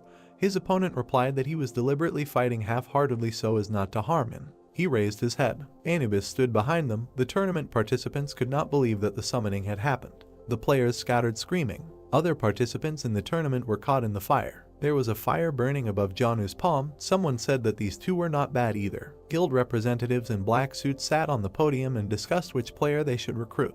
A blonde man, the head of the Black Fortune Guild, named Dokpyo, said that he only liked one. The man pursed his lips and thought that the guy in black clothes was gorgeous. Yusung swung his sword. Watching him, Dokpyo thought that he had control of the battle, a wide view, and most importantly many types of attacks. He remembered how the assistant opened a suitcase with gold. The head of the guild invited the guy to join them, but he refused, saying that he was not interested.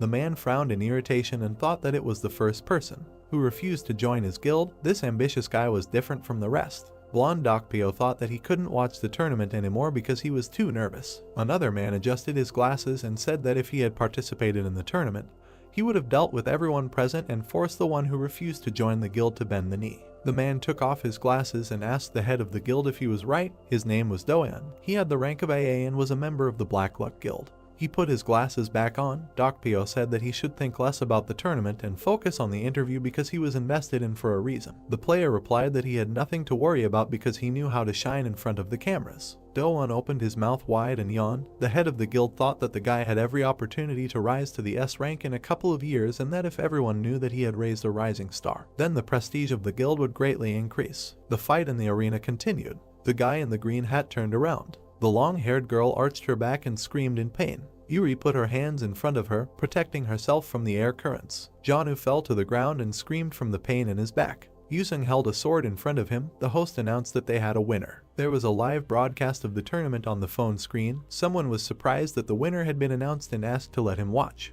The two girls watched the video and discussed Yusung's appearance. The interview with the winner was broadcast on the big screen. The guy said that instead of a line he was choosing the right to choose an opponent. People in the square were discussing his choice. Someone suggested that he wanted to fight a master from some guild. Yusung raised his sword. People were eager to find out who he would challenge to a duel. The guy pointed his sword in the direction of the podium and demanded that the enemy come out. Doan smiled widely and said that he approved of this choice. He froze in confusion. The guild leader put his hand on his back, demanded that he sit down quickly, and said that Yusung did not choose him. The dark-haired guy frowned. Dokpyo drew his ward's attention to the fact that the tip of the sword and his gaze were directed slightly above them. The dark guy looked at the arena in confusion. He did not understand why the winner of the tournament did not choose them, because no one except him and Dokpyo could become a worthy opponent to him. Behind Doan, someone slammed his hands on his knees and muttered something irritably. Jinhak stood up and told Yusung that he was good at annoying people. The guy lowered his sword. People could not believe that he chose an unknown player. Kwanwoo opened his mouth and began to quickly type something on his laptop. Another man asked him to punch the main character through the bases. Information about Jinhak appeared on the screen. People were surprised that he was an F-rank player. The main character jumped into the arena. Watching him, Dokpyo thought that if Yusung challenged an AA rank player, the fight would be spectacular, but for some reason he chose an unknown guy with a low rank, but there is no benefit to be gained from this. The blonde man frowned and assumed that the winner of the tournament just wanted to publicly mock the weak. Jinhak closed his eyes and asked Yusung to give up if he lost this time too, because it was time to learn to admit defeat. The opponent frowned and asked how he could be so sure of his loss after seeing him win the tournament. The main character gave him a thumbs up and said that he had definitely become stronger and asked if he had trained hard. The swordsman clenched his teeth and said that, without stopping for a second, she did everything to catch up with him. Yusung waved his sword and said that in order to get a pass to the black market, Jinhyuk must fight at full strength. The system notified that the player was using the sword soul skill. Blue streaks appeared when the guy activated the second stance sword soul technique. He gritted his teeth and activated the blazing swordsman soul technique. The main character tiredly closed his eyes and thought that Yusung had taken up his task again. He raised his hand, summoning fire magic, and said that he was ready to fight. Jinhyuk spread his arms to the sides and shouted that Yusung was a stalker. White clouds floated across the blue sky above the city. The beam pierced the roof of the building. The blue sky was visible through the hole. There were blocks of ice in the arena. The guy was surrounded by smoke. There were holes in the swordsman's clothes. He annoyedly asked how many skills his opponent had. Exhausted, the guy fell to the ground. The main character got down on one knee and began to look for something in Yusung's pockets.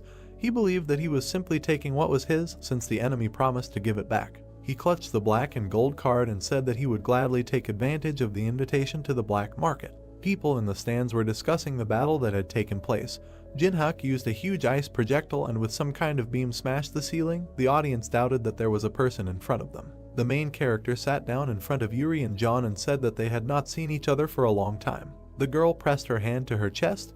The old man said that this was their first meeting after the museum. The guy smiled, said that their first meeting was a little rough and suggested leaving everything in the past. John and Yuri were told that they don't want to be his enemies. Jinhyuk squatted down and said that since they decided to live peacefully, he wanted to ask for Yuri's phone number. He handed her the phone and said that if she didn't want to, then she didn't have to do it. The girl thought that in that case she would refuse. He opened his mouth and said that everything is not so simple. The main character turned the phone towards her and said that Yuri should be confident that she can cope with the consequences. She squeezed the black phone in her hands and thought that this was a request only in words, but in reality it was blackmail. The people in the stands screamed in fear. Someone jumped down behind Jinhyuk and said that it was amazing. He didn't expect an F-rank player to be able to win. The main character's eyes turned yellow. The system reported that the Eye of Truth of the second level was activated. The system window contained player Doan's data. The guy waved his hands and said that he did not expect to see such a show. The system notified that in order to copy the giant's hand skill, it is necessary to unravel the hidden intention of this person. Jinhyuk squinted and thought about how the system determined the intentions and desires of the object every time. He believed that this was beyond the capabilities of artificial intelligence. Doan raised his hand and said that there was no need to look at him so hostilely. Because he didn't come to fight, the main character asked why he came in that case. The guy smiled and said that they have the same field of activity and most likely they will see each other often. He extended his hand to the main character and said that he was showing common courtesy to his colleague. Jinhyuk smiled and activated the third level Eye of Truth. The system reported that Doan's words were lies. The guy continued to smile broadly and hold out his palm. The main character thought that behind such a calm expression of face, anger, rage, and hatred were hidden. He was also embarrassed by the reporters. He imagined the blonde man and thought that the guildmaster Dark Fortune was waiting for something. The main character introduced the giant and thought that Dokpyo wanted his guild member to defeat the newcomer who defeated the winner of the tournament in front of reporters in order to draw attention to himself. Jinhyuk smiled and thought that they were like an open book to him. The system notified that he had figured out Doan's hidden intentions and that the copying conditions had been met. A golden hexagon appeared. The system reported that the giant's hand skill had been acquired. In the system window it was said that the giant's hand increases the grip strength and makes it possible to lift objects that weigh 10 times more than it does. The main character presented a machine with prizes and thought that when the challenge tower was a game, it was not possible to copy this skill, because there were few users who had it. But now that the game has become a reality, skills that others have difficulty obtaining are just waiting to be. He collected them. His eyes turned purple. He said that it was unusual to hear his colleague call him and asked if it could be considered that this greeting came from the head of the Black Luck Guild. Doan opened his mouth and said that Jinhyuk doesn't seem to be in the guild, so they would be happy for him to join.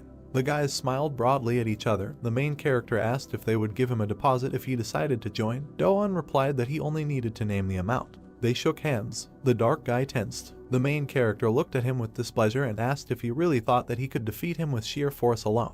Doan smiled brightly. He stuck out his tongue and said that it goes without saying that the system sent an alert that Doan had activated the level 5 giant's arm. The guy opened his mouth wide and said it was obvious. They continued to stand holding hands. A purple silhouette of a woman with scales appeared behind him. The system reported that Anubis's court was activated. Doan could not understand why his skill did not work. The guy frowned. He got down on one knee and screamed in pain. Jinhyuk said he had to admit he was holding up well. The main character's eyes became their normal color. He said that Doan seemed confident in his strength, asked if he was ashamed to writhe in pain like that and why he forgot about his pride. Purple discharges surrounded their hands. The guy opened his mouth wide and screamed in pain. Golden lines appeared between them. Doan asked Jinhyuk to stop. The main character hit the guy in the stomach and called him wretched. Something came out of his mouth. The strong blow sent Doan flying backwards. The protagonist clenched his hand into a fist and said that this was because he pretended to want to make friends. He squinted and looked at the red smoke. A pit appeared in the arena. The eyes of the main character turned yellow. The system reported that the Eye of Truth was activated. Red smoke came from the hand of the head of the Black Luck Guild. He was outraged by it. that Jin-hyuk dared to beat one of his best players and said that he put in a lot of effort for this day. The system window contained information about the player Dokpyo. The system reported that in order to copy the ability to the energy of bloody rage, the main character must break the man's pride. The guy pressed his hand to his chest and said that he understood that the head of the guild was angry, but he should have behaved more restrainedly. Dokpyo's face contorted with rage. He assumed that Jin-hyuk was scared. The main character looked at his palm and said that he simply did not plan to defeat the guildmaster yet. The man's eyes were black. He jumped up and called the protagonist's names. The system reported that the energy of bloody rage was being activated. The man extended his hand forward and shouted that it was impossible to defeat the guildmaster. Jin-hyuk raised his hand. The system notified that he was using the daylight ability. The spectators covered their eyes with their hands, protecting themselves from the blinding light. They could not see what was happening in the arena. A dagger appeared in the protagonist's hand. Dokpyo clenched his fingers into a fist.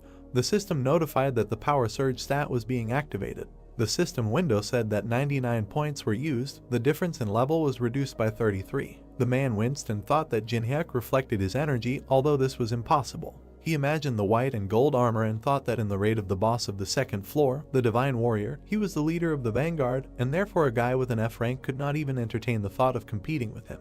Dokpyo opened his mouth wide and told Jin-hyuk that he was just being ridiculous. The guy turned his head. Someone told them to stop. The body of the guild leader was enveloped in green smoke. The system announced that the 4th level arbiter was activating. The main character pursed his lips. Someone said that in a tournament that most of the population is watching, they must show that they deserve people's trust. Someone came down to the arena. There was green smoke coming from the man's hand. It was the head of the association, Sanjin. Jin-hyuk squinted and thought that in front of him was the head of the unification of all awakened Koreas. The man with the scar on his face looked at them disapprovingly. Dokpyo pointed at the guy and told the leader that he came on time because Jin-hyuk had just beaten up his guild player. The man turned his head when Sanjin said that they were at a tournament, not a show, so there was no need to worry about getting hurt. He approached Jin-hyuk, introduced himself and said that he was glad to meet them. He remembered sitting at the table in his office and said that, to be honest, 20 minutes ago he had no idea about the guy's existence.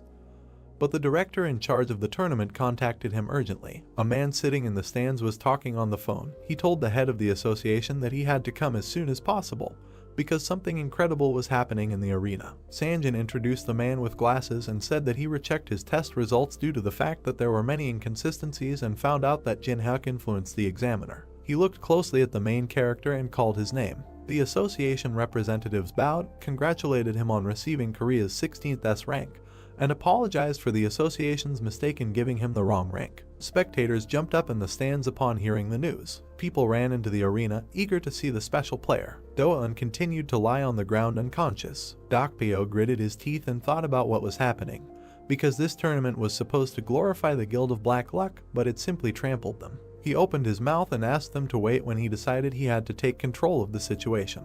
The man grabbed the reporter's hand and said that he had to report that their guild was planning an attack on the boss of the 3rd floor. The reporter's jacket remained in Dokpyo's hands. He said that they would talk about this another time and asked him to contact the editor. The man froze with someone else's jacket in his hands. The journalist was filming Jin-hyuk. Dokpyo's eyes turned black with anger. He turned around and walked away from the crowd. The system reported that the conditions for copying the Dokpyo skill were met. A red hexagon appeared. The system reported that it had received a unique ability, the energy of bloody rage. A news site was open on the screen. There was a photo of the main character smiling. The comments discussed Do-eun's loss. Jin-hyuk smiled. Looking at the phone, he was pleased with the public's reaction. He remembered Sanjin raising his finger and saying that as an apology, the association would provide him with a plane to fly to Las Vegas. The guy leaned back in his chair and said that everyone wants to have a high rank because the attitude towards such players is radically different.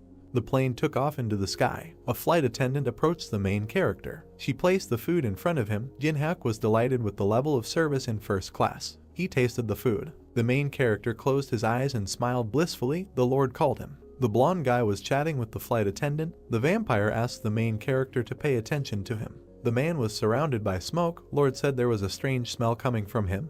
His blood smelled so bad that she didn't even want to taste it. Jin-hyuk looked to the side and asked what she was complaining about. The vampire said that this was not a joke and that guy was not an ordinary person. His eyes turned yellow. He thought that if the Lord, who considers people to be mere bags of blood, speaks like this, then something is really wrong with that person. The system notified that the Eye of Truth of the 3rd level was activated. His eyes widened in surprise. In the system window there were characteristics of a player named Alex Judrow. The guy waved his hand. The system said that depending on the degree of closeness with the object, you can copy one of the skills, but for the maximum degree of closeness you need to join the Mana Association. The main character pursed his lips and thought that he couldn't even imagine that that guy was one of the Mana because he walked around with such a calm face. Alex walked past Jin-hyuk. He pointed his finger at the main character and asked if he was the same player from Korea who received S rank. Jin-hyuk imagined a man in a black mask and thought that Alex had boarded the plane on purpose and assumed that after the news came out, not only large guilds were interested in him. The guy smiled and said that he had recently changed his rank to S. The suspicious man said that he was amazing at the tournament. Alex handed over his business card and introduced himself. He gave us a thumbs up, said it must be fate, and suggested they have a drink together to pass the time on such a long journey. The main character took the black business card, decided to play along and said that he was right. There was a bottle of alcohol on the table. Taking out expensive cognac, Alex began to talk about himself. They sat opposite each other. The new acquaintance told Jin-hyuk about his cosmetics business and the difficulties he had to endure after the appearance of the test tower. The main character closed his eyes, smiled and thought if this man knew that he knew who he was. The blonde guy smiled back. He raised his glass and said that to be completely honest, he didn't come to Korea for the cosmetics business. Alex tilted his head and said that he wanted to expand his business and start doing business with the awakened ones to keep up with the times. The guy raised the glass to his mouth and said that he had a problem. Jin-hyuk asked him to tell him more about it. Alex put the glass on the table and asked if the main character had heard about the masked player. The interlocutor realized that he was talking about the unknown. Jin-hyuk raised his glass and said that he seemed to have seen a video in which the unknown suggested attacking the boss of the third floor and asked Alex how he was related to him. Main smiled and said that they also wanted to take part in the raid on the boss of the third floor, but the masked player got in their way, so an unpleasant situation arose. Alex narrowed his eyes and said that despite the fact that the unknown said that he was doing this to protect his comrades, he refused them, saying that he needed to do something alone, so they should not interfere with him. They continued to sit opposite each other. Jin-hyuk suggested that Alex personally knew the unknown person. The man said that it could be said that way. The main character smiled falsely and said that the unknown person turned out to be greedy. The interlocutor agreed with him. Jin-hyuk was delighted with his ability to lie with a calm expression. The man put an ice cube into a glass. He poured himself more cognac and said that the main character would provide them with invaluable help if he went with them to the third floor to the room. The guy raised his hand, expressed surprise at the invitation and said that the unknown was going to fight the boss alone. Alex handed him a bottle and said that S-rank players are given the right to freedom of action, so that no one will touch them and they will be able to get items from the third floor. The main character closed his eyes, thought that even the large guilds allowed the unknown to go through the floor alone and agreed to block the entrance to the boss's room and assumed that the main wanted to get there with his help. He opened his eyes and said that Alex's request was too serious because he had just received rank S and his new acquaintance wanted him to go against large guilds. The man smiled and said that he was a businessman and that he not only asked a lot but also offered a lot. A vial appeared above his palm. Main said that there is a medicine that helps with incurable diseases and even with cardiac arrest. His eyes lit up and he showed the main character a bottle of elixir. Jin-hyuk's eyes widened in surprise. He took the bottle in his hands, said that his interlocutor's offer interested him and thought about how the Mana Association was able to get such a rare thing. Alex hid his hand under his jacket and said that many people wanted this elixir, but he was ready to give it to a new acquaintance as an advance. He put the contract on the table and asked Jin-hyuk to sign it. The system reported that Main would activate the contract with the 6th level dead man. The main character's eyes turned yellow. Main Alex said that such a chance is rare. The main character extended his hand to a piece of paper and thought that visually this agreement was no different from ordinary ones. He imagined a dagger surrounded by smoke and thought that the violator of the terms of the contract would be overtaken by a mortal curse. But if he didn't sign anything, then there was nothing to worry about. The guy closed his eyes and said that he could not sign this because he was very reasonable and was not ready to confront large guilds. Alex raised one eyebrow, said that it seemed that the valuable elixir was not enough, expressed regret about his decision and said that he was counting on him.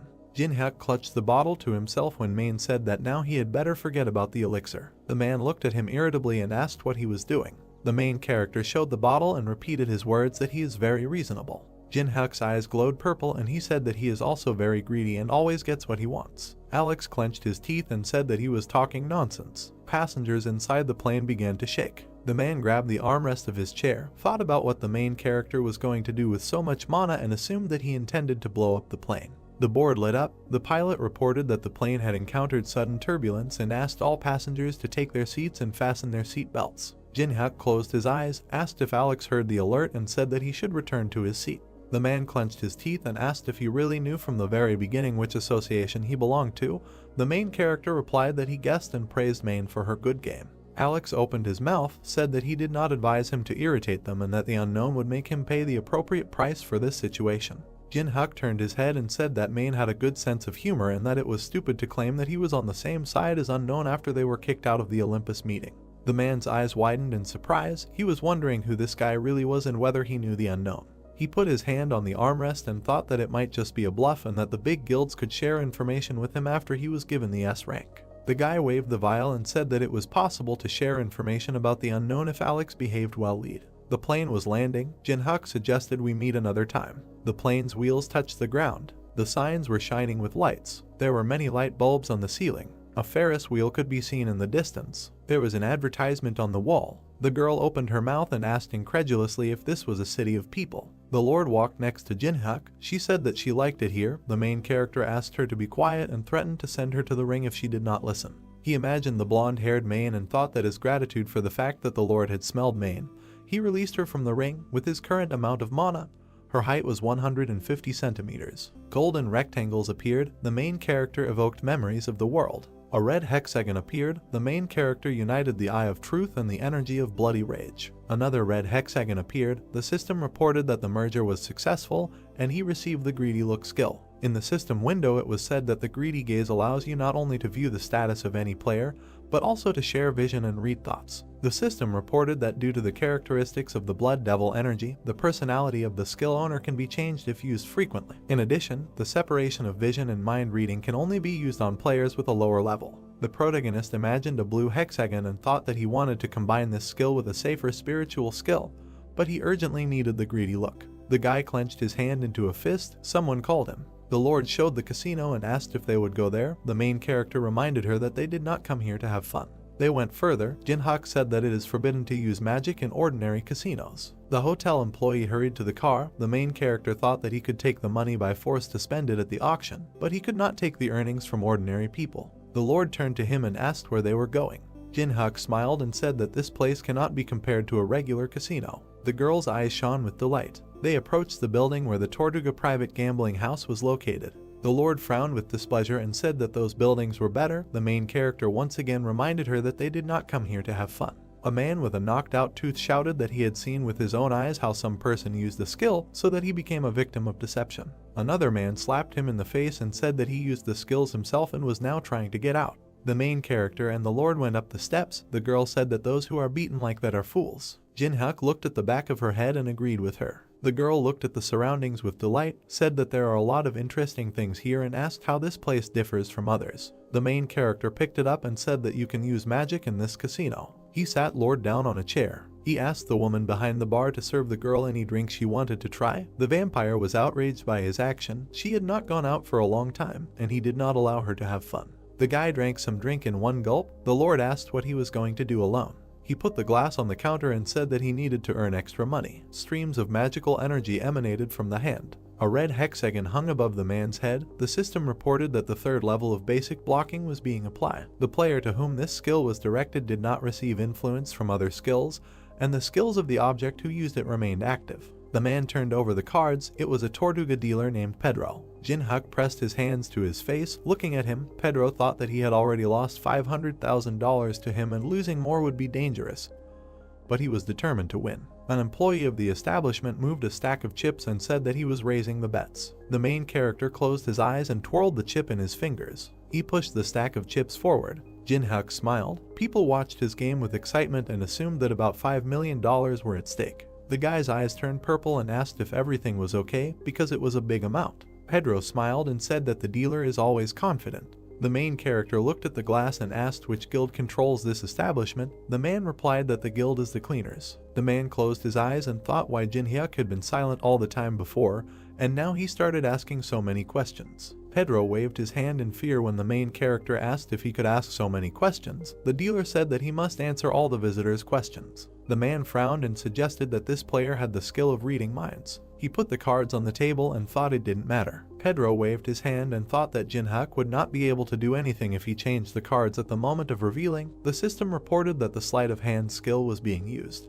There were 2 jacks on the table. The dealer's eyes widened in surprise. He could not understand how this happened. Jinhyuk smiled. Pedro didn't understand how this was possible because he used the skill and changed the cards. The main character showed his cards and said that he won thanks to this pair of kings. He imagined a red hexagon and thought that the new skill, Greedy Gaze, which allowed him to read minds, was a good ability. Jinhyuk held out his hands to the chips and said that he was taking them. Someone was running towards them. Men in black suits surrounded the table. The man in the red shirt said that he did not know thanks to what skills he received such a win, but he would have to follow them. The main character was indignant at the way they treated visitors. The red-haired man frowned and said that they do not call those who take such winnings visitors. Jinhyuk smiled. The man opened his mouth and ordered his subordinates to take the guy into the room. Blood began to flow from the man's nose. The main character clenched his fingers into a fist and said that he remembered the words he heard at the entrance. He raised his hand to strike and said that those who are beaten like this are fools. Jinhyuk dodged the shots. A man with glasses shot him with a pistol. The hero dodged and stabbed him into the ground with one blow. The bar continued its work. Someone shouted for the hero to smash them all.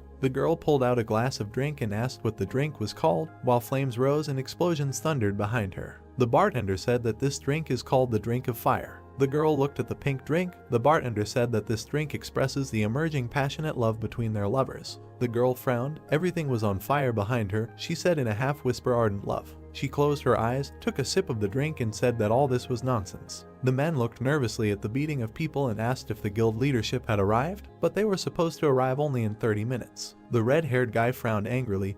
Cold sweat flowed down his face. He realized that something had gone wrong, although they were in a criminal area. The hero beat the employees with a smile. The guy looked at him and noted that even here it is difficult to find such an unstoppable fighter. The guy with the phone ran up to him, said that they had problems here and offered to look. The manager asked what was so important here. He kept his eyes glued to the phone screen. It contained a photo of a hero.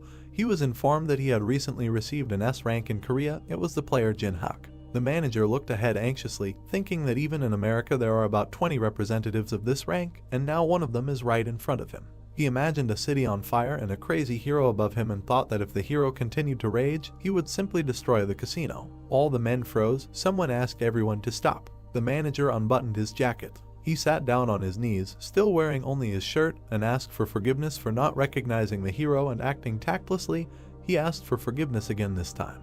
Jinhyuk bit his lip nervously and asked why the manager was suddenly apologizing. He asked if the guy really thought that it was in vain to contact him after learning his rank. The guy crawled closer to the hero and said in a trembling voice what he meant. The hero interrupted and said that this was all absurd. He leaned towards the guy with a malicious smile and asked if this place wasn't like this originally. He clarified that the one who is beaten is the fool. The hero began to bend his fingers. He said that he made a bet, won the average amount, but they intervened and then caused moral damage, so if you count everything. The guy looked in horror at the hero, who said that $10 million would be enough for him. Jinhyuk grabbed the manager by the collar and otherwise ordered the establishment to close. After a while, the hero looked at his bank account with 10 million on the balance. He thought that this amount would be enough to get the desired item at auction. He leaned against the wall. Cars were driving along the road behind him. He reminded himself that it would soon be their turn. The car stopped next to the hero. The window rolled down. A man in a jacket was sitting behind the wheel. He clarified which hero the guest was and said that they would take him to the auction hall. The car rushed forward at high speed. The hero sat in the back seat and looked out the window. He couldn't see what was outside, which meant that the auction location was being hidden. The car was approaching the mansion. The hero was full of anticipation. The hero stood in front of the open gates of an expensive mansion.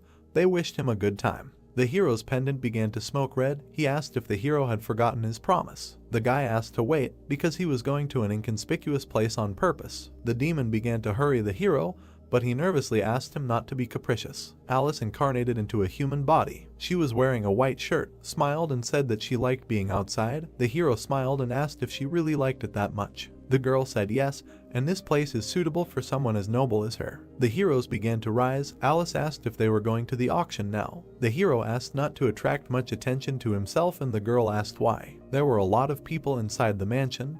The hero noted that there were too many eyes here. The hero walked and looked around. He had already participated 175 times. He participates every year, But now he was more worried than usual. He was interested in objects related to the tower. People drank wine and smiled at each other in anticipation of the start, and according to rumors, this time the heart of an ichthyosaur will be presented at the auction, which was made possible thanks to the appearance of the tower. Thanks to magical energy, many lost ancient jewels are being revived again. People were all waiting and wanted to at least take a look. Alice felt a foul odor. She grabbed her nose, which surprised the hero. An unknown man with a cane decorated with a skull approached the hero. An ominous smell emanated from him. An old man in black clothes appeared in front of them. He called himself Julius Cedric and said that he was the teacher of the worthless fool behind him. The hero looked at the gloomy blonde, seeing that he had been given a good treatment, because he returned without results and elixir. The hero used a greedy gaze. He looked at the smiling old man covered in a purple aura. A window of characteristics of this person appears. As the hero expected, the man had amazing abilities, necromancy, and his abilities were perfectly combined. With minimal mana expenditure, he could use a lot of magic, so everyone wants to get this skill. The conditions for copying were learning dark magic from the old man and receiving an A+ grade in order to be able to copy his skill. Jin-Hyuk frowned, thinking that the system was clearly going crazy. He realized that the old man needed to be shaken up. He smiled and said that thanks to his student he received a rare thing. And the flight was interesting? Cedric said thank heavens if so. He looked at the guy from under the hood and said that he had arrived specifically to re-clarify about the information that the hero possesses. The hero asked about the unknown and Cedric agreed, saying that for them he was a big problem. The hero smiled and walked forward, noting how straightforward the old man was. He said that they were now in such a wonderful place, so he suggested discussing this another time. Cedric blocked the hero's path with his cane. His eyes glowed purple as he expressed his regret that there wouldn't be another time and he needed to deal with it as soon as possible. Jin-Hyuk waved the cane away. His eyes glowed yellow. He pointed at himself and said that he had missed the moment when this became his concern. He and Alice went ahead. She stuck out her tongue. The blonde was terribly angry, calling him a bastard. Cedric put his hand on his shoulder with a smile and asked him to leave him, saying that there were still ways. Jin-Hyuk was annoyed, but Alice was amused and said that smelly people annoy her. She suggested getting rid of them. Jin-Hyuk asked her to leave them as there is no need to make a fuss here. They went out into a large hall where people were already sitting in their places. The guy said that he would just buy the desired item and that's all. The host on stage drew the attention of the ladies and gentlemen to himself. He said that everyone had been waiting for this for a very long time. The hero decided to hurry. The presenter raised the gavel up and said that they were starting the 175th black market auction. The screen showed a smoking meteorite that fell into Arizona, USA. The hero kept his hands in his pocket, thinking that this stone was now emitting strong magic after the tower appeared. The man pointed to the crowd and said they were starting at $100,000. The heroes sat down in their places. People began to inflate the price, and other, higher prices began to outbid them. Jin-Hyuk smiled. At the moment there was no craftsman who could process the meteorite, so this item cannot be used in any way. Now there was an opportunity to buy it cheap. Jin-Hyuk raised the sign with a smile. The host hummed approvingly and asked if anyone was ready to beat this amount. Jin-Hyuk closed his eyes with a smile, thinking that he bought a meteorite for pennies. Someone held up a sign and said the amount was $1 million. The presenter began to sweat and began to beat his fist on the table. Jin-Hyuk opened his eyes in surprise. He looked down and saw that Cedric had entered the bidding. The presenter raised his hand and said that they were starting bidding and the new slot was a sealed catalog of mental hospitals with a price of $100,000. People started raising the price. The hero raised the sign and named the price of $300,000. Cedric raised his sign with a wicked smile and named the price at $1 million. People looked at the old man in horror, afraid of such pressure. The presenter asked if there were any more bids and hit the gavel on the stand, saying sold. Jin-Hyuk bit his lip nervously, looking at the old man, realizing that he had decided to buy everything he had his eye on. He clenched his teeth. Alice looked at the hero with slight curiosity. The hero raised the sign. The presenter offered the next lot, a relic of the Mayan civilization found in South America. The hero immediately offered $500,000. Alice looked at the hero with confusion and said that it was unreasonable, because he didn't even listen to the end, but the hero said that they had a plan. Cedric held up the table and named the price at $1 million. The host was amazed again. He asked if there were any more bets. Jin-Hyuk shouted 1.5 angrily. Cedric immediately raised his hand and named the price of $3 million. The presenter was pleased. He asked if there would be more bets. Jin-Hyuk calmly lowered his hand. The presenter asked again. Cedric smiled. The item was sold to him for $3 million. He looked the hero in the eyes. The presenter began to name the next lot. The guy and the old man immediately raised their numbers. The presenter announced that he sold the item to an elderly gentleman for $2 million. The signs waved and the whole hall was silent. The next item sold for $3 million. The presenter loudly banged his gavel on the table. Sold for $5 million. The presenter pointed to the old man and said sold again. The next lot was also great when Columbus discovered a new world. The student looked at the teacher and asked, "How about giving in?" Cedric hit the student and asked, "What will happen if the guy gets what he wants?" Cedric gritted his teeth and thought that they had big losses, but they would have enough funds. He decided that they would get whatever he set his sights on. They will definitely exchange it for information about the unknown, and they will definitely exchange it for information about the unknown. A chessboard appeared on the screen. The presenter said that the next lot was for real connoisseurs. He showed the first chessboard. The hero was silent with displeasure. The people around did not appreciate the trinket. They were indignant that even the figures were not attached to it. Some people wanted to bury the money on the heart of the ichthyosaur. Alice looked at the hero. He raised the board and named the price at 50,000. The presenter accepted the information and announced a new price. Cedric doubled his bet. Arguments echoed throughout the room as the stakes grew inexorably. The hero, covered in sweat, has already named the price of $1 million. Cedric drooled and indicated the price at $8 million. The hero sat down. People were in shock discussing the patient who took some kind of board for $8 million. The hero, all embarrassed, raised the sign and named the price of $10 million. The old man smiled. He could not contain the gushing energy, and like a madman he named the price at $30 million. He looked at the hero with a smile, saying that $10 million was his limit, and he found what he really needed. He threatened with his fist and shouted that if he wanted to get this thing, he would have to agree to his terms. The stunned presenter asked who wants to offer even more. The hero hid his displeased face behind his hand. He understood how much Cedric had spent and was surprised that he still had something left. It exceeded his expectations. He leaned forward, thinking that he needed a new plan. The presenter said that lot number 56, the very first chessboard, was being purchased by an elderly gentleman for $30 million. Alice stood up, folded her arms across her chest and named the price at $100 million. The old man, without expecting it, opened his mouth in surprise. He didn't understand why the hero needed some kind of board worth $100 million. He looked at Alice and the hero, not understanding who this little guy was. Cold sweat was running down his face. He had spent more than $70 million on all sorts of rubbish, and if he stopped now, it would be a complete failure. He shook his head and named the price at $110 million. But Alice immediately named a new price of $200 million. Cedric pointed his finger at her. She became covered in red energy. He said not to cross the line and asked if she really had $200 million. The presenter excitedly raised his hand and asked the girl to show her a certificate of her account balance. Alice began to cast a magic ball. A huge pile of gold appeared under her. The girl asked if this was enough. One man ran up with a special device and checked the gold crown for authenticity. He said the crown alone was worth more than $500 million. The old man looked at the girl in surprise. She winked at him slyly while the old man suggested that she was not an ordinary person. In this couple, Jin-Hak began to confuse him even more for keeping such a mysterious girl next to him. The old man frowned. Perhaps he had an opponent who would be more problematic than the unknown. He stood up and said that the situation had changed. He said that they were moving on to Plan B. The student smiled wickedly. His eyes glowed green and he said he had been waiting for this. The presenter smiled. The girl in a mask carried a chessboard in a glass box. Alice, uninterested, asked to hand the board over to the hero. She calmly looked at the mountain of gold and said that she was going to sort out all this rubbish anyway, and more importantly, she can't stand to see how these fools are looking high at her contractor. The hero exhaled, looked at the girl and thought that she knew how to speak words worthy of praise. There was an explosion behind the hero. Everyone began to take cover from the flying debris. The roof over people's heads began to crumble and fall. Auction employees began escorting people out. People ran in panic and pushed each other. The blade of the sword waved. Someone asked where are people in such a hurry. The student, enjoying himself, killed one person after another. He called people victims who he needed as raw materials. Alex used melt magic. A magical rune appeared above his hand. The floor under people's feet began to crack and emit light. People's skin turned gray. One man grabbed his head and said that it was torn. People fell to the ground. The little boy was crying and calling for help. The hero was covered in energy here. He looked at Alex and said that he was crossing all boundaries.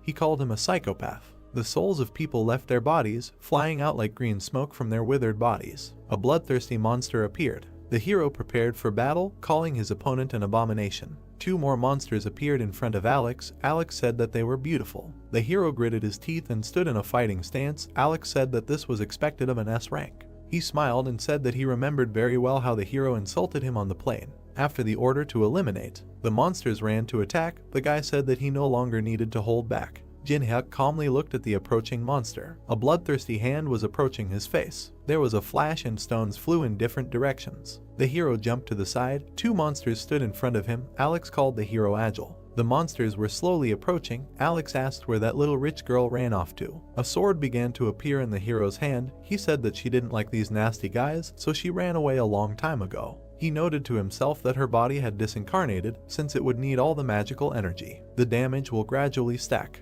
Jin-hyuk frowned. Monsters, covered in flames, ran to attack the hero. He understood that there was no point in wasting time and decided to end the fight as soon as possible. He took off. The sword graveyard has activated. The hero ended up behind the monsters, inflicting a bunch of cuts on them. The monsters disappeared in 2 black flashes. Alex looked at the hero in admiration and said how amazing it was. He couldn't even keep track of the hero, but another soul moved from the corpse into Alex's rune. He said that it's nice when the amount of resources exceeds expectations. He waved his hands. New monsters appeared. He said that everything was becoming nice and simple. The hero turned around. The 2 killed monsters had regenerated. He thought that Alex wanted to exhaust him and prolong the battle. Monsters surrounded the hero. They were fueled by the forces of people and therefore remained in the ranks while the enemy was running out of mana. This is their standard tactic. Alex smiled madly. This is how necromancers fight. Jin-hyuk dodged the blow and grabbed the dagger. He raised his hand to attack the blow and he slid back, asking if this was all Alex's trump cards. He pointed a glowing blade at Alex and said that he would burn them before they recovered. He used daylight. The outbreak consumed the monsters. Alex covered himself, annoyingly noting that he was using that skill again. But he had already analyzed his technique by watching a video from the tournament. A wall of darkness and huge bloodthirsty eyes appeared behind Alex. He realized that he needed to attack before the rays of light united. Alex watched as the rays of light incinerated the monsters. He asked why they weren't moving. The monster's legs were covered with ice. Steam poured out of the hero's mouth, and his fingertips were covered with ice. Alex opened his mouth in surprise, realizing that the hero had hidden the ice skill with a flash so that he could not see anything. "Leave me alone." A cold flash appeared. A deadly beam hit Alex from it. A powerful light came from the mansion. It became as bright as day. Alex was lying on the floor. He looked at the hero, saying that this was impossible. He looked at the bloody scraps that were left of his cuties. The hero came up from behind and said that the cuties were a little blown away. Alex waved his hand, but a beam of ice hit him. The hero waved his dagger, and a light flashed in front of his face. Alex jumped out of the cloud of smoke. He was sweating. He realized that he had lost, but he had a huge advantage. He decided to quickly run and find a teacher. An invisible blade pierced his body, and a knife blade protruded from his stomach. Alex began to fall to the ground. The hero was hiding in the smoke. He stood in a throwing stance and smiled. He approached the wounded Alex and said that he had created chaos and asked if he was really going to run away. Blood flowed from the guy's mouth. The hero grabbed the handle of the knife. He said that he would tell Alex how he would die. Blood sprayed from the guy's mouth. Jin-hyuk said that for the next half hour, blood would accumulate in his lungs, and when they were filled with blood, the guy would begin to choke. The hero's eyes burned. He said that in the first place, perhaps death by fire, but suffocation is no less painful.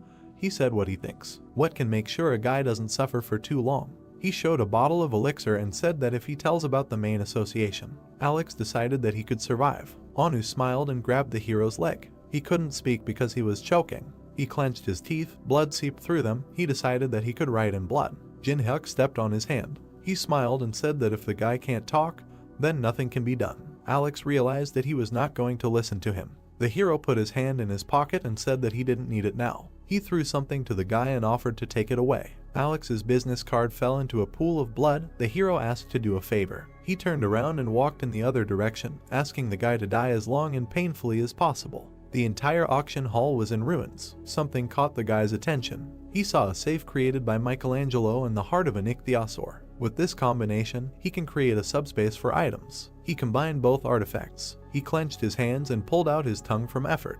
The system reported that the hero had successfully created a huge subspace for 5 tons of inventory. The hero twitched. Someone turned to him. The leader behind him smiled and thanked him for saving them. The boy pressed himself close to the leader and said thank you to the guy. He thought that he would have to pay for these items. He frowned and said that he didn't take the items for nothing, but the host said that everything was fine. Jin-hyuk looked questioningly. The presenter smiled and said that he lost consciousness, and then he saw the hero and he saved their lives. He hugged his only son. He said that he had never even thought of informing on the hero. Jin-hyuk was silent in surprise. This was the first time for him. He closed his eyes, smiled and walked away, noting that this was not a bad feeling.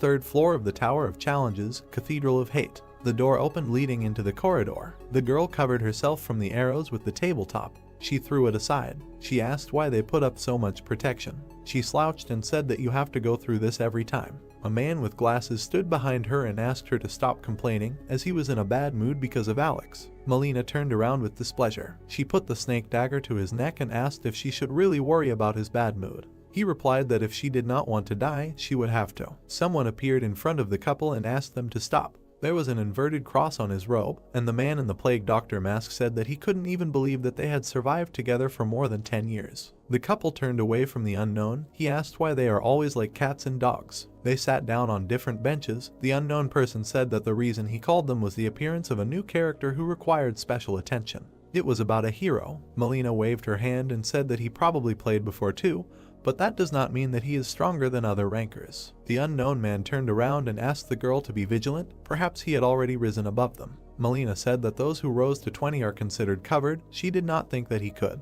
The man said that he also thought that they shouldn't have done that. He looked at the unknown person and said that they had chosen the unpopular virtual reality, the Tower of Tests, to hide from the surveillance of the international police, and therefore they knew the tower well. Melina said that others simply had no need to bother themselves like that. She leaned back and said that perhaps the hero was playing this heartless game out of idleness. She looked at the chandelier and said that only a sick person could try to get into this game. The unknown man was silent. The couple did not take his words seriously, but at least they understand each other. He understood that the hero should not be underestimated. His eyes flashed red as he knew he needed to eliminate the threat. He ordered to keep an eye on Kedrick. He disappeared and asked to be told that this was not a fiasco. Melina smiled and called the unknown man a troubled old man. It was a sunny day. Yewa swung her leg. Timon was on the defensive. He managed to block, but the blow was too strong. The guy's defense fell off. He fell to the ground. Yangwa asked if he was okay. He raised a trembling thumb. They washed up after training. Timon called Nuna over to him.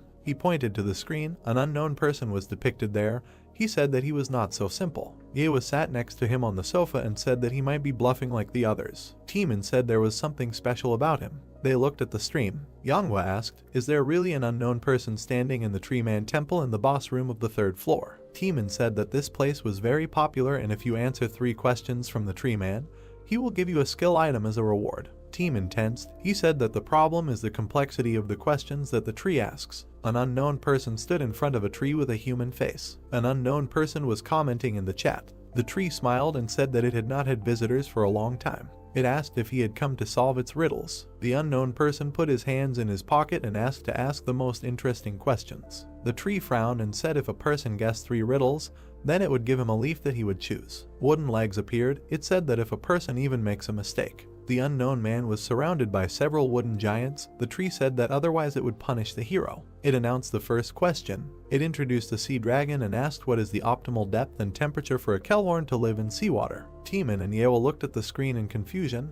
asking who could know the answer to such difficult questions. The unknown person raised his hand and said that the depth was 175 meters and the temperature was 1.5 degrees Celsius. Yanhwa and Timon froze. The tree opened its mouth wide in surprise. The unknown person suggested asking the next question. The tree said that it had not yet answered whether the answer was correct or not, but the man said that he knew that the answer was correct and therefore suggested asking the next question. The tree frowned and said that the next question was not an easy one. The guy and the girl watched the stream in bewilderment. The tree asked how to use Feliani's spongy body. The unknown person said that it was necessary to simmer for 5 hours the salt of the sunny desert and the holy water of a priest who had changed his profession. The tree said that this answer was correct. The unknown remained calm. The tree called the last question. The giant eagles from the heavenly plateau only mate once a year. When? The unknown person pressed the button. He pointed his finger at the tree and said that when the first snow falls in the tower. The tree smiled. It laughed and said that the answer was correct. The unknown person rubbed his nose through the mask and said that he was interested in talking about the tower. The hour was going crazy. The tree calmed down and said that it would give the man the leaf he chose. It suggested choosing red, yellow, or green. Red is a fire modifier, yellow is a defense boost. Timon smiled and said that he knows that green increases movement speed.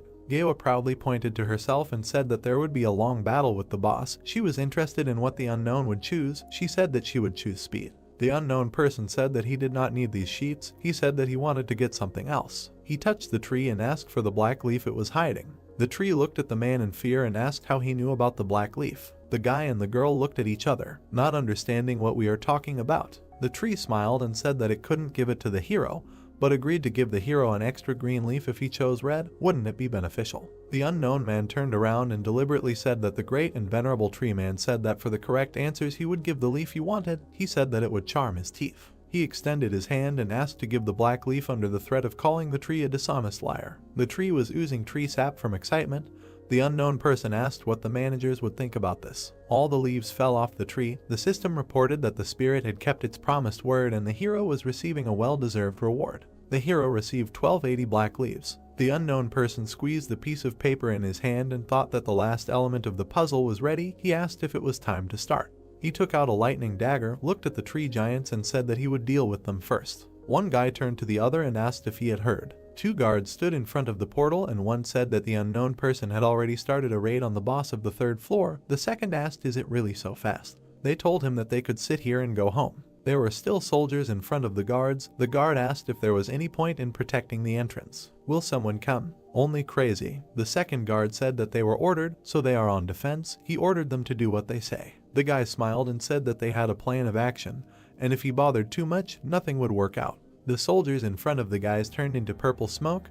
Their weapons fell to the floor. Black circles appeared under the guard's feet. Purple lines wrapped around the guy's legs. A man appeared. The guard was wrapped in ribbons. The unknown person ordered to absorb and conserve all the energy since they need everything and they have no time to hesitate. Zedric stood in front of the portal with his sect. Zedric said that he had already started. Leaves were flying over the temple. The unknown man turned around. Behind him a headless giant fell to the ground. Chat admired the unknown's battle. The camera followed the hero. Someone in the chat expressed skepticism. The hero said that he didn't care whether they believed it or not. He said that he already had enough problems, so he asked them not to bother them. The chat was surprised that the unknown approached them. This idea began to refute this theory, saying that the unknown would not communicate with the audience like that. The unknown man looked at the camera and said that he was telling this to them. He said that if they want to watch, then let them watch. But if they don't want to, they can leave. Many streamers curry favor with viewers to increase views. The guy looked at the phone in surprise. "But if from the very beginning I come out with a concept, I do what I want." The guy smiled and asked what is he doing. "Then a fandom will be formed from those who are interested in such a concept." In the chat they admired the hero's audacity. The hero walked silently towards the gate. There was a purple flash above the mountain. The hero turned around, surprised that there was someone else here. He grabbed the camera and asked to cancel the broadcast. This was not appreciated in the chat. The system reported that the broadcast was completed. A bunch of warriors ran to attack another group. The magicians put up purple runes. Warriors in armor ran to attack. Stone statues defended their positions. The evil spirits attacked the soldiers. The battle has begun. The hero watched what was happening from the cliff. It seemed to him that the sides were equal. The evil spirits destroyed the stone soldiers. The hero assumed that their side was stronger. The sorcerers put out runes. They shouted that the blow was aimed at them. Someone hit one sorcerer in the shoulder. The sorcerers saw fragments flying at them. They began to demand that the shields be turned around. The fragments began to bounce off the magic discs. The sorcerers could not understand where the attack was coming from. They saw a masked man behind the stone army. The sorcerer ordered the undead to eliminate the masked man. Skeleton archers began to shoot at the hero. The hero began to hide behind the stone soldiers. He put out his hand, rays of light swirled in it. He used the protection of heaven. A flash of light illuminated the undead. The sorcerers looked at how the undead suffered from the blow. They realized that they could not control it because of the holy skill. They decided that they needed to concentrate on controlling thoughts. A huge warrior in a horned helmet began to attack the sorcerers. One of the subordinates shouted to the master that Team 3 had been destroyed. Zedric clenched his teeth and said that he could see it that way. The unknown ran forward. He thought that there were 4 teams created to effectively control the undead. He presented the battle plan. One of the teams was destroyed. If you destroy the first one and break the network, then control is completely destroyed. A fiery flash appeared next to the hero. He attracted attention. He attacked the stone golem, asking if he could really catch it at that speed. The fighting statue of the Moe ran after the hero. The sorcerer pointed to a huge approaching head and said that the enemy was coming in their direction.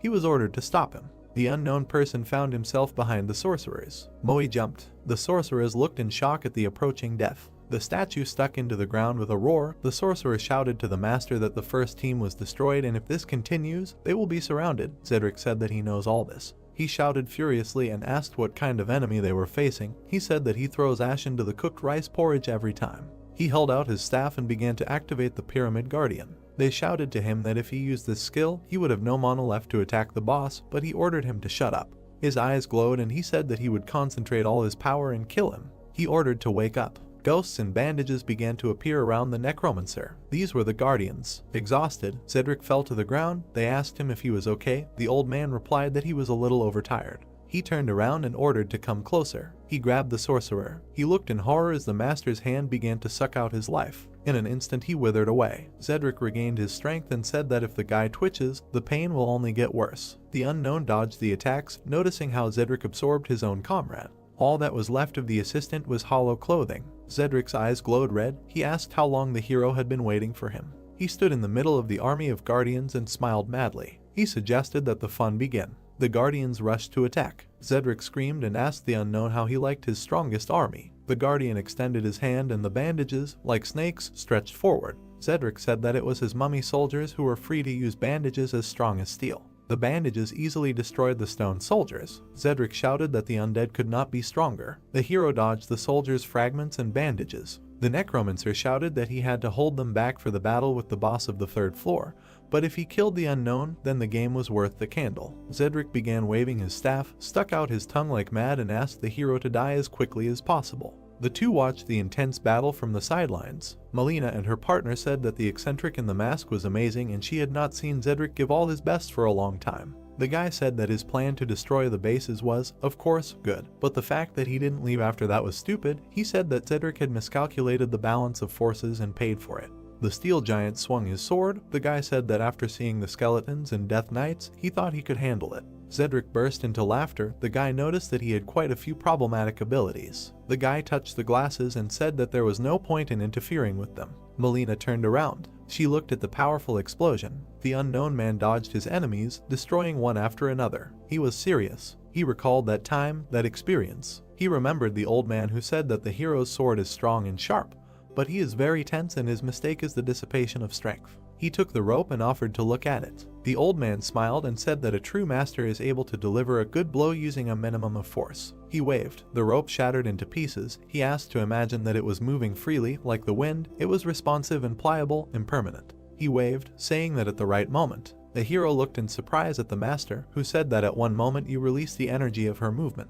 The master smiled and asked if he wanted to learn his spiritual sword art, Shuhangamu. The system reported that part of the spiritual art skill had been restored and could now be reproduced. Something dug through the earth in an arc. The bandages began to be pulled off the mummy's face. The hero attacked with a dagger. The system reported that the understanding of the Shuhangamu sword's spiritual art skill was growing rapidly. Zedric began to cover himself from the pressure of energy. He looked at the hero in confusion, thinking that the whirlwind from his spiritual art was so powerful that it attracted everything around him. A tornado of energy began to form, sucking everything inside itself. The hero frowned. He used the fifth type of sword dance, soul destruction.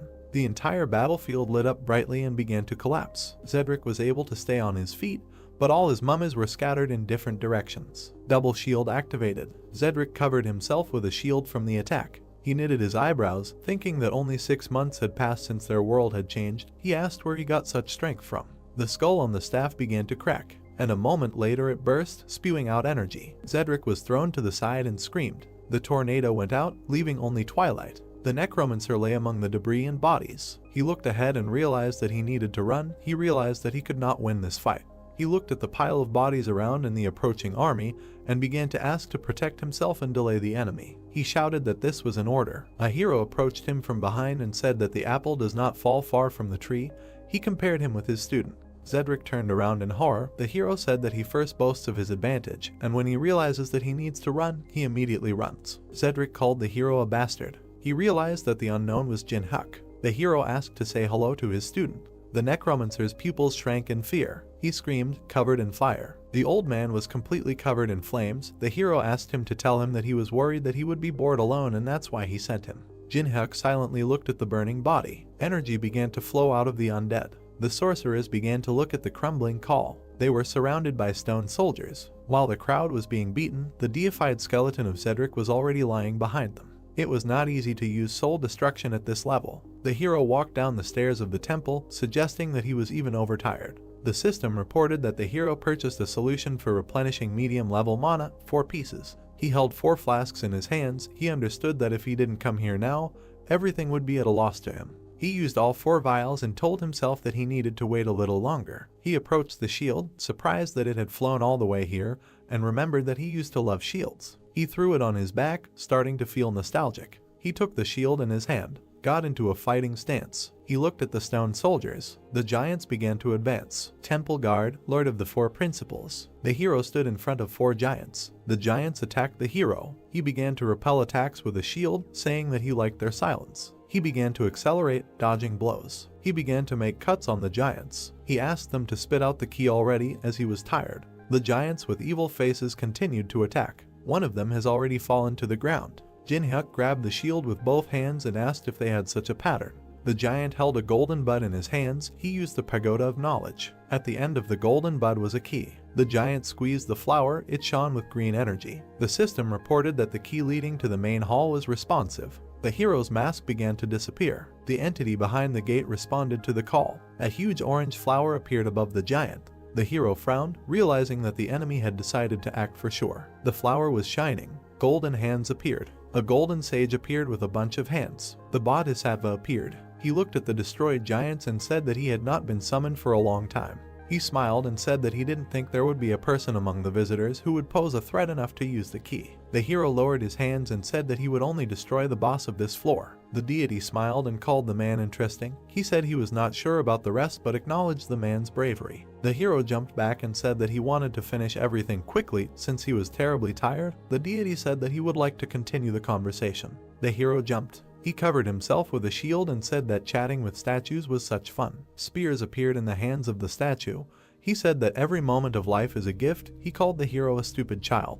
He swung a bunch of arms and ordered the hero to enjoy it while he could. He said when death comes, he will miss this moment. The hero frowned. The statue smiled. There was a green flash. The hero fought off a powerful green beam with his shield, which began to crumble the ground. The shield began to crack. He bent down, thinking that the attack was so powerful that when he simply blocked the blows, it seemed to him that his body was crumbling. He ordered himself to endure. He will only have one chance. The statue smiled and said that the hero was able to withstand sound attacks. A bunch of hands attacked the hero. The hero took a stance and began to cover himself in cold steam using ice creations. Huge ice growths appeared in front of him.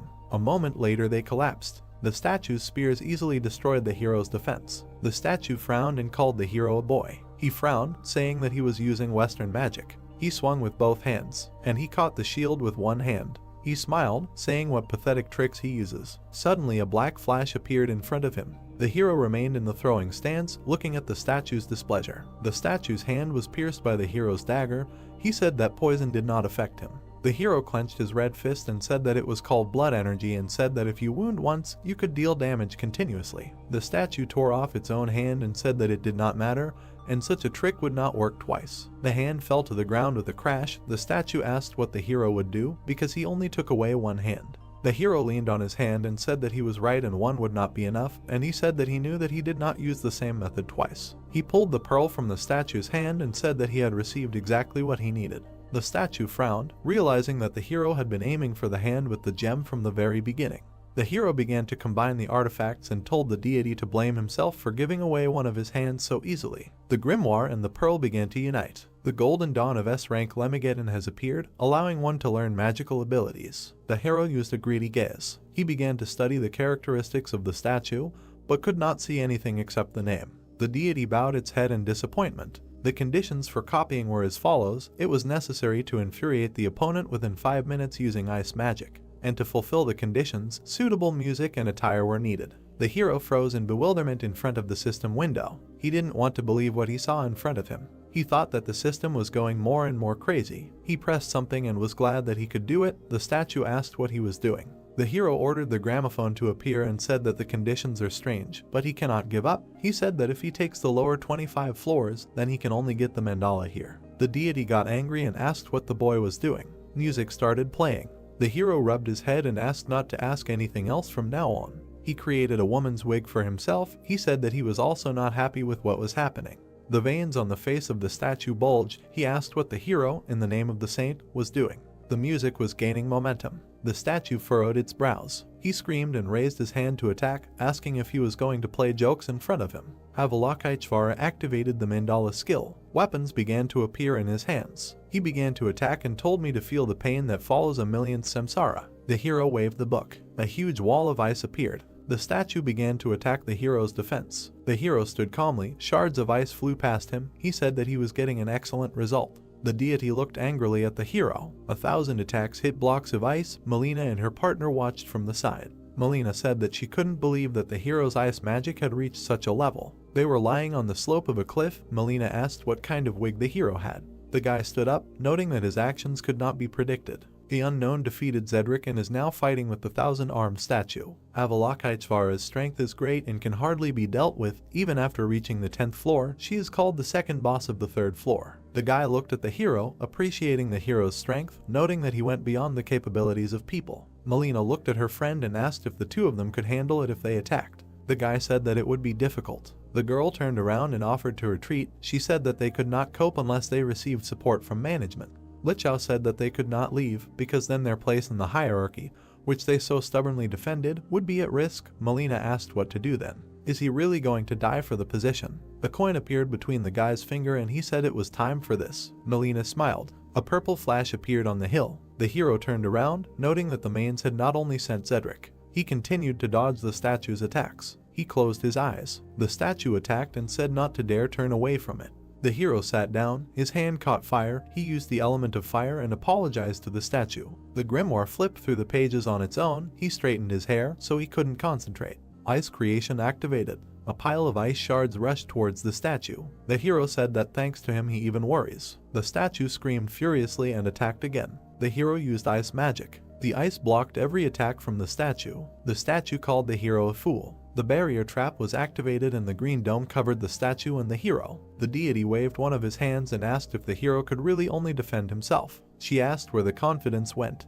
The statue jumped and attacked again. The blows began to ricochet off the dome. The hero fell into a trap from a pile of golden cuts. He used ice magic again. He covered himself with an ice dome. The statue watched as a bunch of cuts ricocheted inside the dome. He squeezed the dome and said that it was useless to resist. He took advantage of disfavor. Huge palms appeared around the dome. The system reported that Avalokiteshvara activated the divine spear. The statue swung over the dome. The dome burst and blocks of ice flew in all directions. The hero took off. The statue smiled. Suddenly he looked forward in surprise. The hero asked if the same attacks wouldn't work twice. He looked down. The hero was running at his feet and said that they were going through quite well. He stood in a throwing pose. The statue looked angrily at the blocks of ice that appeared at his feet. He was completely covered in ice and screamed. The hero slipped back and asked if he knew how offended he was. The statue was writhing in rage, locked in an icy prison. The hero asked why someone who has achieved nirvana through self-improvement is so prejudiced. The hero reached out to the wall of ice. An installation of the middle finger appeared next to him.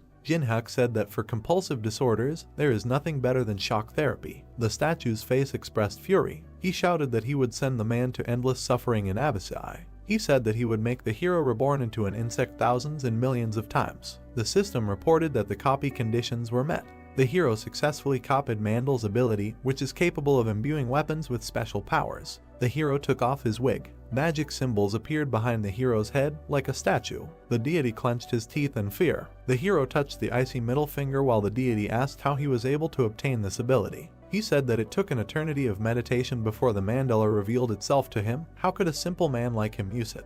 The hero raised his hand and said that he would make sure that the potential of his skill did not go to waste. He ordered the statue to disappear. The middle finger pointed at the statue. He rushed forward into the ice prison. The statue was pierced by the middle finger. He looked in horror at his fate. There was a bright green flash. The statue was smashed into many pieces. The system reported that the hero's level has increased. Jinhyuk sat on the ruins of a 1,000-armed statue. He held the golden key in his hands and rested. The key allowed the hero to summon the 3rd floor boss on the 3rd floor. He walked away from the ruins of the statue and warmed up. He said that it became more difficult than in the game. He walked past the corpse of a necromancer. He said that he was overtired. He looked at his characteristics. I scrolled through and thought that I needed to spend my stats on mana. His mana increased to 77. He warmed up, saying that next time he would need to prepare something for mana regen. Suddenly he remembered something. He still had some things to do. The test tower is a place with a special atmosphere. He introduced a bunch of monsters. As night falls, the temperature quickly drops, and the aggressiveness and strength of the monsters grows. The players ran towards the portal. As night fell, most of the players did. Someone stopped hunting and looked for a safe place. The hero lit a fire, and in front of him lay a night forest and a starry sky. He cooked food over a fire. He took a huge juicy shrimp. The mask disappeared from the hero's face. He took a bite. He smiled, thinking that this was a taste that he couldn't enjoy. He decided that next time he would need to copy the cooking skill. Someone made a noise among the bamboo. Strangers appeared and said it smelled delicious. It was Melina and Lichao. The girl said that they would also have to spend the night here. Could they stay with the hero until dawn? The hero silently looked at the unknown people. Melina smiled. The hero agreed and offered to sit down. They sat down and introduced themselves. The hero held out a bowl of food and offered a treat. Myona's mouth watered. Lichao waved, thanked the hero and said that they do not eat what strangers who hide their faces offer. The hero put the bowl on the ground, asking if the mask really bothers them. Lichao said that it is worn when there is something to hide. Jinhuk pointed his finger and said that he could take it off if they were embarrassed. They were sitting by the same fire. The couple was surprised. Jinhuk raised his finger up and said that he wouldn't take it off just like that. He suggested holding a game. He showed 3 fingers and said that they would be interested in learning about each other. He suggested asking 3 questions, and if they answered his questions, he would take off his mask. Lichao looked at the hero, thinking that the answer to the question does not necessarily mean the truth, because you cannot know the truth of the words. He didn't know what the hero was up to, but it certainly wasn't a disadvantage to them. He nodded to the girl. Jinhyuk gave a thumbs up. Melina tossed the coins and began to catch them. She smiled and offered to decide with a coin who to start with. She chose obverse. With the help of magic, an obverse appeared. She grabbed the coin and said that they were the first. The hero thought about barely noticeable magic. Caligula coin. Choose a target and pour magic into the coin for 5 minutes, and you can influence the mind of your opponent. Melina thought about it. She decided that if she asked the name or guild, the hero was unlikely to answer. She smiled and asked if any of his comrades were here. The hero noted that this is a practical question. He looked at the couple and said that he came here alone. He said that now it was his turn to ask questions. He said they were hunting the boss and asked why they were only watching. It was clear that he was fighting. Melina smiled and said that they were waiting for the right moment to enter the temple, because this place had a bad reputation and they had to be careful. She again took the coin in her fingers and asked why the masked man came to the tower. The hero straightened the coals in the fire and thought, even if the interests coincide, she wants to win him over to her side. He said that he doesn't know what he wants. He asked if he said what he needed, would they be able to fulfill his conditions? Melina played with the coin and agreed on the condition that their interests coincided, because they are capable of much. Lichao smiled. Jinhyuk leaned over and said that now there will be the last question. He asked if they answer now, then he will take off his mask. The girl asked what the hero wants for the last time. Jinhyuk looked at the fire and said the last thing he was interested in was. He pointed a stick at the couple and asked if the main association really thought that the 2 of them were enough to resist him. Melina smiled and said that everything was as she thought. They stood up. She said that he knew their true colors, and they saw with their own eyes how strong he was, because he alone dealt with Avalokiteshvara. The hero continued to sit. He was asked if he was still overtired. They realized that he was very weak. She raised her hand and said that 2 of them would be enough. She pointed a coin filled with magic at the hero. They looked at each other silently. Melina looked at the coin in surprise and asked why it didn't work. Lichao asked what the girl was doing. The hero took the bowl of shrimp and said that the Caligula coin was fine. A purple scale appeared behind the couple. The hero said that she couldn't use it now. The judgment of Anubis was used, which reduced stats by 50% and blocked abilities for a minute. Lichao shouted that they had been discovered. He demanded that the girl use the skill. Melina said that not one skill works. Jinhyuk placed the bowl on the altar, saying that the couple was so confused. The system reported that the temple gods were pleased with the offering. The system offered to select a subject to conduct the court of Anubis. The pillar with the furious face glowed blue. A great commander has been chosen by the enemy. The second pillar shone red.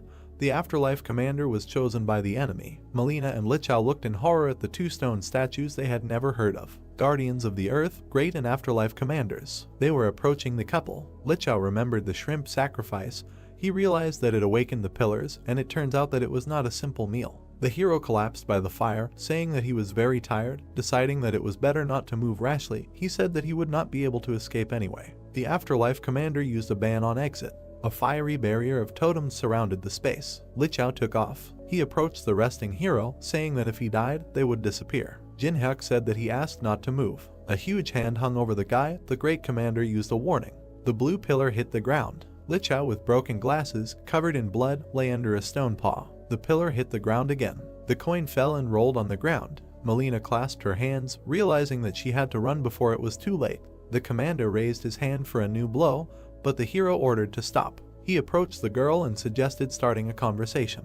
The greedy gaze was activated. The system reported an error due to a difference in levels. The hero frowned, noticing that even the luck stat did not help him this time. He looked at the corpse of Lichao, lying in the hole from the blow. Jinhyuk said that he hoped that this time the girl would answer the questions more sincerely.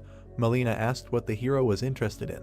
He looked at the girl and said that he had heard a lot about the mains, but he could not understand the motives. He said that if they do not climb the tower, all humanity will disappear. Why are they bothering the players? Melina started to speak, but someone said she couldn't. Lichao, covered in blood, crawled out of the pit and demanded that he close his mouth and not say anything. The commander swung his stone paw. Lichao shouted that she would never do anything. Melina looked at her friend in horror. The paw rose, covered in blood. Jinhyuk said that being true to an idea to the end is cool, but only at the right time and in the right place. Melina turned around in fear. Jinhyuk said that he does not leave alive those who are trying to take his life, only if she tells him the information.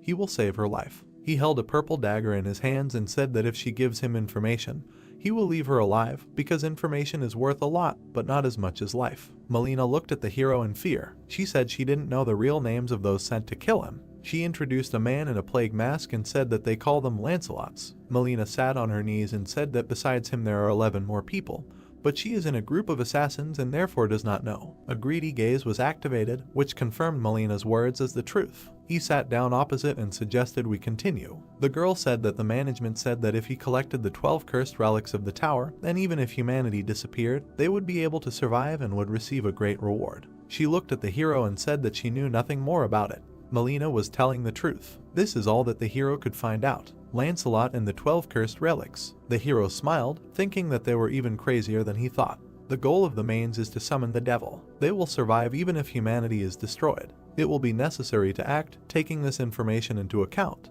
He stood up and thanked the frightened girl for the necessary information, because she would be useful to him. Melina smiled and asked if she could go. The hero said no. Melina began to say in shock that the hero said that he would leave her alive if he left her alive. The hero approached her and said that he would keep his promise, but only after concluding a contract. His hand shone. Melina did not understand what he was talking about. The hero smiled and used the soul brand. He said that the contract stated that she would listen to him. Melina looked at the hero in fear, thinking that this was 100 times worse than death. However, if she can survive. Tears flowed from her eyes. It was a bright, warm morning. Jinhyuk decided to replace the broadcast of the fight with video. He removed the system window and said that he had lured people with the broadcast and said that of course they would be annoyed. He moved on. There was a temple ahead. The hero suggested starting. He smiled and held the key in his hand. He used the call. A purple beam shot out of it and something began to appear. A purple sphere shone in the air. The birds flew away in different directions out of fear. The boss of the 3rd floor answered the hero's call. A gate appeared and began to open. A stone foot stepped out of the purple portal. The stone army began to appear. A man came out with a cup of sake. He asked who dared to disturb his rest. The hero activated his greedy gaze. The system reported that the luck and adaptation stats compensated for the difference in levels. The boss of the 3rd floor appeared. A long-haired man sat on a stone throne. His name was Muhan. The system window of its characteristics opened. Copying was impossible due to the difference in levels. Muhan drank sake and said that many tried to fight against his army, but only the hero summoned him using the key. He sat on the head of a huge warrior, under which there were also many giants and warriors. It was a huge Muhan army of 100,000 souls. Jinhyuk smiled and asked about his army. He activated the first chessboard. He extended his hand, and a projection began to appear under it. He hit the plate. The system reported that the first chessboard had opened. A huge chess field opened up under his feet. 2,851 magic chess pieces volunteered. A row of pawns appeared in front of the hero. Mukhan smiled and said that this is an interesting idea, because with this method one can become a replacement for an entire army. He asked what such a little thing can do. Jinhyuk smiled and said that he wasn't finished yet. He used enhancement pills on the chess pieces. Pawns turned into knights thanks to strengthening. The knight's eyes smoked blue. Musen chuckled with interest. He hit the ground and admitted that the hero was different from those who came before. A huge chess army stood around the hero. Jinhyuk smiled. A man was cutting a chess piece out of stone. The old man turned around and asked Yuri to prepare a few more pieces. Pak Hana nervously sought out the figurine and said that since the goal had been set, they would know how much was left, and she did not understand the task of simply making sculptures. The girl imbued the figures with magic, saying that she had no time to think. She turned around tiredly and said that they had already made more than 2,000. If Jinhyuk didn't like it, it would be a complete end. She took the bishop piece, saying that for that matter. She looked at the box of chess pieces and said that it was a plus for them to be on his side. Jinhyuk smiled and said, since he is recognized. He touched the figure and said that to hear recognition from someone who just sits on his 3rd floor and hides behind the servants is bluffing. He mounted his horse, taking a spear. He said that he doesn't care, not nice. Mukhan frowned and asked again. Jinhyuk said that Muhang defeated a couple of weak players and is now showing off, which is why he is stuck on the 3rd floor because he does not have the ability to go higher. Muzan is covered in energy. The monsters of the test tower guard each floor and use the energy of this floor. In addition, not only the players, but they too can climb the tower and increase their strength. Mukhan laughed, calling the hero a nice fellow. He asked if he really thinks that he cannot rise above the 4th floor because he does not have enough strength. The hero calmly said that it was so because he was tied to the 3rd floor. Muhan stood up, smiled, and said that the hero can think as he pleases. He said that it seemed like the hero's plan was to piss off his opponent. His face suddenly became angry and he said that the difference in army size and level of tactics was obvious. He said that it was simply impossible to win with the strength of a hero. 1st Battalion. The stone warriors put up their shields. They put out their spears and went forward. The hero looked at the approaching enemies, calculated that there were 1,000 statues in the 1st vanguard. He realized that the enemy wanted to see how he would react. He raised his spear up. The 1st chessboard skill has activated. The attack and defense of chess pieces on the field has increased by 30%. The chess warriors were beaming with energy. The hero presented a diagram of the upcoming battle. He ordered the outermost pawns to take 3 steps forward, and he ordered the 1st detachment to prepare for defense. The warriors moved forward. The pawns activated the shield wall. They put their weapons forward. The enemies were approaching. The hero ordered to maintain the battle formation. The shield warriors collided with each other. The soldiers stood in line angrily. The pawns were pushed back. The hero ordered everyone to fight to the death. The shield warriors were pushed back. The hero ordered to shoot. The boats began to shoot from crossbows. The arrows flew towards the shield warriors. They began to pierce the enemies. The warriors raised their shields. The elephant figures activated a wave of fire. They raised their staffs and fiery flames poured out at the enemies. The warriors held shields and fire seeped through the cracks. Burnt bodies fell to the ground. Muhan smiled. A purple mark appeared on his forehead. He said that the hero mated with the advance group in seconds, which was worthy. He ordered the 2nd and 3rd battalions to advance. He pointed with his hand. The warriors ran to attack. The horses attacked the enemy's flank. The hero presented the battle scheme. The horses activated a wedge formation, which increased damage by 200%. The hero attacked in the front row. He ordered the line to be broken through faster than lightning. They approached the enemy from the rear flank. The stone warriors turned around. The horses plunged into the enemies, tearing them apart. Muhan frowned, noting that Jinhyuk was quite skilled at commanding an army. The hero gave orders. Muhan noted that he promptly switches to attack and defense, gives accurate and timely orders. He saw a hole in the formation. He thought it looked too delicious, like a poison treat. Muchon activated the identification of weak points. Light poured from his eyes. The system reported that if you destroy the crown, the pieces stop moving. Only the king or queen can be the crown. He watched the battlefield and realized that if he destroyed the crown, then victory would be in his hands. He laughed madly. He laughed and called the hero impudent. He kept wondering why the hero makes a mistake that even beginners do not make. He realized that this was not the case. A woman's leg appeared on the battlefield. The crown was Alice, who was watching the battle with displeasure. Muhan with a smile ordered to go forward to make a breakthrough. The hero turned around. He imagined the maneuvers of the current battle. As soon as he withdrew, the enemy targeted the center of the formation. Jinhyuk ordered to ignore everything. He said that the enemy now has 3,000 fewer soldiers in defense. He understood everything. He attacked Muhan. He lured it by opening the center and showing the crown bait, which was a good trap. The giant raised his hand to strike. The elephants burned with fire. The giant was torn to pieces. A huge hand grabbed the giant. He swung, and he threw it far forward into the center of the chess formation. The giant roared through the center. Shrapnel flew past Alice. The giants landed very close. Alice was surrounded by enemies. Muhan smiled insidiously. He said this is the end. Alice looked around gloomily. The horses galloped forward. The huge titan praised the protagonist because he got to him with a small number of warriors. Jinhyuk lowered his shield, saying to stop talking nonsense, because he knows that he left the passage on purpose. Mohan frowned when he learned that the protagonist knew about the trap. Lowering his hand, Mohan said that he had given the crown to Alice and made his way to him with such small forces, but he would not achieve more. Mohan enveloped himself in mana, saying that they will end this here and now. The protagonist looked at the 2 titans that appeared.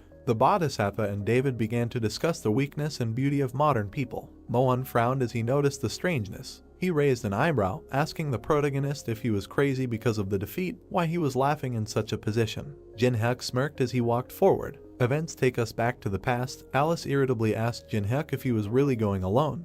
He responded by asking her if she was worried about him. Alice looked at the protagonist, saying that of course she was worried about him, because Mohan was the guardian of the third floor for a reason. Jin-hyuk angered Alice by saying that it was the first time she considered someone strong, which means he was stronger than her. She immediately yelled at him, asking him how he dared to compare the Lord of the Night with these guards. Turning away, the dissatisfied girl said that she didn't care about him at all. When the protagonist asked Alice if he could leave this area to her, she looked at him arrogantly, saying that even in her current state she could easily cope. Many guards' hands rushed towards Alice. She, seeing this, waved her hand and formed bloody spears. She screamed sharply, asking them if they even knew who they were trying to kill. Her bloody spears destroyed her attackers. The spears broke off entire parts of the guards' bodies. Only a few remained untouched. But this was not for long. Alice took off, beginning to form a sphere of blood. The system notified Alice of activating a bloody explosion. Alice looked arrogantly at the guards, ordering them to die. Alice sent the sphere at the guards, creating a powerful explosion. After the explosion, she carefully stepped on the guard's corpse. Then she raised her head arrogantly, showing her superiority. A shocked Mohan screamed, asking how such a little girl could have such power. The protagonist, whose spear was enveloped in mana, said that he, thinking that he would defeat the queen, let him get closer, and this was already a mistake. The system notified the activation of Bloody Rage energy. The black leaf suddenly enveloped itself in mana, after which the system notified that the black sheet was reacting to the energy of Bloody Rage. The protagonist's spear began to flare with mana. The system notified that a new attack modifier had been received. An icon with a crack in a man's skull appeared in the air, after which a system window appeared with a description of the mind destruction skill, which caused ongoing damage from decay and disorientated the enemy. The protagonist wound up his spear to throw. A moment later he threw it at Mohan. The spear left behind a trail of mana as it rushed towards the target. Dark mana suddenly flashed in the guard's eyes. Even the bodhisattva did not escape this. David glanced at the bodhisattva, who began to tell him that he did not like him in the first place. With a cry, the three-faced demon sharply attacked David. David, whose face was crumbled, was shocked. The Mohan army started fighting each other. Small warriors even killed generals, and the bodhisattva continued to beat David. Mohan clutched his head in horror, not believing that his entire army was destroyed by one man. The protagonist's call made Mohan look at him in horror. Jin-hyuk grinned and told Mohan not to be nervous, otherwise he looked too pitiful. The system notified that ice creation had been activated. A wall of ice formed behind one of the generals. A nervous Mohan called the ice nonsense. Jin-hyuk began to form a bow out of ice, asking the floor guard if he was going to escape from certain defeat. Mohan rushed to run and ordered his soldiers to stop the protagonist. One of his generals immediately attacked the protagonist after the order. The general's fist struck even his allies. Jin-hyuk's horse was cut in half and flew away along with the fragments. Jin-hyuk himself jumped into the air, forming an arrow and telling Mohan that he was still the same. At that time the system notified the activation of the mandal. Afterwards, the system notified about the skills ice creation and mandala that worked together. Jin-hyuk smirked as he knocked an arrow. A moment later, the protagonist released the bowstring. The arrow struck the general's outstretched palm. Suddenly an arrow flew out of the general's back, after which she rushed towards Mohan, almost overtaking him. The arrow pierced Mohan's chest, causing hellish pain. He fell to his knees and began to glow brightly. Mohan released mana from every crevice in her body. Soon a powerful explosion occurred at the Mohan site. The system notified that the boss of the third floor had been killed. Alice smiled at the explosion. A moment later, the system notified the opening of the fourth floor of the test tower. Yuri and Yangwa were very happy when the system notified them of the remaining time to complete the fourth floor. The system window showed that there were 89 days and 24 hours left. Maria and Jinho were very surprised by the notification they received. With happiness at the sight of the notification, tears appeared in Teresa's eyes. At this time, behind Jin-hyuk, the Mohan army was falling apart. The system notified the protagonist that he had successfully completed the third floor of the test tower. While the explosions were happening behind Jin-hyuk, he looked sadly at the system window. Jin-hyuk walked across the battlefield. He received many system notifications about leveling up. Looking at the system windows, the protagonist decided to invest stats in mana and then look at the drop. Jin-hyuk was a little taken aback when he saw the awards. Treasures that could be obtained after eliminating a monster were divided into ranks by color. Red treasures, the lowest rank, dropped from the first 10 floors. But there was an orange chest in front of Jin-hyuk, shocking him. The protagonist was overjoyed, guessing that this was due to the effect of the monopolization skill, which was triggered when he received a reward alone. When the chest opened, cards immediately flew out of it. The system notified the receipt of such items as pink diamond, first right, soft grain, living water, sunseed and snail that breathes fire. Jin-hyuk smiled as he placed the items into his inventory. A moment later, he turned his attention to one of the objects. Looking at the sun seed, the protagonist was amazed by the effect of the monopolization skill. Alice felt awkward when Jin-hyuk started grinning, saying that with this item it would be possible to easily pass the 4th floor. But then she smiled. Looking at the protagonist with tenderness, she considered him incorrigible. Events are transferred to the office, where 4 heads of guilds have gathered. Frederick smiled nervously, saying that Jin-hyuk was actually able to walk the floor. Jin-ho laughed sharply, calling the protagonist a hero, and Maria sighed, saying that it was good that they got another 90 days to prepare for the next floor. Tenwei frowned at Mary's words. He slammed the table, shouting, asking if they thought the success of this kind of raid would be good for them, since Jin-hyuk got everything. Loot, views, everything. Tenwei abruptly fell silent when Teresa asked what he was talking about just now. Teresa screamed, saying that Jin-hyuk was cleaning up after them. They could not cope with the boss and almost teamed up with the mains, but thanks to him, humanity received the 90 days they needed so much. An angry Teresa scolded Tenwei for his words. When Teresa asked Maria and Jinho to say something, they only remained awkwardly silent. Teresa hesitantly asked them if they were serious. Tenwei sat down in his seat as the girl asked them if everyone thought like him. Teresa, having received no answer, froze. Bowing her head, the girl surprised everyone by announcing her resignation from the association. Maria, hearing this, screamed sharply, asking Teresa to think again, because she had done so much so that she could come here. Frederick intervened in their conversation, saying that their association was not a passing yard, and it was impossible to just join and leave, because only people who can really protect humanity receive an invitation, and if she leaves them, she will not be able to return. Teresa froze when asked if she trusted Jin-hyuk with the future. Grabbing the door handles, the girl answered in the affirmative. She abruptly left the office, saying that she trusted him the same way she once trusted him with her life. Events take us to the beach along the edge of which the protagonist was walking, saying that he could go to a good hotel and relax. Yanghwa called Jin-hyuk, surprising him. While climbing the stairs, the protagonist said that he had been in the tower before and could not answer. Yanghwa bowed her head and said that her grandfather did not open his eyes. Jin-hyuk became wary and asked where she had been. Yanghwa was the granddaughter of the legendary martial artist Chunin. She was always resilient, active, and cheerful. But looking at her now, the protagonist was amazed. She looked at him crying. It was the first time he had seen her in such a state.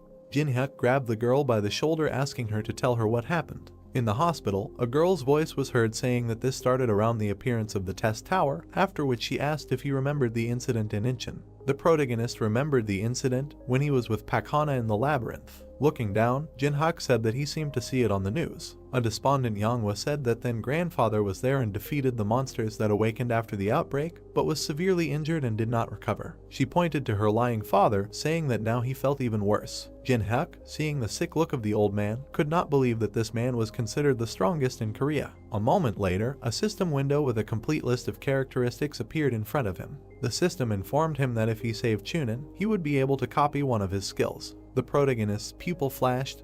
He could not believe that in front of him was a person who had never entered the tower. Suddenly, a doctor entered the room, asking Yanghwa what was going on here. Entering the room, the doctor said that she left the room too abruptly, coming to a man who could do nothing but fight. A dissatisfied Hajin approached and said that even an S-rank person could not help here. Jin-hyuk turned around, telling Hajin that he came to see if he could do anything for his friend. Walking past him to Chunin, Hajin asked for forgiveness, saying that he was embarrassed when he thought that he, the famous Jin-hyuk, had decided to also become a brilliant doctor. Yanghwa made Hajin shudder by saying that she was so desperate that she called a friend who is not a healer, although he is strong. Yanghwa shouted sharply, saying that the best local specialists in this field are here, but even so, her grandfather did not recover. Hajin took off his glasses, saying that they are doing their best. A moment later, he put them on, telling Yanghwa that even with the help of modern equipment, they have no time to study the diseases that appear due to the influence of the tower. After his words, everyone in the room fell silent. Yanghwa became desperate, asking for forgiveness. The system notified about the activation of the greedy gaze skill. Yanghwa glanced at Jin-hyuk, asking him to leave so as not to interfere with the doctor's work.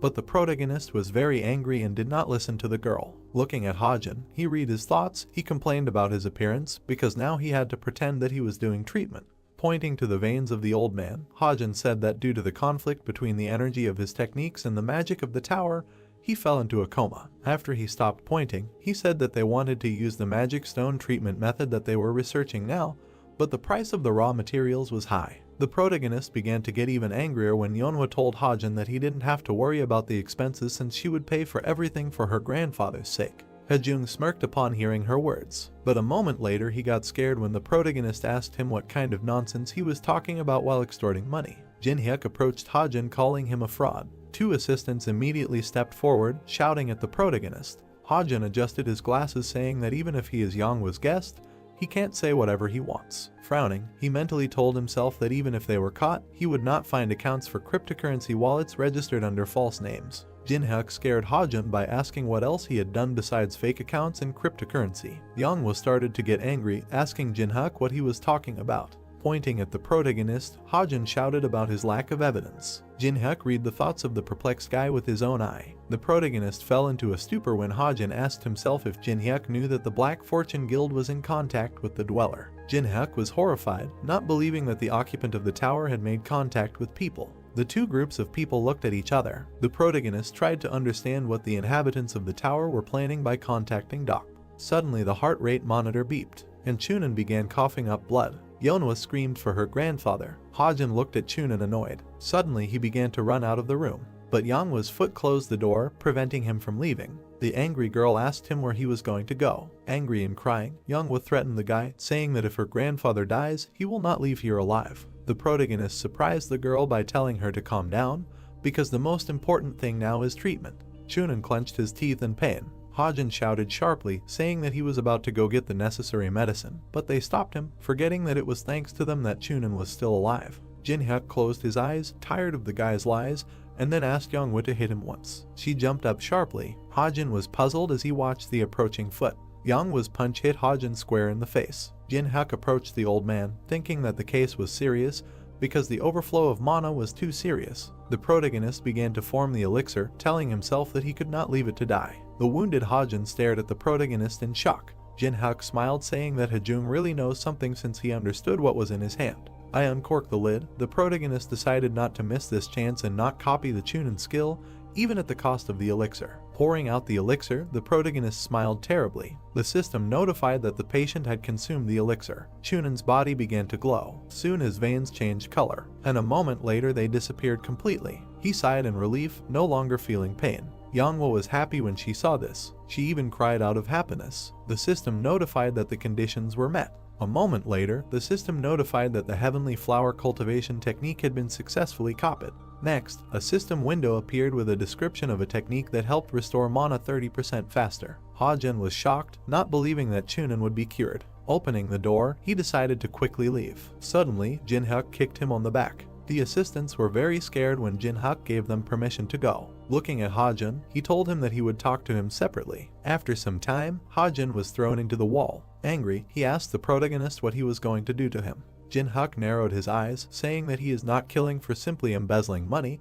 He will let him go if he returns the money stolen during this time. Hajun was surprised, asking if he would really let him go after this. Jin-hyuk responded by saying that he himself would explain everything to Yonghwa and he didn't have to worry. Hajun looked away, thinking that the whole thing was suspicious. Crackling his fingers, the protagonist asked Hajun if he stopped wanting to live. A satisfied Yonghwa's phone screen lit up. 36.3 million won was deposited into her account. The people in the hospital were amazed. Hajun ran at full speed, glad that he was alive. Looking after Hajun, Alice told Jin-hyuk that it was not like him. He responded by ordering her to follow the guy and find out where he was in a hurry. The vampire looked at the satisfied protagonist and asked if he let the guy go on purpose. Jin-hyuk confirmed this in response. Alice looked with interest at Jin-hyuk, who said that even if they tortured ordinary servants, they could not get much information, so it was better to find out where their base and leaders were. Alice flew off after Hajun with a smile on her face. The protagonist turned away, not understanding the girl's joy. In Yonghwa's room, the protagonist asked her to go out for a while to check how the elixir was absorbed. She agreed and left the protagonist alone. Then Jin-hyuk looked at the old man and said that everyone had left. He didn't show any reaction at first, but a moment later he opened his eye, saying that he thought he had faked it perfectly. Chunin sat down, asking if his breathing gave him away.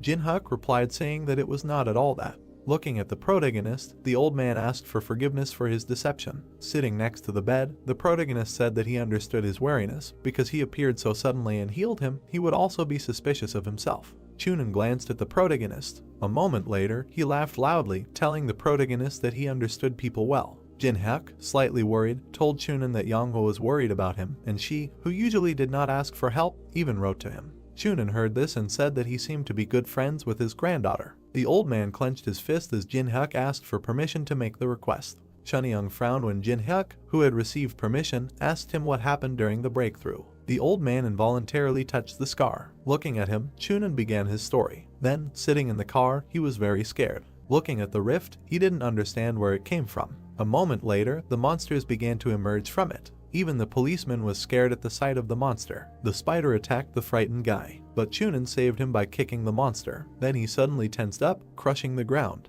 Taking a fighting stance, Chunin ordered the people to be evacuated while he dealt with the monsters. Someone stepped onto the rubble, saying that even among the people of this world there were good warriors. The man towered over Chunin, offering to play with him. A moment later, a grin appeared on his face. Chunin held the monster's head in his hand. Then he threw it aside, deciding not to be distracted. The old man frowned, realizing that he could somehow cope with the monsters. But the walking man with the blade was a problem. A moment later, he disappeared from his place. Chunin turned his head sharply. With a grin on his face, the man stood over the old man. In a second, he struck his opponent's chest. Then he landed carefully. The wounded Chunin fell to the ground. The intruder turned, looking at the old man. Touching the scar, Chunin said that this was the last thing he remembers. He had never seen a person control a sword like that in his life. Jin-hyuk looked away and began to analyze the alien's appearance. After analyzing, he suggested that the Miram forces that dominated the 21st floor began to behave extremely unpredictably. The protagonist began to stroke his jaw, thinking about the people from Miram who made it difficult for him during the game.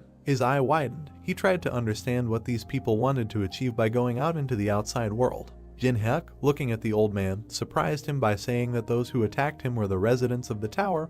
Because of them, the situation is complicated. While Yanghwa was sitting outside the door, Chunin asked Jin-hyuk how long he had known Yanghwa. The protagonist answered him by saying that it had been a long time. The old man smiled broadly, offering to arrange a wedding, but the protagonist refused him, saying that they were not in such a relationship. Closing his eyes, Chunin said that although he was not very smart, with age he began to understand many things well. Opening his eyes, he said that he began to understand people. Massaging his hand, the old man said that it takes 10,000 hours to become proficient in any field. Jin-hyuk heard this and looked at the time spent in the game. Recalling the Awakened Ones, Chunin said that the tower had only appeared a few months ago, and the Awakened Ones who were considered experts were already overrated. After which Jin-hyuk said that he stood out, he was different, as if he had been through this many times, a person with experience gained through all sorts of trials. The protagonist closed his eyes, telling the old man that he was exaggerating. He grinned and said that even being modest, he could not hide anything from the fact that he was a master of his craft.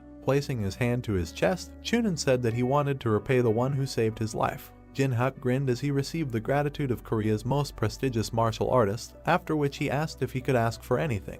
Chunin smiled, telling him not to worry and to talk. Soon the protagonist came out to Yanghwa. She immediately turned around, starting to ask about her grandfather's condition. The protagonist answered her by saying that the elixir entered the body and began to act, and in a few days the grandfather would be healthy. The girl scratched her head, asking how she could return the favor. Jin-hyuk grinned, saying that grandfather had fully compensated for the losses. Chunin smiled, pleased. Tears were streaming down his face.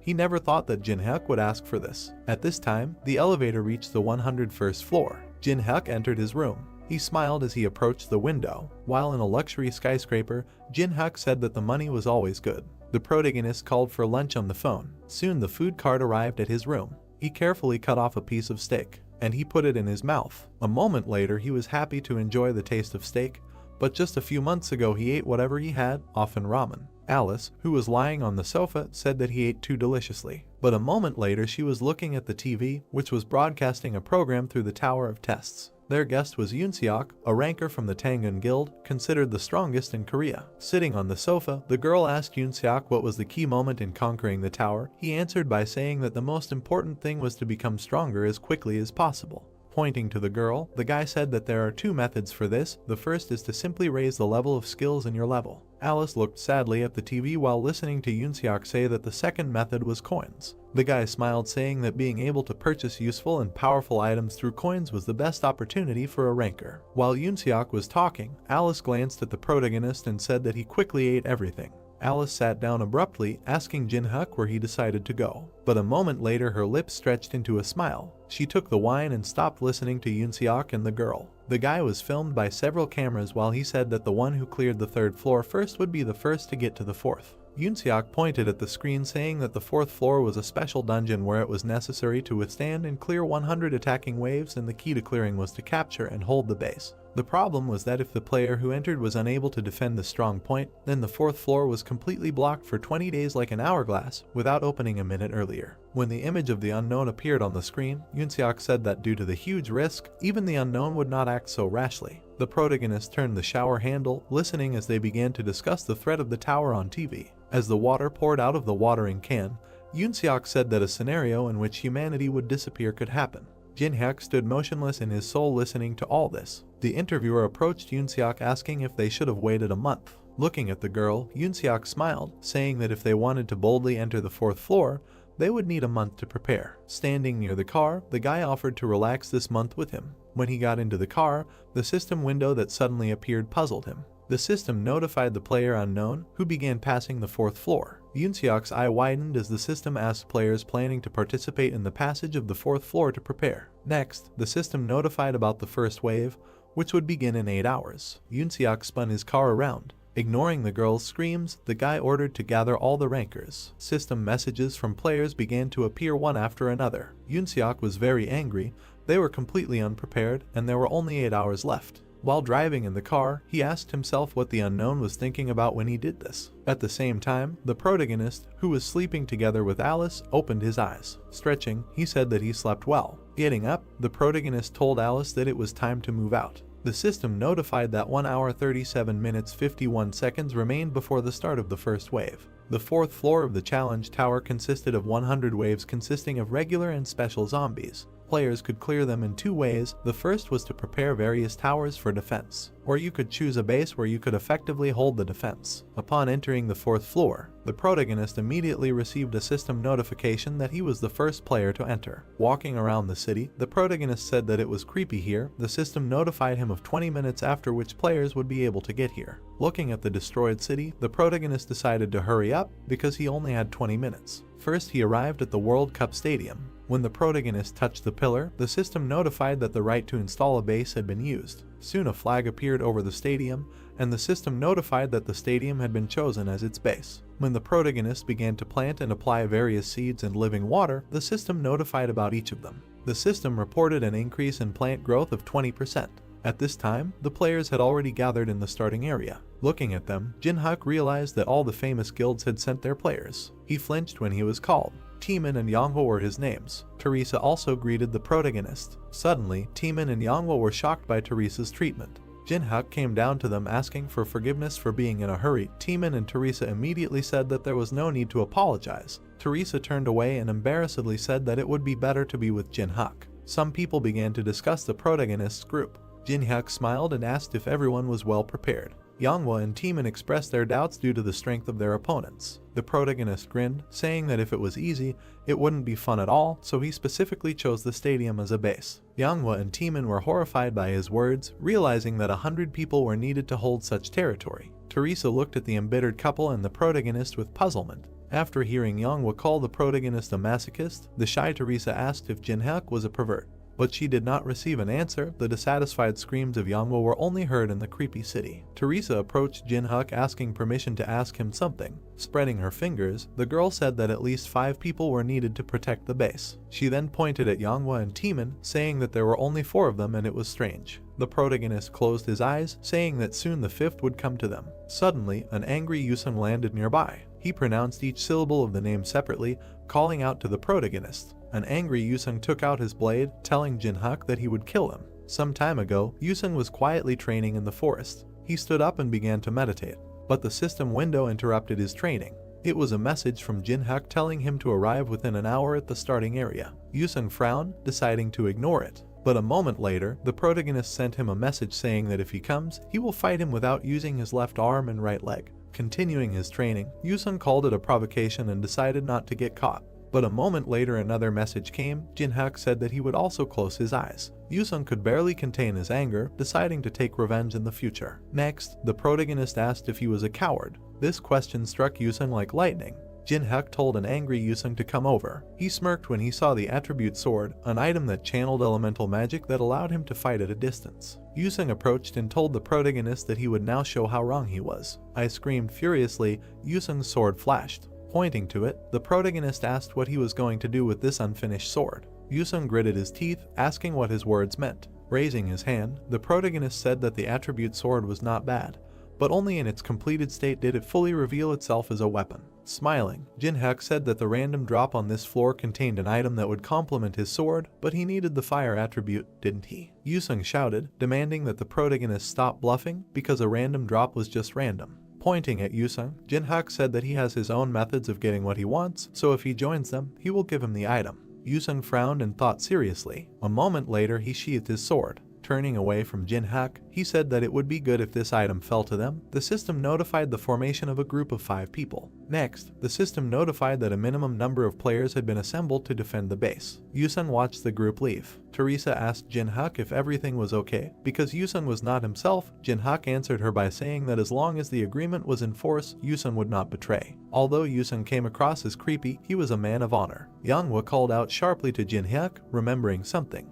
She handed him the swords. Jin-hyuk, smiling, took the twin swords. The system immediately notified that these were the twin swords of a dragon, and because of the tower, the ancient relics received magical power comparable to the power of the artifacts. Manhwa asked with interest how he was able to get the swords that his grandfather valued very much. The protagonist replied by saying that his grandfather treated him well. When Jin-hyuk removed the canvas, he saw a note with the inscription dowry on the sword. Soon the entire group approached their base. Manhwa and Yusung immediately started arguing when they saw the base, but Jin-hyuk calmed them down by saying that he had a plan. Suddenly everyone in the group looked away. A group of people stood outside the stadium asking them if they were the ones who chose the stadium as their base. The protagonist paid close attention to the speaker's sword. He began to remember where he had seen this pattern on the sword. The guy grinned when he recognized the identity of the protagonist. The protagonist's group looked at the approaching people. Jin-hyuk, looking at the pattern, recognized it. It was the pattern of one of the Miram members from the 21st floor. Looking closely with Gunhyun, Jin-hyuk realized that the inhabitants of the tower were indeed getting out.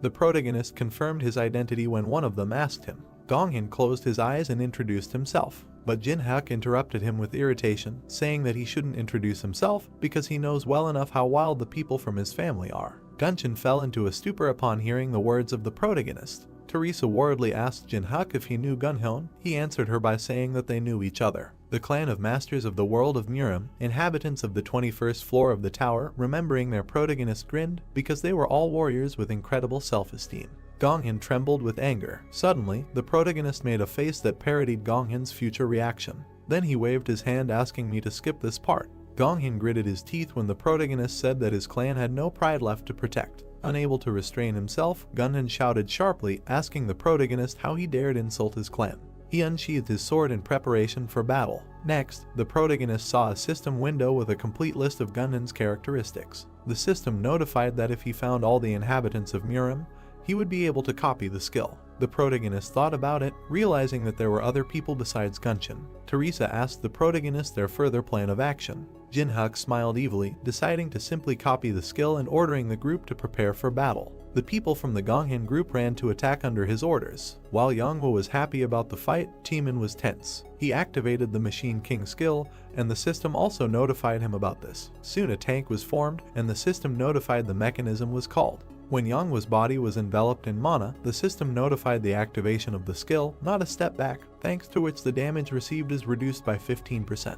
Teresa began to form her armor, saying that she would cover the rear. Yusung glanced at Jin-hyuk, saying that every time he saw him, he realized that he did not care about the circumstances. The protagonist looked at his comrade, asking him to hold out for 3 minutes. Looking at the enemies, Yusung said that even 3 minutes would be too much for him. In an instant, he swung his sword dozens of times, eliminating a dozen enemies. When Teresa swung her shield, the system notified the activation of the sacred power-up and battle song. Taemin and Manhwa rejoiced as their stats increased by 5. Immediately, Taemin launched missiles at their enemies. Fashion explosions began to erupt on the battlefield. Manhwa dealt with her opponents by kicking them. Teresa threw back the opponents with her shield. Gonghyun silently watched the frightened subordinates. Yusung instantly hit 3 opponents as he rushed to the next target. He stopped, hitting the last 2 opponents. Yusung glanced to the side when Gonghyun said that it wasn't just weaklings gathered here. Yusung barely managed to block Gunhyun's attack. The next attack hit Yusung's shoulder. He became very angry when he was wounded. Standing in front of him, Gonghyun praised Yusung for his good reaction.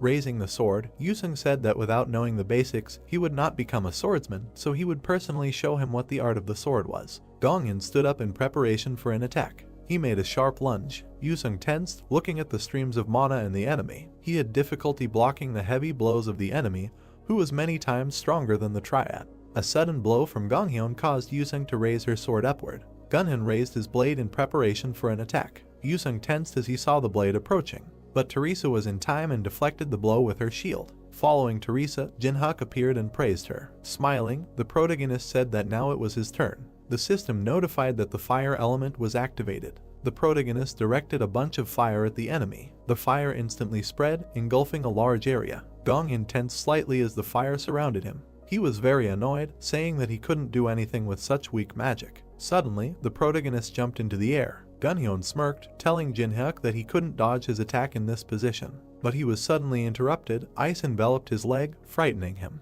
Jinhyuk concentrated mana in his hand, saying that people do not check what has already been checked. Then the system notified that the daylight skill was activated. A powerful stream of mana rushed straight at the enemy. Gonghyun clenched his teeth in fear, but suddenly the figure of his brother appeared in the air. He struck in a crisscross manner, deflecting the attack. A moment later, he landed behind the frightened Gonghyun. The protagonist stopped smiling when he saw the arrivals. Hitting the ground with his staff, the newcomer said that it had exceeded all his expectations. The Gonghyun clanmates stood in front of him, coming to his aid. The two groups stared at each other. Wangbo, thoughtfully, said that he did not think that outside the tower there was someone with so much internal energy.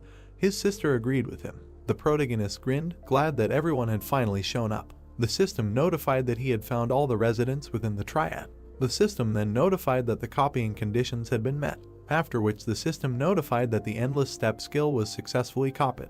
The system then reported that the skills endless step and sword graveyard had been combined. The system notified that the protagonist had received the skill steps of the Demon King of the Sword. Next, a system window appeared with a description of a skill that increased movement speed by 70%.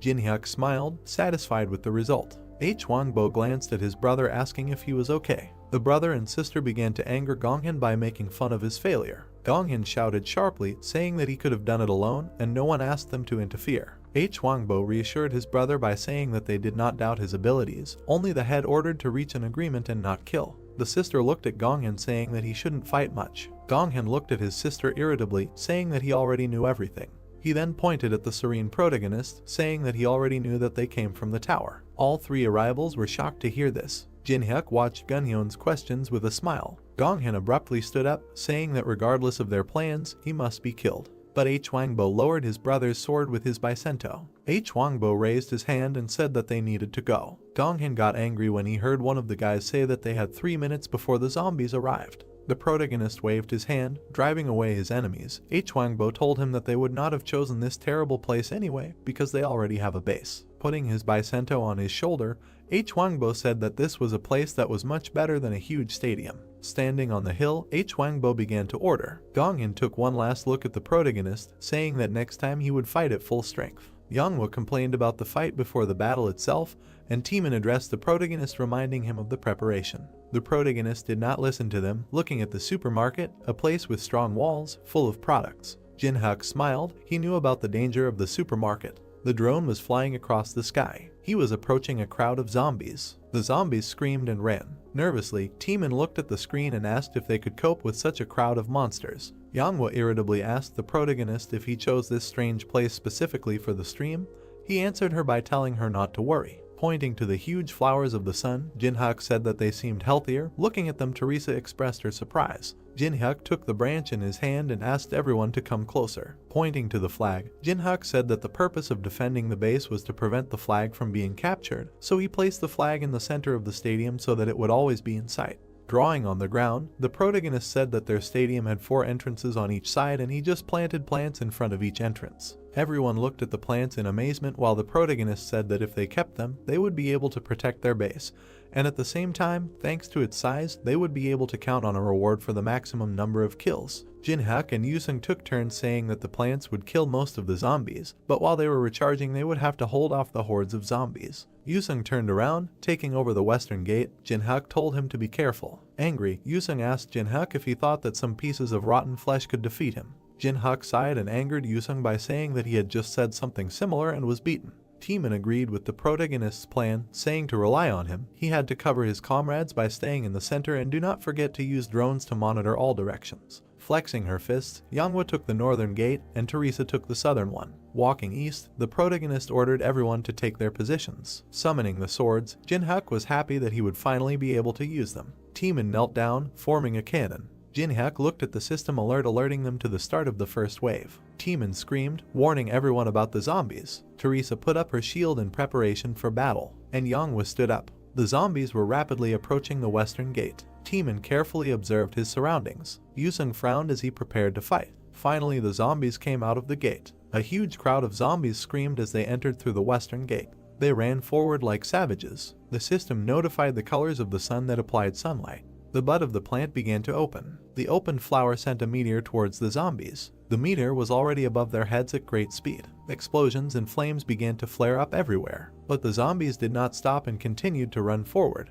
Yanghwa covered her face saying that the plants are superior to ordinary defense towers. Soon, instead of zombies, only blood remained on the ground. The flower bud closed again. Yanghwa exclaimed as she looked at the entrance. Zombies, stepping over corpses, rushed towards him. The protagonist took out his twin blades. Jin-hyuk screamed, telling his comrades that they needed to hold out for a minute. Teresa looked at the protagonist. He looked at her in response and smiled. Teresa felt a little embarrassed after that. She remembered how in moments of danger Jin-hyuk was always by her side. She stood by his side and they dealt with difficulties by trusting and covering for each other. The girl smiled shyly. She closed her eyes and began to concentrate. A moment later, an aura enveloped her body and she became determined. She completely trusted Jin-hyuk. The bloody humanoid monster fell dead after being hit by the blade. The first wave was over. A system alert appeared about the start of the second wave in 3 hours. Wiping sweat from his forehead, the dark-haired guy said that it was very difficult from the first wave. The man added that the team members should not overexert themselves and rest.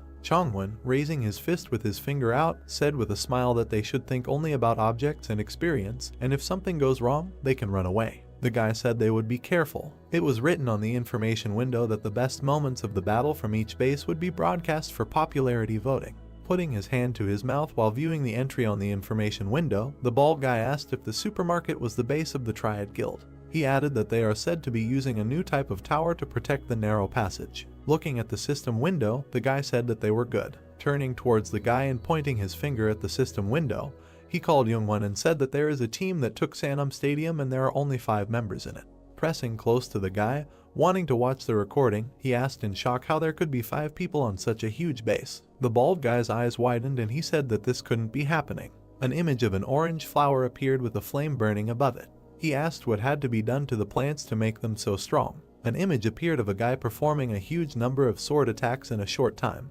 Chongwon said that these guys are not simple and the zombies were not even close to overwhelming them in numbers. The dark-haired girl with burning eyes put her fists forward. Dozens of zombies scattered from powerful and fast attacks from 2 blades. Turning in his direction, the dark-haired girl stated that Teeman, Yanghwa and Jin-hyuk, all S-rank and all famous newcomers, were there now. Looking at the system window, the bald guy told her to wait. Approaching the screen with sincere happiness on his face, he joyfully stated that Mrs. Teresa was also there. He recalled with embarrassment the moment when this girl came up to him and asked if he was okay. An image appeared of a small shop with an anti-tank barrier at the entrance. The bald guy shouted for everyone to vote for this video. Another guy stated that as soon as Youngwon saw Teresa, he immediately went crazy. The guy kept shouting that she was the best and she needed to beat everyone. A golden cloud of energy appeared above the palm. A notification about calculating solar energy has appeared. The guy asked what it was. He received 1,800 energy from the sun. With a smile, clenching his fist, the protagonist said that this energy can be obtained when you kill zombies,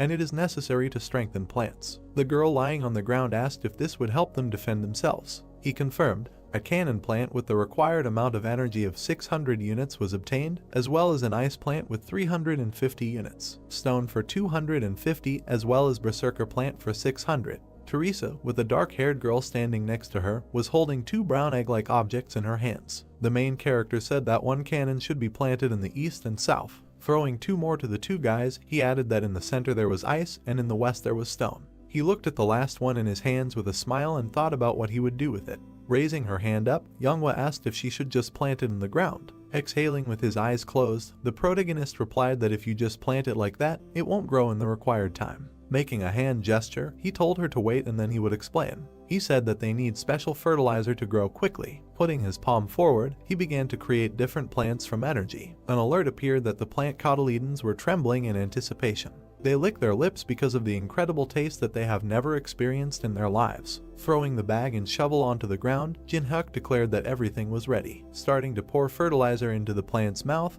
he told it to eat more and grow faster. With a loving face, the protagonist continued to throw food into the plant's mouth. Pointing at him in fear, Timon declared that the main character had completely lost his mind. The dark-haired girl asked how long it takes to stay in the tower to turn into such a person.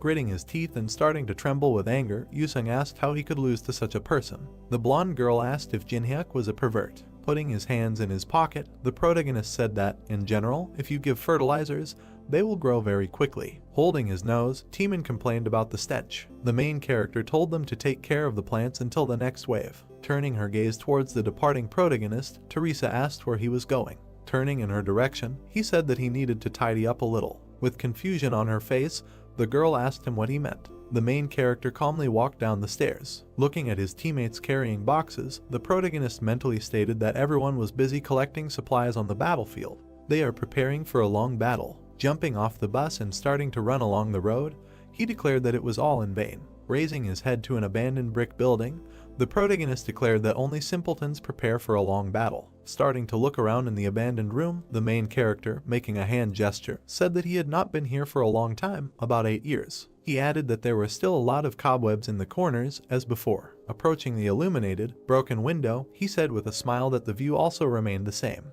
He suddenly grabbed the white curtain. Tearing it off and looking at the huge mirror, he also stated that this thing was also here. Extending his finger towards her, he declared that it was time to begin. His finger touched this matter. Several hunters stood in the middle of an unusual ruined building. In the corner of the room there were several dozen boxes and a mirror. Surrounded by a purple aura, a hand began to emerge from him. The main character began to slowly emerge from the portal that appeared with a smile. The strong blow caused great damage to the stone wall. Gritting his teeth and hitting the wall, the dark-haired guy declared that he would destroy Jinhyuk and would definitely not leave him alive. The guy behind him said that he usually disagrees. The chip-eating girl finished his sentence and said that this time she thought her brother's words made sense. The blue-haired girl, continuing to throw chips into her mouth, said that although they need to increase their influence, it is not necessary to team up with someone who cannot be controlled. A dark-haired guy in a hat, turning to a girl named Sokka, asked if she really took his side. He thought about how many times they had secretly met with people outside. Squinting his eyes, he mentally said that, unlike him,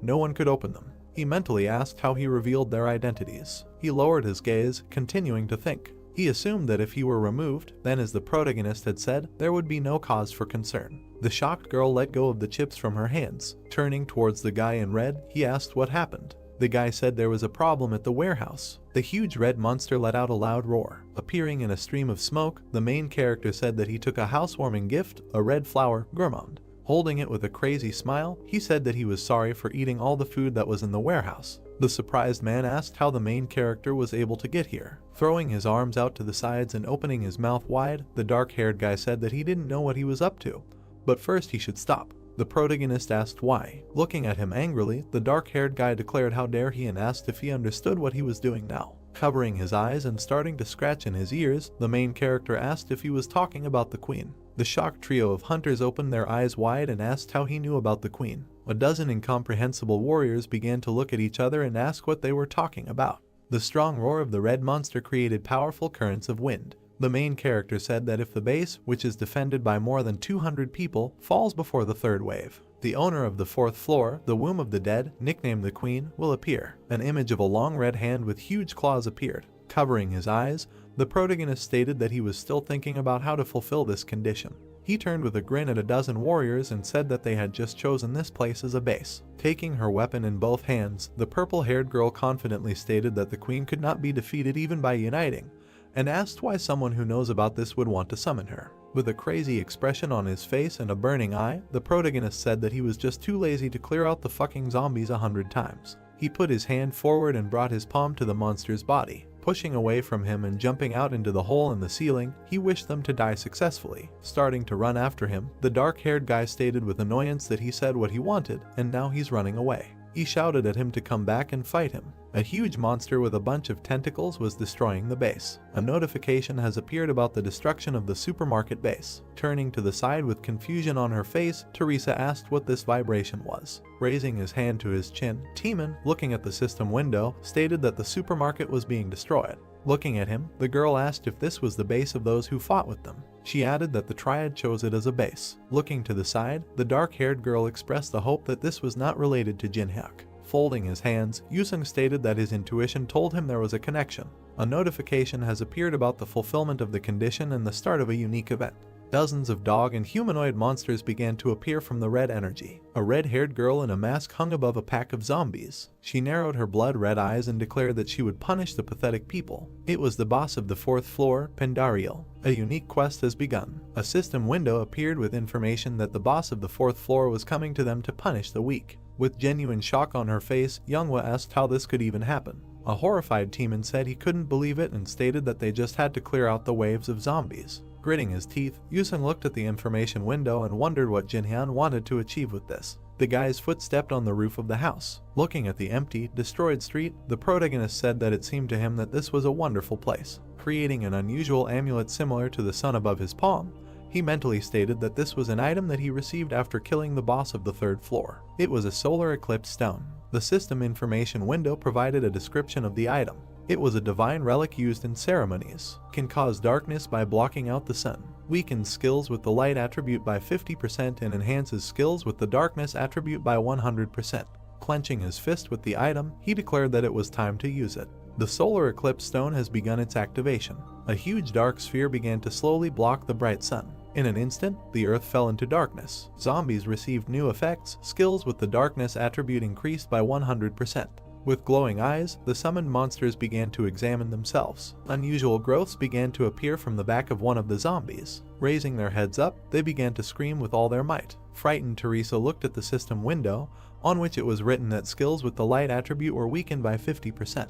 Timon, approaching the girl with her head down, asked what was wrong with her. Looking blankly at her hand with a golden aura, she asked how it was possible that her saint powers were suddenly reduced by half. Pendariel looked up in surprise after receiving a strong buff. Lowering her hands with long claws, she said with rage that this was done by the impudent little man.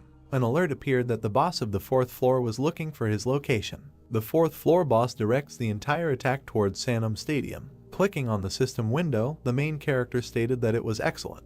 Turning his head towards the flying object, the protagonist said that it was time to load. One of the members of the actively escaping team stated that there was no information that there was a boss of the 4th floor. Another said that they needed to get out faster, and because of the triad, this raid failed. Looking at the bald guy running away, the dark-haired guy said that if they failed the raid on the 4th floor, it would be closed and inaccessible for 20 days. He also added that they should not run away. Youngwon told him to shut up and said that first they need to survive, and only then they will think. A new video has been uploaded. An image of the system appeared, on which there was a recording of the destroyed supermarket and the appearance of a hidden boss. Several people were actively discussing the recording. They stated that for such a large guild with over 300 members to have problems with even one of the first waves was a shame.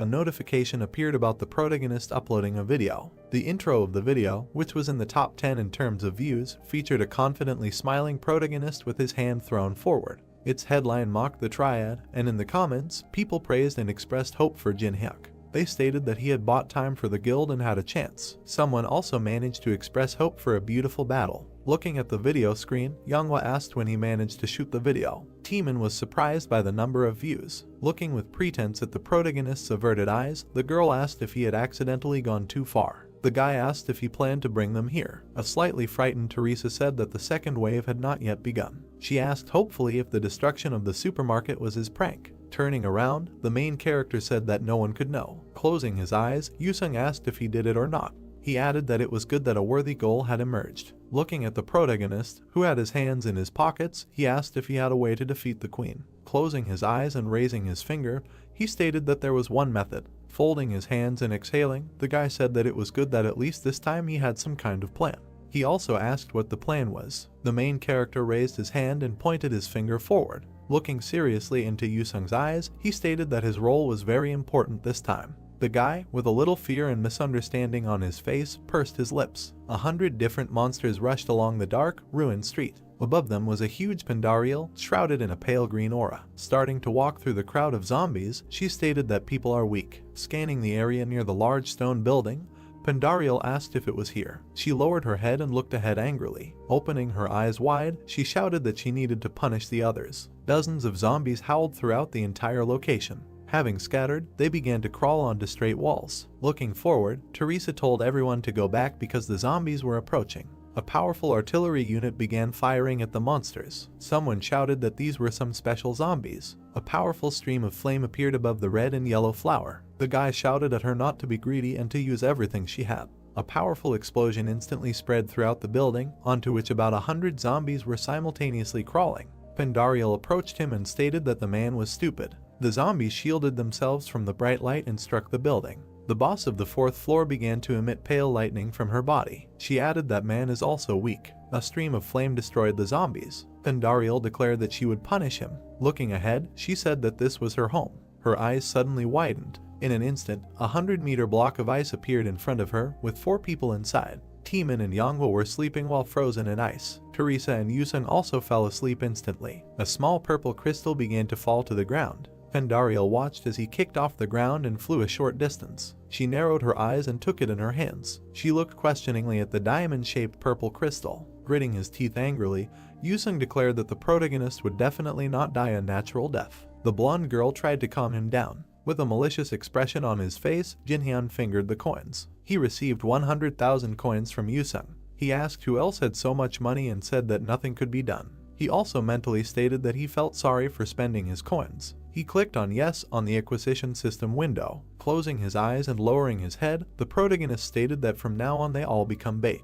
The indignant dark-haired guy asked if he was making fun of him. Turning around with a confident smile and showing them the crystal, the main character apologized and said that it seems he used the wrong word, not bait, but booby trap. Pandariel examined the crystal in her hand. A bright light instantly illuminated her surprised face. The 4th floor boss's eyes widened in fear and surprise. Ice creation has been activated. Huge ice crystals formed an ice prison. They grew through the stone protection of the building. Hundreds of monsters found themselves wrapped in ice. The frozen Pandariel, looking at her hand, said that she was cold. By spreading her arms and activating Plague, the girl smashed the ice with a stream of aura. Teresa slept in the ice with her eyes closed. Bringing her head towards her, the 4th floor boss told her to get away from her floor. Swinging, she struck a 3-meter block. The blonde girl remained motionless. The red eyes of the uncomprehending Pandariel widened. The silent breathing skill has been activated. A powerful rake from under the stone slab shook the air around. The activation of the skill steps of the demonic Sword King has begun.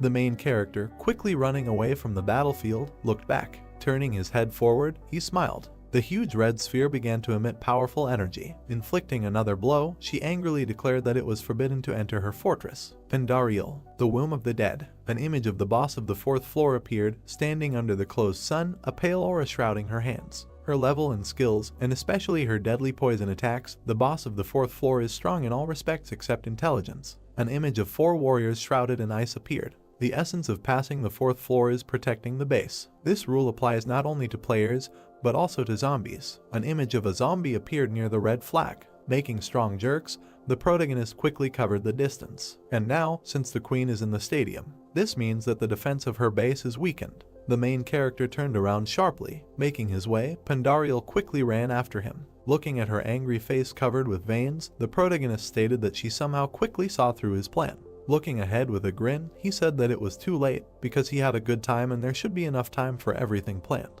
He ran out into the square, where several tall zombies appeared. They looked in his direction with burning eyes. He instantly rushed from the roof of an abandoned building. The sword graveyard has been activated. Enveloping his blades in golden and purple energies, the protagonist jumped backwards. The skill Heaven's protection has been activated. With glowing eyes, the protagonist swung his blade. Several powerful cleaving blows struck the zombies. Running along a destroyed street shrouded in corpses, the protagonist mentally stated that everything here was just as disgusting, and mentally declared that he would finish everything quickly. Looking ahead, he thought about what was about to appear. In front of him was a red flag, under which was a mountain of skulls. With a serious expression on his face, he thrust his blade forward. As he approached, he closed his eyes. A stream of powerful energy appeared behind him. Jumping sharply back and starting to slow down, the main character mentally stated that he had appeared. His blade was hot and cut down the middle. This was done by the guard protecting the queen's flag, the butcher. A huge green monster with 2 cleavers raised his hand furiously.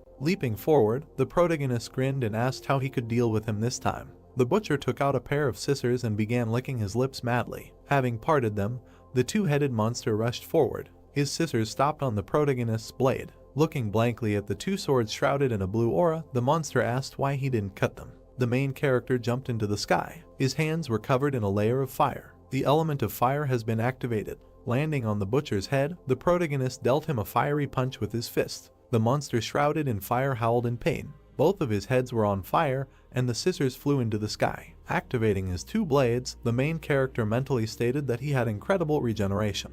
Running up to the lower body of the monster trying to extinguish the flames, he mentally stated that he did this more to limit the view. Dozens of cutting blows struck the monster's body in an instant. The crippled butcher, gritting his teeth, declared that this would not kill him. Several blades could not pierce his flesh. Running up from behind, the main character again inserted his bladed weapon into his body. A system notification about the activation of the mandala appeared. Starting to channel golden energy through his weapon, the main character offered to argue. A powerful aura struck the body of the monster, who cried out questioningly. A powerful explosion instantly covered a large part of the city. The main character's level has been increased. Large scissors flew away from the splitting butcher. The main character received scissors with a soul thirsting for revenge. He stated that this was the 31st victory. Turning towards the flagpole, the protagonist said that he thought it was time to finish. Putting his hands in his pocket, he slowly climbed the skulls. An information window appeared in front of his surprised face. Above the flag it was written that the Black Hound was showing his presence, and the representative of the Egyptian gods was making him a business proposal. Looking down with a confident smile, the main character stated that he understood what he was talking about. An image of an unusual dark substance appeared, wearing a blue-violet robe. It was Anubis. The main character mentally stated that he thought that he would sit quietly for a while after wasting his energy on the -1st floor. Covering one eye and raising his head, the protagonist said to speak. The emerging image of a being in the sky looked at him. A system alert appeared that the Black Hound was emitting a long howl. Grabbing the flag, the dark-haired guy asked why she was angry now and stated that then he would just take the flag. The Black Hound is confused. She asks him to calm down. The dark creature approached the flag with a pleading expression on its face. An information box appeared, which said that the Egyptian gods wanted to see the logical conclusion of the battle. Anubis looked at the protagonist standing on the mountain with his skull. The main character thought that as those who guard the floors above the current one, they could not accept that the clearing of the 4th level would end without a battle with the boss of the level. He mentally asked if this was the reason, or if they just didn't like the arrogant little man. Looking ahead seriously, the protagonist asked why he should accept his offer. As he grabbed the flag, he said that he could win just by taking the flag. Anubis clenched his teeth. A notification appeared that the Black Hound was offering him a contract. The main character looked suspiciously at the system window. Putting his hand to his chin and grinning, he declared that this was an incredibly suspicious generosity. Pandariel screamed in the sky as she approached him. The powerful impact destroyed part of the asphalt. Landing on the ground, the red-haired monster struck a fighting pose. She silently raised her gaze. She looked at the flag in confusion and asked why it was there. She turned to the side in surprise. The protagonist asked if she was asking why he didn't take the flag after getting an easy victory. Touching the scissors, which emitted sparks, the helmeted protagonist said that someone forced him to fight her. He added that he had already received an advance, so he could not take the flag until he defeated her. Looking to the left, Pandariel incomprehensibly asked about the advance. Raising his helmet, he said with a smile that everything was so. He grabbed his weapon. Then he threw the butcher's weapon on his back and said that he was very glad that he had received advance payment.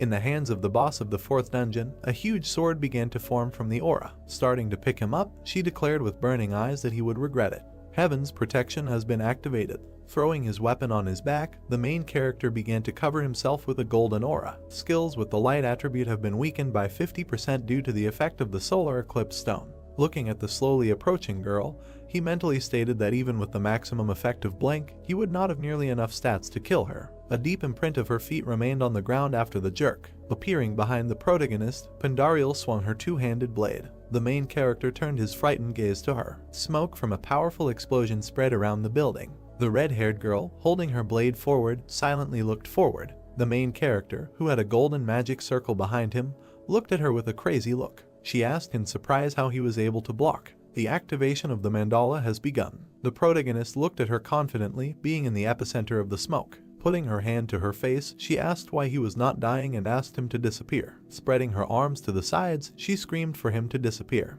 Huge strands of her hair rushed towards the guy. The skill steps of the Demon Sword King has been activated. Enveloping his blade in red energy, the protagonist quickly struck several times. His movement speed has been increased by 70%. He exhaled and began to cover his fingers with ice. The system reported the activation of the skill, Ice Creation. Gritting her teeth, Pandariel tried to jump away from the flow of ice. Soaring into the air, the main character swung his blade at the chain boss. A powerful blow landed on her shoulder. She screamed as her shoulders and neck began to freeze. After carrying out the attack, the dark-haired guy jumped away. Breaking the ice and looking furiously at the guy, the boss of the fourth floor said that he couldn't kill her so easily. Taking a stance, the protagonist said that he knew that this was not enough. With rage on her face, the red-haired girl ran towards him, drawing her sword away. Appearing behind him, she launched an arcing attack. The Create Ice skill has been activated. A dozen small crystals instantly appeared on Pandariel's face, blocking her view. She began to move her hands chaotically, not understanding what was happening. The main character easily dodged her attack with a confident smile. He grabbed the edged weapon with both hands. Raising the butcher's weapon, he delivered 2 slashing blows to the floor boss's face. With fury in her red eyes, she declared that he had made a mistake. Rushing towards him, she was able to throw him away with a blocked blow. The protagonist looked at his blade, which blocked the enemy's attack. Pandariel looked at him in fear. She narrowed her red eyes slightly. Looking at her with a smile, the protagonist stated that Muhan could only hide behind the backs of the servants, but she was much stronger. Cutting the hand of the crying boss of the fourth floor, he said goodbye to her. A notification appeared that Pandariel had been defeated. The status window reported that the level was elevated. The guy smiled and put his hands in his pockets. The system reported that the hero successfully defended the base. The ice blocks on the building were breaking up into smaller pieces. People came to their senses after the ice around them melted and turned into water. Teresa smiled and said that Jinhuk managed to do it this time too. The girl sat on her knees and looked at the blue sky above her head. There was a news broadcast on TV. The heroes were talking about how 24 hours had already passed since the fourth floor of the test tower was broken through. But one of them still could not believe it, because he expected that it would take at least 20 days to fight off hundreds of waves. There were signs at the establishment about 40% discounts. The door opened slightly and the bell rang. It was said that it was hard to believe that Jinhuk and his team managed to do this in one day. Apparently they saw the full power of an S-rank player. Truly monstrous. Manhwa stood up and happily waved her hand at the hero. Timon smiled, pleased that the guy had come after all. The main character smiled, asking if he was late. He just had to bring someone with him. The girl opened her eyes in surprise, asking who he was talking about. A girl wearing black shoes entered the room. She pressed her palm to her chest, looking to the side with dissatisfaction, noticing that it was quite dirty for a banquet hall. Manhwa realized that this was Alice, whom they met that time. Jinhuk raised his eyebrows, saying that he brought her because she is now also part of their company of old men. The girl raised her hands to say hello. The young man smiled awkwardly, asking what this strange name was. The main character turned to Manhwa, asking where Teresa was. The girl smiled, saying that she would be there in about an hour, and asked to start eating without waiting for her. Suddenly, the guy turned his head in surprise. Jinhuk smiled, saying that he didn't think the guy would come. Yusung folded his arms and frowned, saying that he only came to find out the secret method for receiving random rewards. The young man hugged the arriving hero and, smiling, he said that he would tell him this secret, asking him not to choke and drink with them. The bell at the entrance rang. Pak Hana, Hyun, Rick and Yuri entered the establishment, holding a phone in her hands, saying that they had also come. The heroes bowed to Jinhuk, congratulating the president on the successful clearing of the fourth floor. The young man smiled, thanking them. The guy smiled broadly, pointing to Alice, who was taking money out of her wallet, saying that they could eat as much as they wanted, because in honor of clearing the fourth floor, this lady was paying for everyone. The girl smiled, taking out gold coins. On the table there was a chicken appetizer and large mugs of intoxicating drink. The hero threw his head back, drinking the contents. Jinhuk smiled, saying that it was wonderful. Alice, who was sitting next to her, closed her eyes, saying that she couldn't believe that you could eat so much for just 2 coins. She picked up her fork and knife and frowned at the plates full of goodies. The girl opened her eyes wide, looking at the chicken leg on the fork, saying that she had tried a lot of meat, but here its taste was simply on a different level. The main character, licking his lips, reached for her plate with a fork. A bright flash flashed. Alice bared her teeth and looked at him angrily. The hero said that if that was the case, then she could eat herself. She ate happily. A blush appeared on her face. Alice thanked him, saying that she would never forget this. Jin-hyuk smiled, looked at her and thought that no one could tell from her that she was one of the strongest inhabitants of the tower. Taemin looked confusedly at the man sitting next to him, asking what Hyan was doing before. Yusung frowned at him. He raised the glass to his mouth, saying that he was a student at medical school. The guy screamed in surprise, saying that this could not be. The door to the establishment opened. Teresa came inside and smiled awkwardly, asking to be forgiven for being late.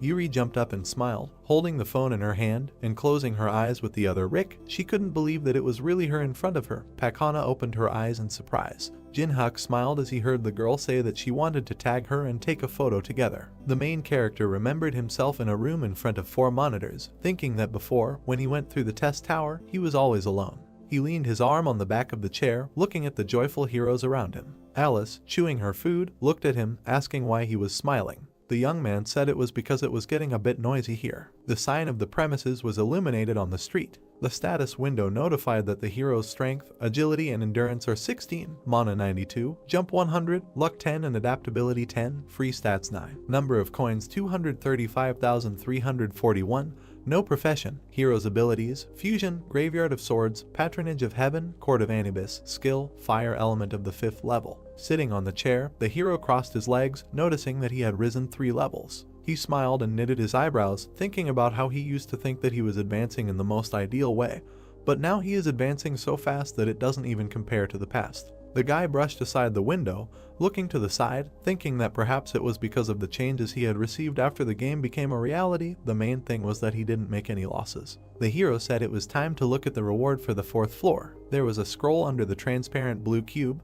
The system notified that it was a high-level skill enhancer. The scroll dissolved in his palm. Jin-hyuk said that he would apply it to the skill that he uses most often, Ice Creation. The status window reported that the Ice Creation skill had been raised to level 8. Cold air came out of the ventilation. The guy, shuddering, noticed that it was getting cooler and turned to the man, asking if he had turned on the air conditioning.